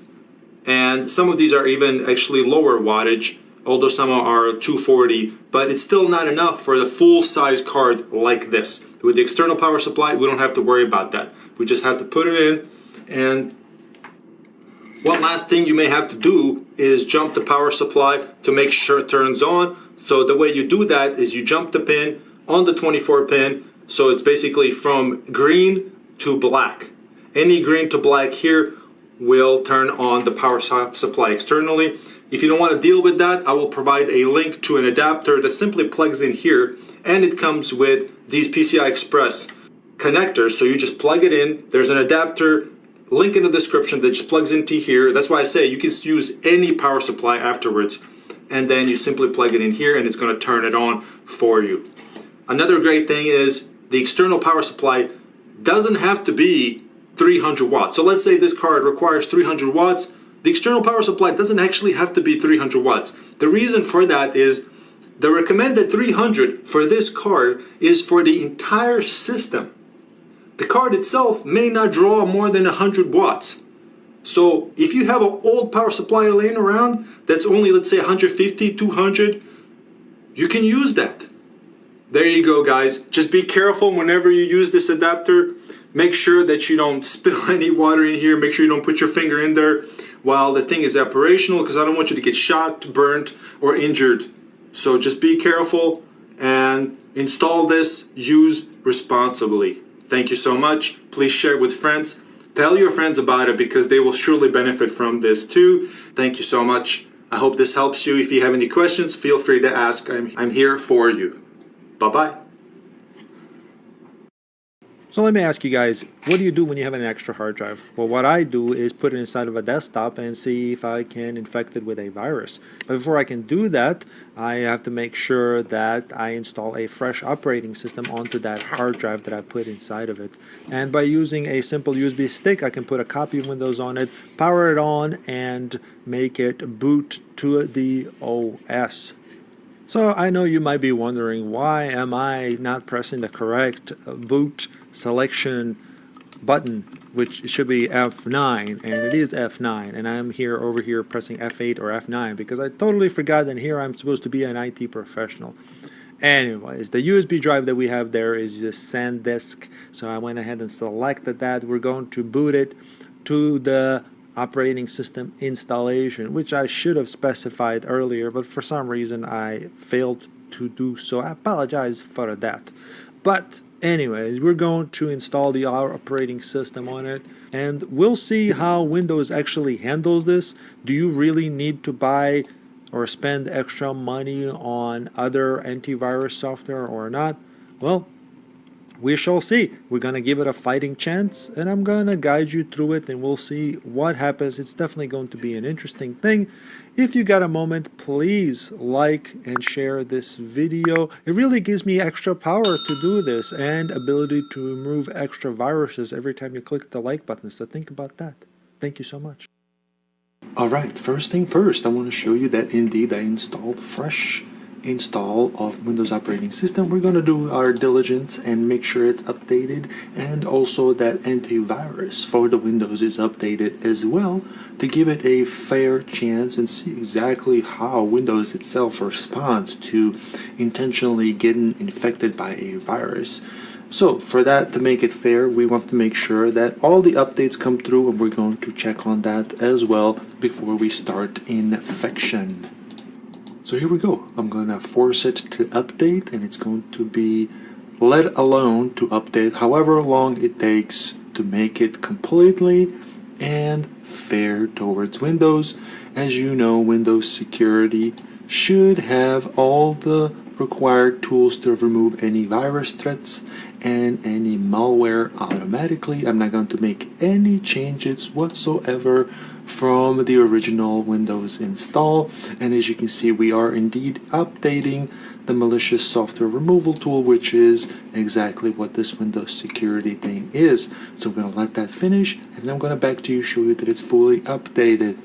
And while the updates are happening, I want to show you something real quick. What I want to do to keep it organized and, of course, sane and safe, I'm going to rename the C drive to just virus.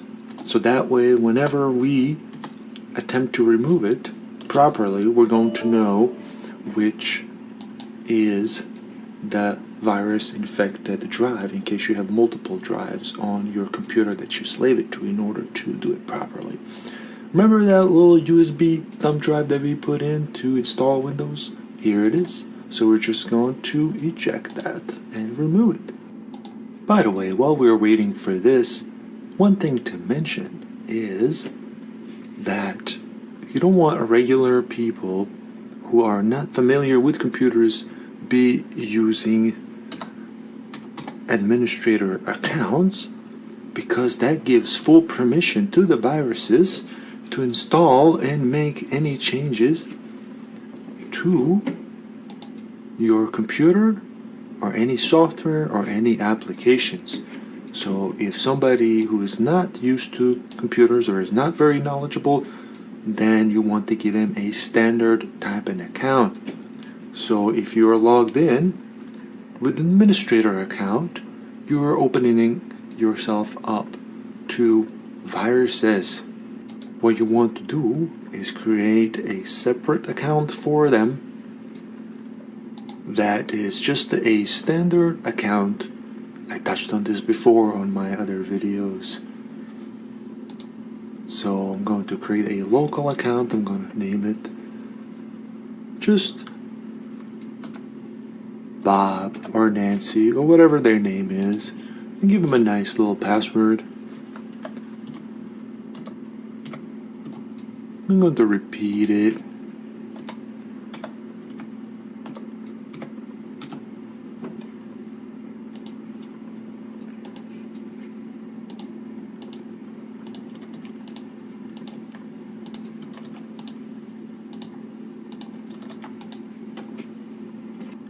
And now, this is just a local account, as you can see.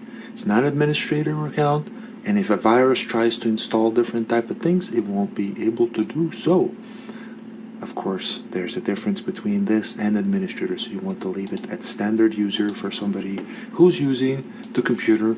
Hey, maybe even yourself, if you're not that 100% sure, or if you're going to the sketchy websites, which we will show you here in a minute. Alright, ladies and gentlemen, here we are. It's updated completely, as you can see. Now we're going to use everything that's available to us from Microsoft. We're going to open up Edge, because this is what comes default. And let's see here. I just want to make sure here that Windows security is enabled. Here it is indeed. Virus and threat protection is enabled, as you can see. I'm going to do a quick zoom in here. So that is available right there on top.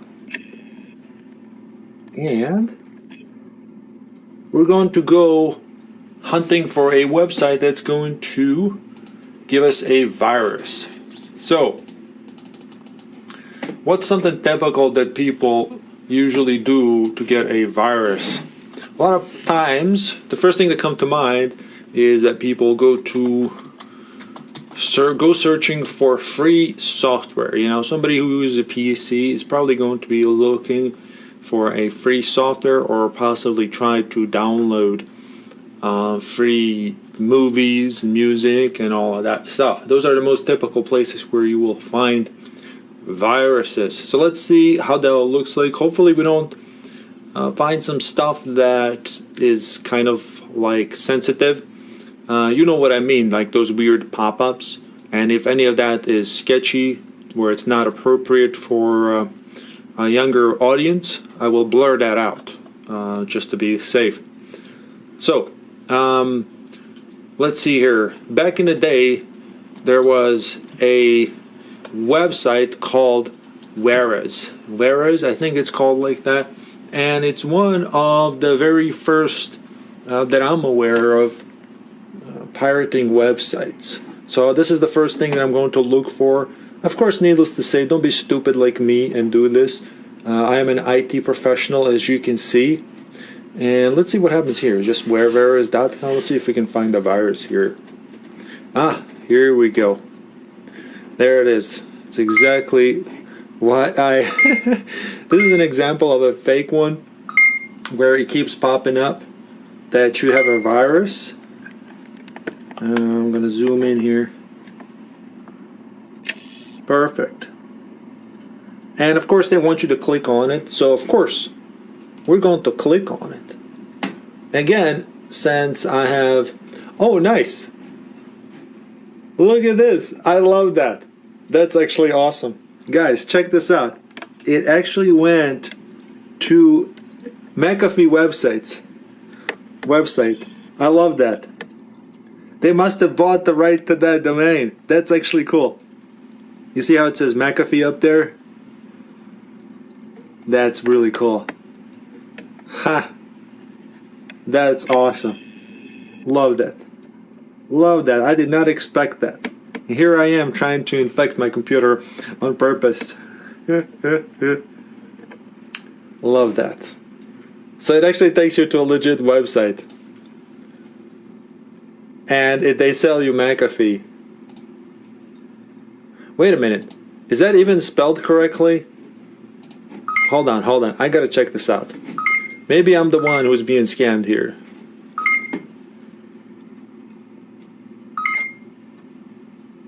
You see the pop-ups over there on the right? Maybe I'm the one being stupid here. Continue the payment. It's $45 for McAfee protection. Let's see, is McAfee really spelled like that? So, antivirus website. Look, do a quick Control-C and go to Google. Is McAfee spelled like that? Paste. Oh my god. Dude, I know I did it.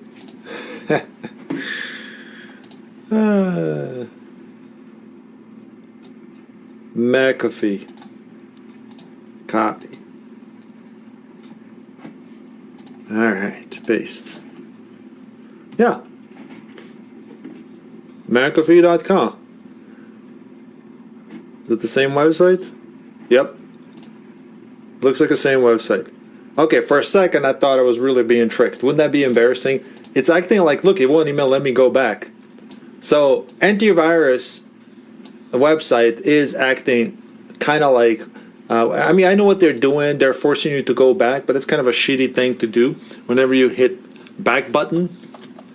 And it forces you to go back to the home page. I don't like when the websites do that, but that's just a shitty strategy to do in order to keep people on your website. Although McAfee is a legit antivirus. I think there was some issue with the guy who started McAfee, the owner, or the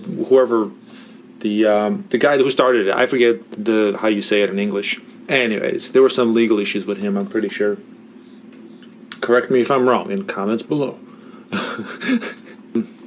Next thing that comes to mind is a key generator, and we're going to look for a specific key generator. What's some popular software that has keys? Let's try Adobe. Alright, we're going to do key generator for that. Key Ninja, let's do this. This sounds legit. There we go, Adobe Pro. Download key generator. I have a good feeling about this. As in, I have a bad feeling about this one. Download. See, this is what they do on purpose. They purposely make these big download icons so you can click on random stuff. Here we go. It's downloading key generator on the bottom. I want to show you.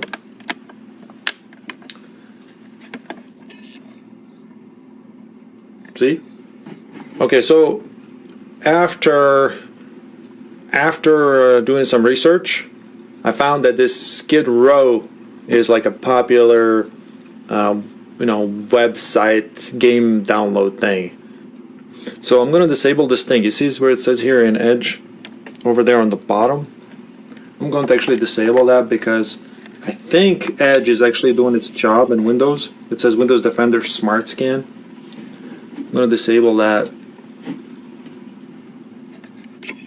And I'm actually quite surprised that Edge is doing this well. I think it's blocking the clicks. So let's go back to here.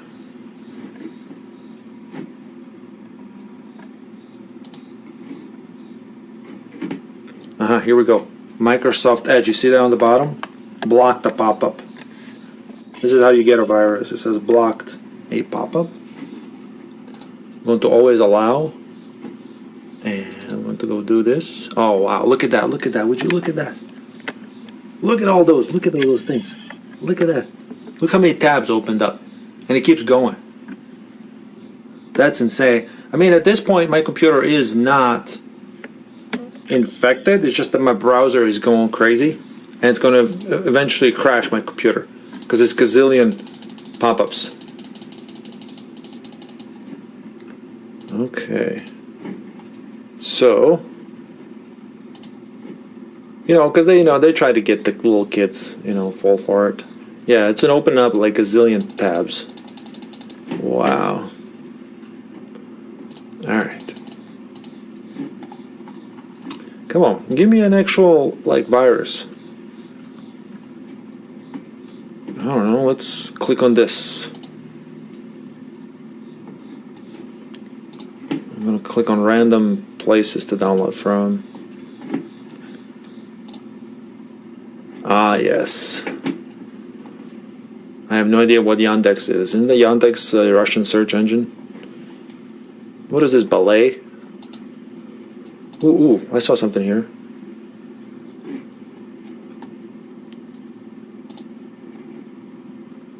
Aha. So it took us to a random website. Oh, my Flash player is out of date, guys. So I think we're going to have to update it. So let's update our Flash. Alright. We're going to run it. Alright, so we get a clear warning that, hey, are you sure you want to? But I told it, so it's not Windows' fault. I'm purposely doing this. Windows, as you can see, is doing a good job at protecting us from literally stupid proof. And here we get a pop-up. It says app data. This is where I try to store a temporary location of its setup file.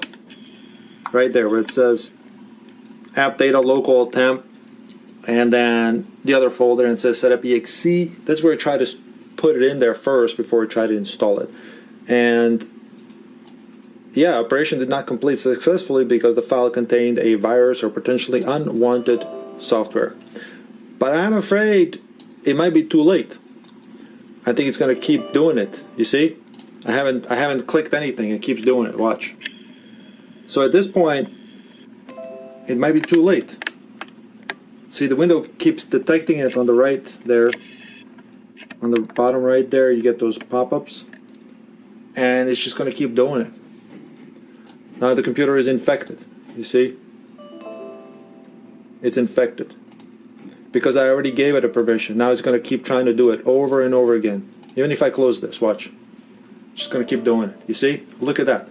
Now it's popping up all these websites. I'm going to close this because I don't know what it is. It could be some potentially inappropriate stuff. I'm going to go to Task Manager. Look at this. This thing keeps running in the background. I'm going to exit it. Watch this. It's going to come up again. It's going to pop up. Watch in Task Manager. Watch on top. Huh. It actually didn't do it this time. Anti-malware is scanning. Maybe anti-malware actually caught it after I killed it. So sometimes you can get lucky if you just kill it in the Task Manager. By the way, that's like the first place you would look for if there are any issues. It looks like anti-malware is now able to make changes. I gotta give props to Windows, man. This is why I don't use anything else. I use one more antivirus aside from Windows, but I might just switch to using Windows Defender, and that's it. Wow.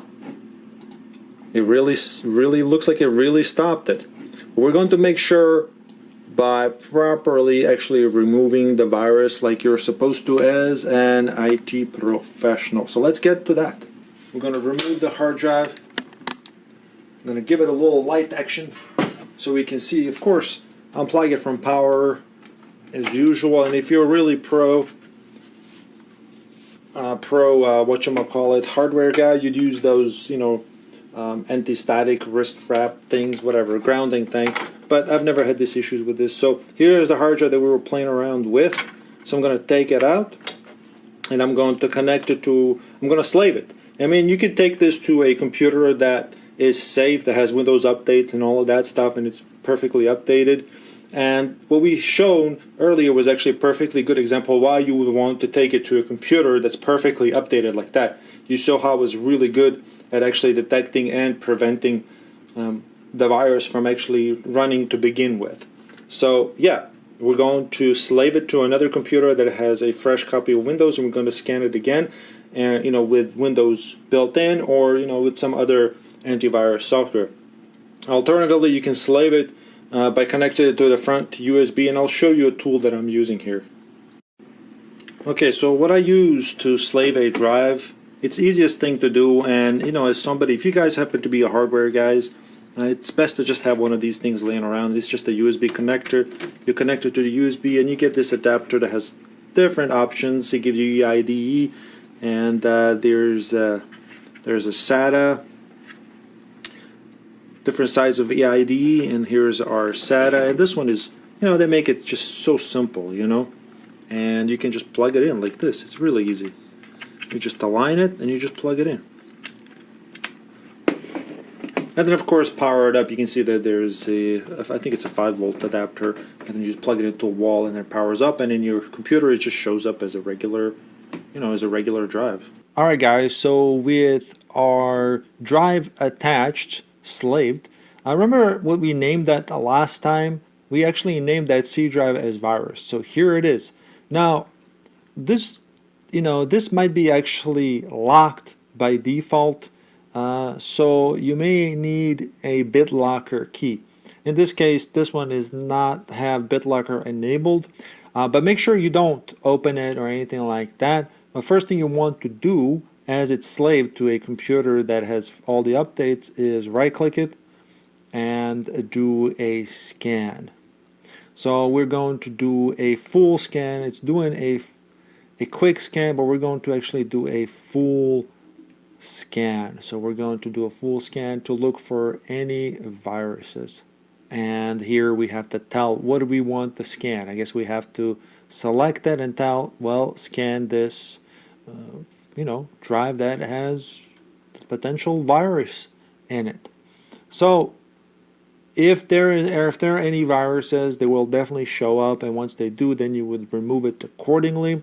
And once you do, you will be able to go inside the drive and recover any data. That drive, however, just to be safe, this drive, I wouldn't necessarily want to reuse again with that operating system on there. I would re-image it to whatever it is, but after you recover all the data that needs to be recovered from like documents and such, then you should be able to get those documents just fine, because they're not viruses, they're just documents. So that should be perfectly safe and safe how to recover.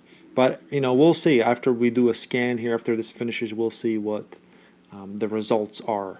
Alright guys, so here we are. It finally finished. It took quite a while for me to actually scan this, and it's a magnetic drive, so it took about a half an hour, and indeed it found that same virus on that drive. Here it is, that Trojan spy thingy-lingy. Alright, so we're going to remove it. We're not going to quarantine it. We're going to remove that bad boy virus. We're going to remove it, and once it's removed, We're going to go back into that drive. We're going to retrieve any documents the user wants, and it's going to be all good. We're going to say, here you go, sir or ma'am. Here are your documents. You have no longer a virus-infected computer. But again, you want to reinstall operating system onto that drive. You know? All right, here we go. It found 6 threats found, and it removed all of them. Let's see, protection history. So threat blocked, threat quarantined. Now we're done with that, and we're going to go inside of our virus folder, virus infected, what used to be virus infected drive. I'm going to go to users, and the name of the user that was using was called virus, and we're going to access that to recover data. So of course you'd go to documents, usually where somebody would have things on desktop, or their favorites and whatnot. Aside from that, don't get anything else. Do not get anything that's in here, because here's our virus. Remember, here's that same virus, except it's compressed. So Windows can't tell that it's a virus because it's compressed. That's one downfall of, I suppose, majority of antivirus software, is that you can't tell that there is a virus inside of this compressed or / zipped folder.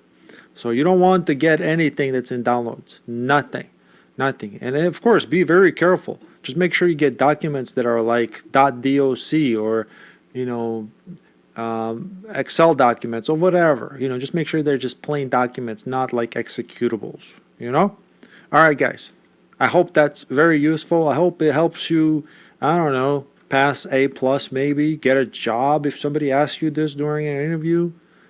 I don't know. Let me know if you like this type of video. I know part of the video actually sounded like ASMR. Is that what it's called? I was whispering.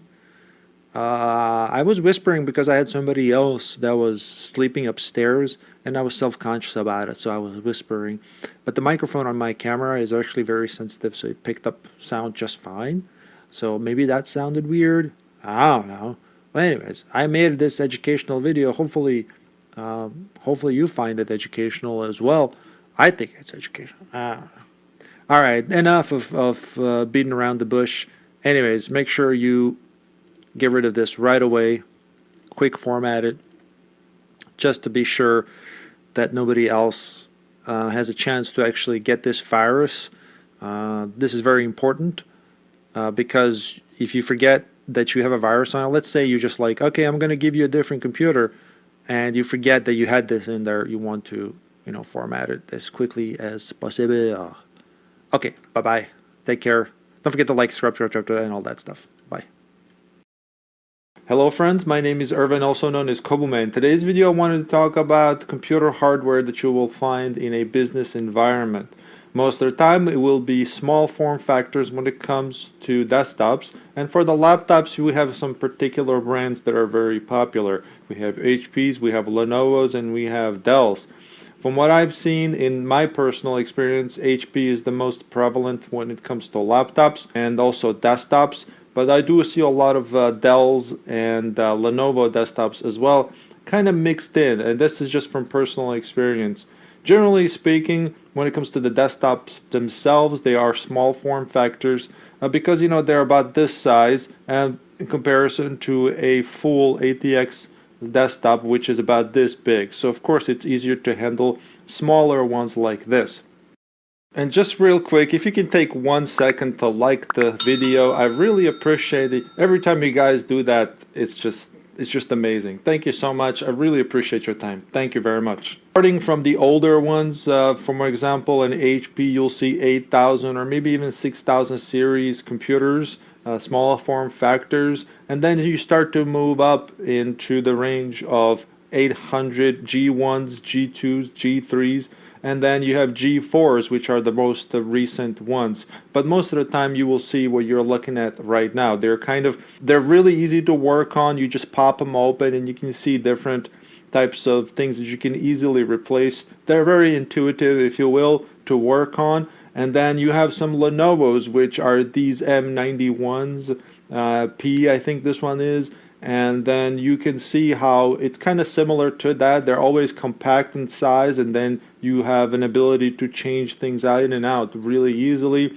And for the desktop, when it comes to Dells, it's kind of the same thing, but what I'm thinking right now is the 9020s, or those really small ones. The Dell ones were actually a lot smaller. I don't know if I can find the image of that, but if I do, I'll show you.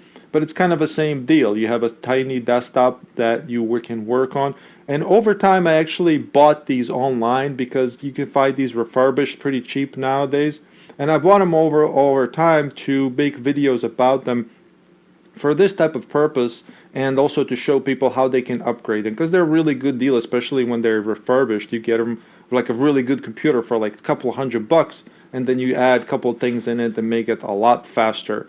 When it comes to laptops, you have, I didn't see many Dells, but there were Dells. Honestly, from the one I've seen, they were not that good of a quality. I'm not sure about the newer stuff. The computer or the company I work for, they switched over to a newer, to mostly using HPs for that. But for HPs, I have actually videos on this too. Again, I bought these on my own just so I can show them. They are, for example, 8460p. Those are like the older ones, 8470p. And then later on, you have 840 G1s, G2s, and G3s, depending on what kind of package you want.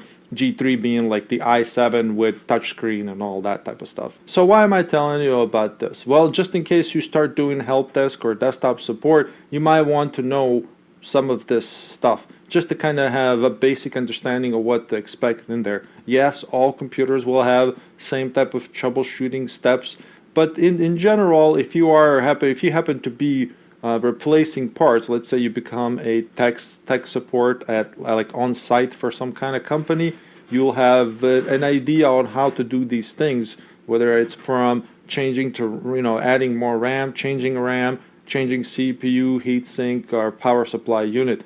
You have all of those. I have all of those things available on my channel if you want to check out my hardware playlist.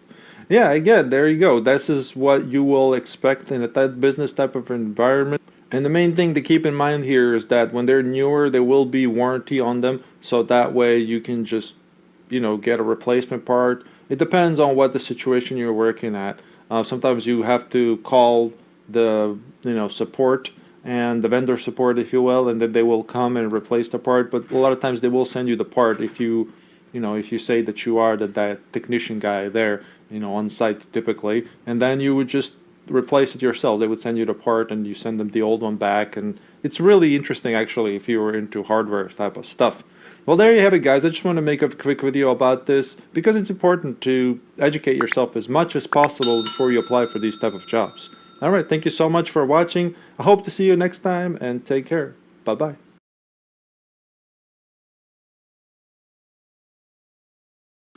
So a couple of main things that people usually go for when it comes to replacing or upgrading on their computer is the hard drive. So we have easy access to the hard drive, and it's really simple to replace. Here's our CD-ROM, and it's actually slightly different than replacing these. Let me show you how this mechanism works. So in order to remove this drive, as you can see, there are little tabs that are holding the hard drive in place, and I'll show you exactly how that looks like once I remove it. It's very simple. Here is actually a lever. So you have to pull on it, as you can see here, and I'll show you a better angle. If this is not in the proper position you can actually lift on this, like so. Once you lift this, you can actually have good access to what you see. So if you push on this, you see how it's actually releasing the hard drive there. That way you can properly slide it out. So let me push this back here a little bit so you guys can see, right? So once I'm pulling on this, and if I just slide forward, right? Now I can slide forward, otherwise I wouldn't be able to, you see that?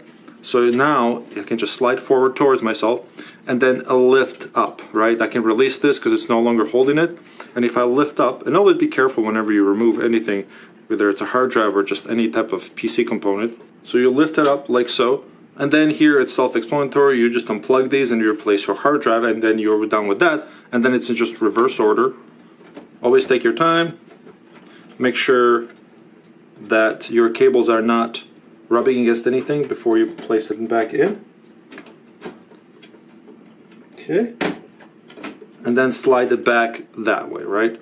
And now you're done with hard drive. So whether you want to put a solid state in there or just add an extra one, we can also do that here. So let's say you want to keep this. Here's space for our solid state drive. We can put another solid state drive in here, and you have extra connector here. And in order to connect, so this is our power, we're just going to need this extra serial connector, which actually connects there. So with your new hard drive, you'll probably get one of these cables. You just plug it in here. And then once you put your solid state drive in there, you can simply connect it like that, pull everything back down. Additionally, let me just move this cable out of the way. Okay. Additionally, if you want to install a third hard drive, you can certainly do so here, right? Here's another space for, regular 3.5 inch drive like this one here, or you can even attach, solid state if you really wanted to, right? You just have to get creative, but either way, you do have extra power connector, and then of course you can put a solid state drive. The one thing to keep in mind is that you do only have 3 SATA connectors, so it can be up to 3 drives. But that means if you want 3 hard drives, right? If you want 3 hard drives, you're going to have to disconnect our CD-ROM. So a lot of people don't need to use the CD-ROM, so you can disconnect it and just use that, connector instead of the CD-ROM. So if you want to remove the CD-ROM, you actually press down on this green tab, and it actually lets it loose. And I don't want to press it now because it's going to fall through, and it's not going to fall where I wanted. You're actually supposed to have this all the way down, because once we press this, the green button here, it slides out that way. So if I press it, the drive comes out like so, right? It's very self-explanatory. Then you push it back, make sure it clips back in, right? Okay, now we're done with that. So now we know how to upgrade our solid state drive. Now, again, a lot of times people don't even know that you can actually do this, because it's actually pretty tough in there, but there's no button or anything. But obviously you can remove this like so. So now let's have a look at our memory. Here you can actually install up to, I believe, 64-bit, because this CPU is i5 6500, and that's new architecture. I believe it supports up to 64 gigabytes. Anyways, these are the memory slots that you can use. You simply put them in like so, right? You have plenty of space. It's dual channel, what it appears to be as well. And since I'm playing around with this cable here, this is our power supply cable. So let's have a look how to replace the power supply in case it goes out, or something like that. So you have actually 3 cables that come from the power supply unit. Actually, I should say 3 bundles, right? But it's 3 plugs, one here, one there, and one here. So you would basically unplug those first. Let me see if you get a good angle of this. Here, this is what I'll do here, right quick. All right, give you a little bit another angle there. There's our other connector. And if you want the easier access to that, you can simply remove this air guide once you remove the wire from this part here, right? And that just clips here, really easy, simple to remove. That way you get a little bit more extra room to work on this, right? And in order to do this, you just press on the little tab here. You see how it actually squeezes in right there. You just squeeze it like so, right? So we got one cable disconnected. Here's our second one for the power supply. So we got P1, P2, and P3, right? This is P1, P2, and P3. Same thing. You really can't mess these up, right? So now that you're done, you just have to release this part that's holding these cables. Okay, we're almost done here. And then in order to actually remove the power supply, there are a few screws back here. And let me show you. There are 4 screws, or 3, I'm sorry, 3 screws there. Once you do that, you just press this button here, right here, and then you can just take out the power supply. After that, it's very self-explanatory.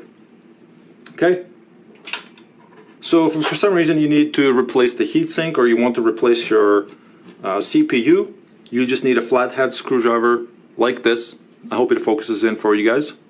And then you simply use this, and then you unscrew it counterclockwise. And this will pop out. This will pop out, and then you can remove the heatsink. I'm not going to do it here because I don't want to have to replace the thermal paste that's underneath, but it's very simple. You just do that, and you unplug your fan, which is right there, and then you just pull this hole out, and that's how that works. And if you're interested in this specific PC, there will be a link in the description box below as well. Alright guys, thank you so much for watching. I hope you like this video. Share with friends. Leave a like, leave a comment. I'll be glad to help you with any questions that you may have. So do not hesitate to ask me anything. I will certainly help you out. Alright guys, have a good one. Bye-bye.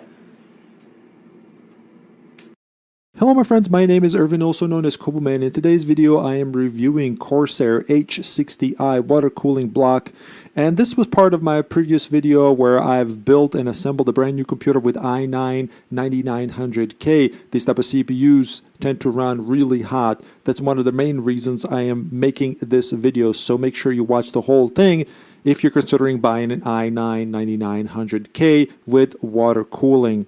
If you're interested in watching the full assembly video of my new computer, there will be a link at the end of this video, so feel free to check that out. But for now, we're just going to concentrate on the part where I've installed the water cooler, and then we're going to concentrate on some testing. Next, we're going to install our adapter plate on the back of the motherboard for our water cooling block, which has a self-adhesive sticky, which is really cool, makes it a lot easier. Then we're going to use our spacers for the water block that we're going to attach. There are 4 of them. You can do this by hand. You don't need to use any tools, which is really cool. So we're going to attach that, and then afterwards we're going to mount our radiator as part of the water cooling. In my case, this case allowed me to remove the plate that holds the water cooler or any other fans that you want to attach. So that's really cool. I'm going to remove this and I'm going to attach the radiator, as you can see there, and I'm going to bring it back and show you how it looks like here in a second, and that's how it is. Then I'm going to reattach it, and I'm going to run the cables to the back or the other side of the motherboard because that's where the cables are being routed after I attach this. Now we can get to the point where we attach our block. It has a plastic cover. It has thermal paste attached already on there or applied, so we don't have to worry about that. We're going to use the nuts that came with it, and then we're going to attach our water block, and which we will use a cross pattern screw on for these screws, or I should say nuts. So make sure you take your time. Don't tighten too much. Just go by hand and go cross sections so it's evenly distributed when it comes to thermal paste and everything else. Once you do that, you should be good to go. Alright, so here is my benchmark setup. I am monitoring with Task Manager to ensure that I am utilizing 100% of the CPU.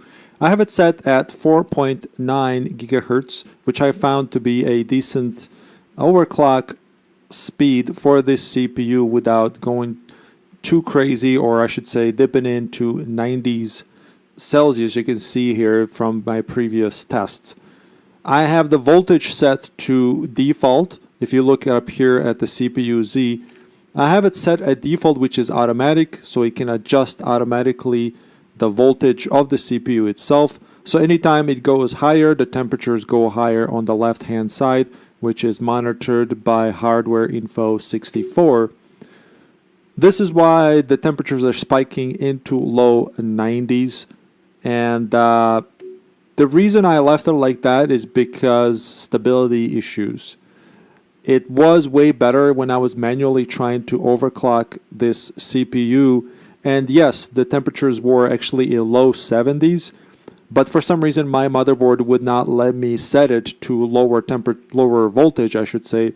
For example, 1.35 if you look over here. Now it's set to automatic to compensate for the stability, so that way my computer doesn't crash, but every time it goes up like that, the temperatures go up as well. If I was to leave the multiplier at 50 times 100 megahertz, it would reach 5 gigahertz, and that's what the BIOS let me do. But I actually decided to lower it down because I didn't like the fact that it was dipping into 90 Celsius for longer periods of time. You can see here it does dip into low 90s occasionally. One time it dipped to 95 Celsius over here, but the system itself is pretty good at controlling that, and I am more than okay with it being in high 80s for most of the time. Now here is the CPU running at 4.8 gigahertz set to automatic core voltage adjustment, you can see that the values are quite lower, which is reflected on the temperatures here. Of course, this is all dynamic and it can change. I am fine with these type of settings as well because it keeps the computer stable and the temperatures are quite a bit cooler than the previous extra 100 megahertz that we had on our settings. This can probably be changed, and what I mean by that is possibly you can change the temperatures by changing the thermal paste, doing this and that, but I'm okay with this the way the things are because I'm not huge on overclocking myself, but I did want to make a video that showcases the performance of this water cooler. I was honestly hoping for lower temperatures. However, I did notice that a lot of people complaining about this specific CPU running hot, which is the Intel Core i9-9900. So there you have it, guys. This is my review of Corsair H60i water cooler. And again, if you want to fiddle with it, and you can get different results by changing the thermal paste, changing the voltages, and setting the different core speeds, and that's up to you. This is just a real world example of what you can expect when you get one of these coolers. If you like it, there is a link in the description box below. Thank you. If you have any questions, feel free to let me know. And you have a wonderful day. Bye-bye.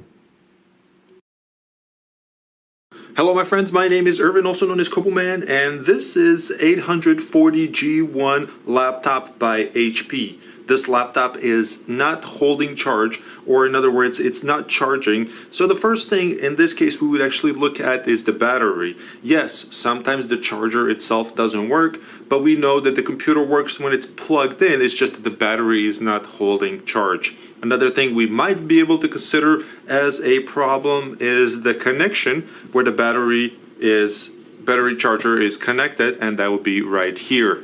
By the way, if you have 840G2 or G3, it will be similar to this, or if you have an HP laptop that looks similar to this, it will be the same procedure to check, troubleshoot, or replace the battery. So let's have a look what's on the other side. Oh boy, I can already see the problem. This battery looks really bad, looks swollen up, and I'll show you that in a second. The reason I didn't get a chance to show you how to remove the lid is because the lid literally popped off because it was raised like this, because the battery itself is swollen. That is going to be interesting to look at. Unbelievable. Anyways, if you have it inserted like this, just press this to unlock and slide the lid off like that. Very simple. Okay, here's our battery, and it's one of these slim ones. This is typical with the newer type of laptops. Let's go ahead and unlock it. I'm just going to push this little unlock tab like that. Once you see red, it's unlocked, and there's one more here. We're going to push it. Oh wow, this is really stuck. You see that? You see the bulging? Oh man, let me get a screwdriver for this part. See if I can unlock this. There it is. Wow, that popped open. Usually you would pull on this. That's pretty crazy. Oh my God, look. It actually cracked. It's cracked. And it's swollen. Well, this is why it's not charging. This is crazy. Look at that. Look at that. Let me show you a brand new one. This is a replacement battery. Look at that. Wow. Let me just move this aside just for a second. Look at that.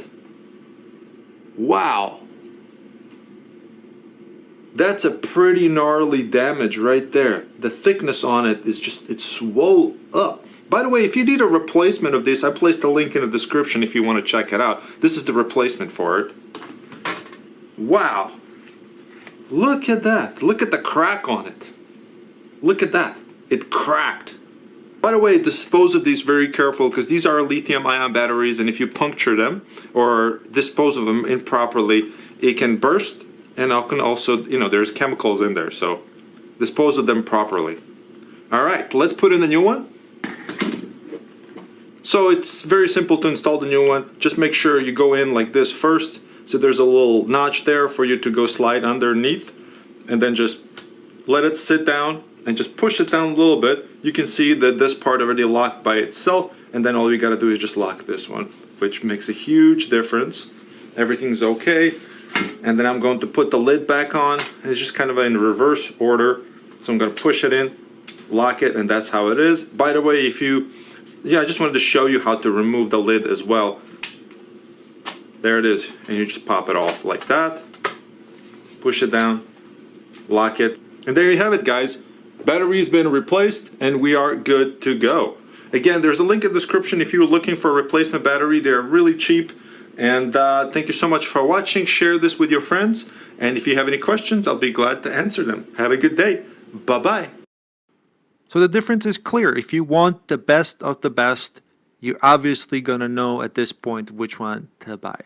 Hello my friends, my name is Irvin, also known as cobuman. In today's video we're testing two Samsung M.2 NVMe drives, and specifically the first one is 970 EVO. So this is the original 970 EVO, and then recently they came out with 970 EVO Plus. I have both of those installed in my computer, which is i9 9900 system that can hold two M.2 drives at the same time. So they're both installed into the motherboard, and that there is literally no advantage of either one when it comes to the hardware that's being used to test its performance.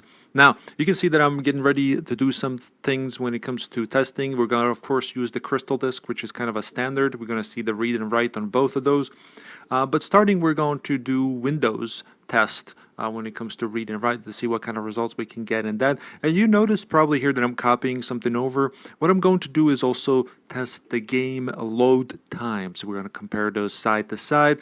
And one of the other things we're going to do is test the compression. What I'm going to do is test the compression of two of these videos and then see which one comes out ahead. So this is a pretty exciting video if you like this type of stuff. And moving on, I want to show you that I do have the most recent update or a driver for our NVMe Samsung drive that comes from Samsung it's themselves. And here is the recent update. I'm just going to run it to show you that it's going to tell me that the driver is already up to date, and it's not going to let me update it any further. So I'm just going to move this out of the way. As you can see, I executed the install of the drive, and there it is. And if I click, you can see here that it's already installed. So the only thing that it gives me is option to uninstall it, but I don't want to do that. All right, so let's have a look at our device manager. I wanted to show you what's inside of my computer. Keep in mind they're both installed on the same motherboard. My motherboard has two M.2 slot, and they're both installed right next to each other pretty much. Here's the 970 EVO, which is the standard one, which is 250 gigabytes. And here's the one that I've just installed, which is NVMe Samsung SSD 970 Plus. But for some reason, it shows up as a SCSI disk device. But again, as I've mentioned, I do have the most recent Samsung driver installed for both of these. And it's kind of bizarre that it shows up like so, but I digress. We're going to do some testing. We're going to see what's going on with the settings in here. Anyways, let's have a look at my computer. I just want to show you what it is. So my local C is 970 EVO standard, and here is 970 EVO Plus. Friends, I'm not going to play any ads at this point, so please take a second to click the like button. I really appreciate it. This way I don't have to bother you with ads. Thank you so much. Okay, now the first thing we're going to do is use Windows itself to do some testing, and we're going to do a side-by-side. What we're going to do is going to have a couple of labels here created for our testings. We're going to have standard on the left side, and then we're going to have EVO Plus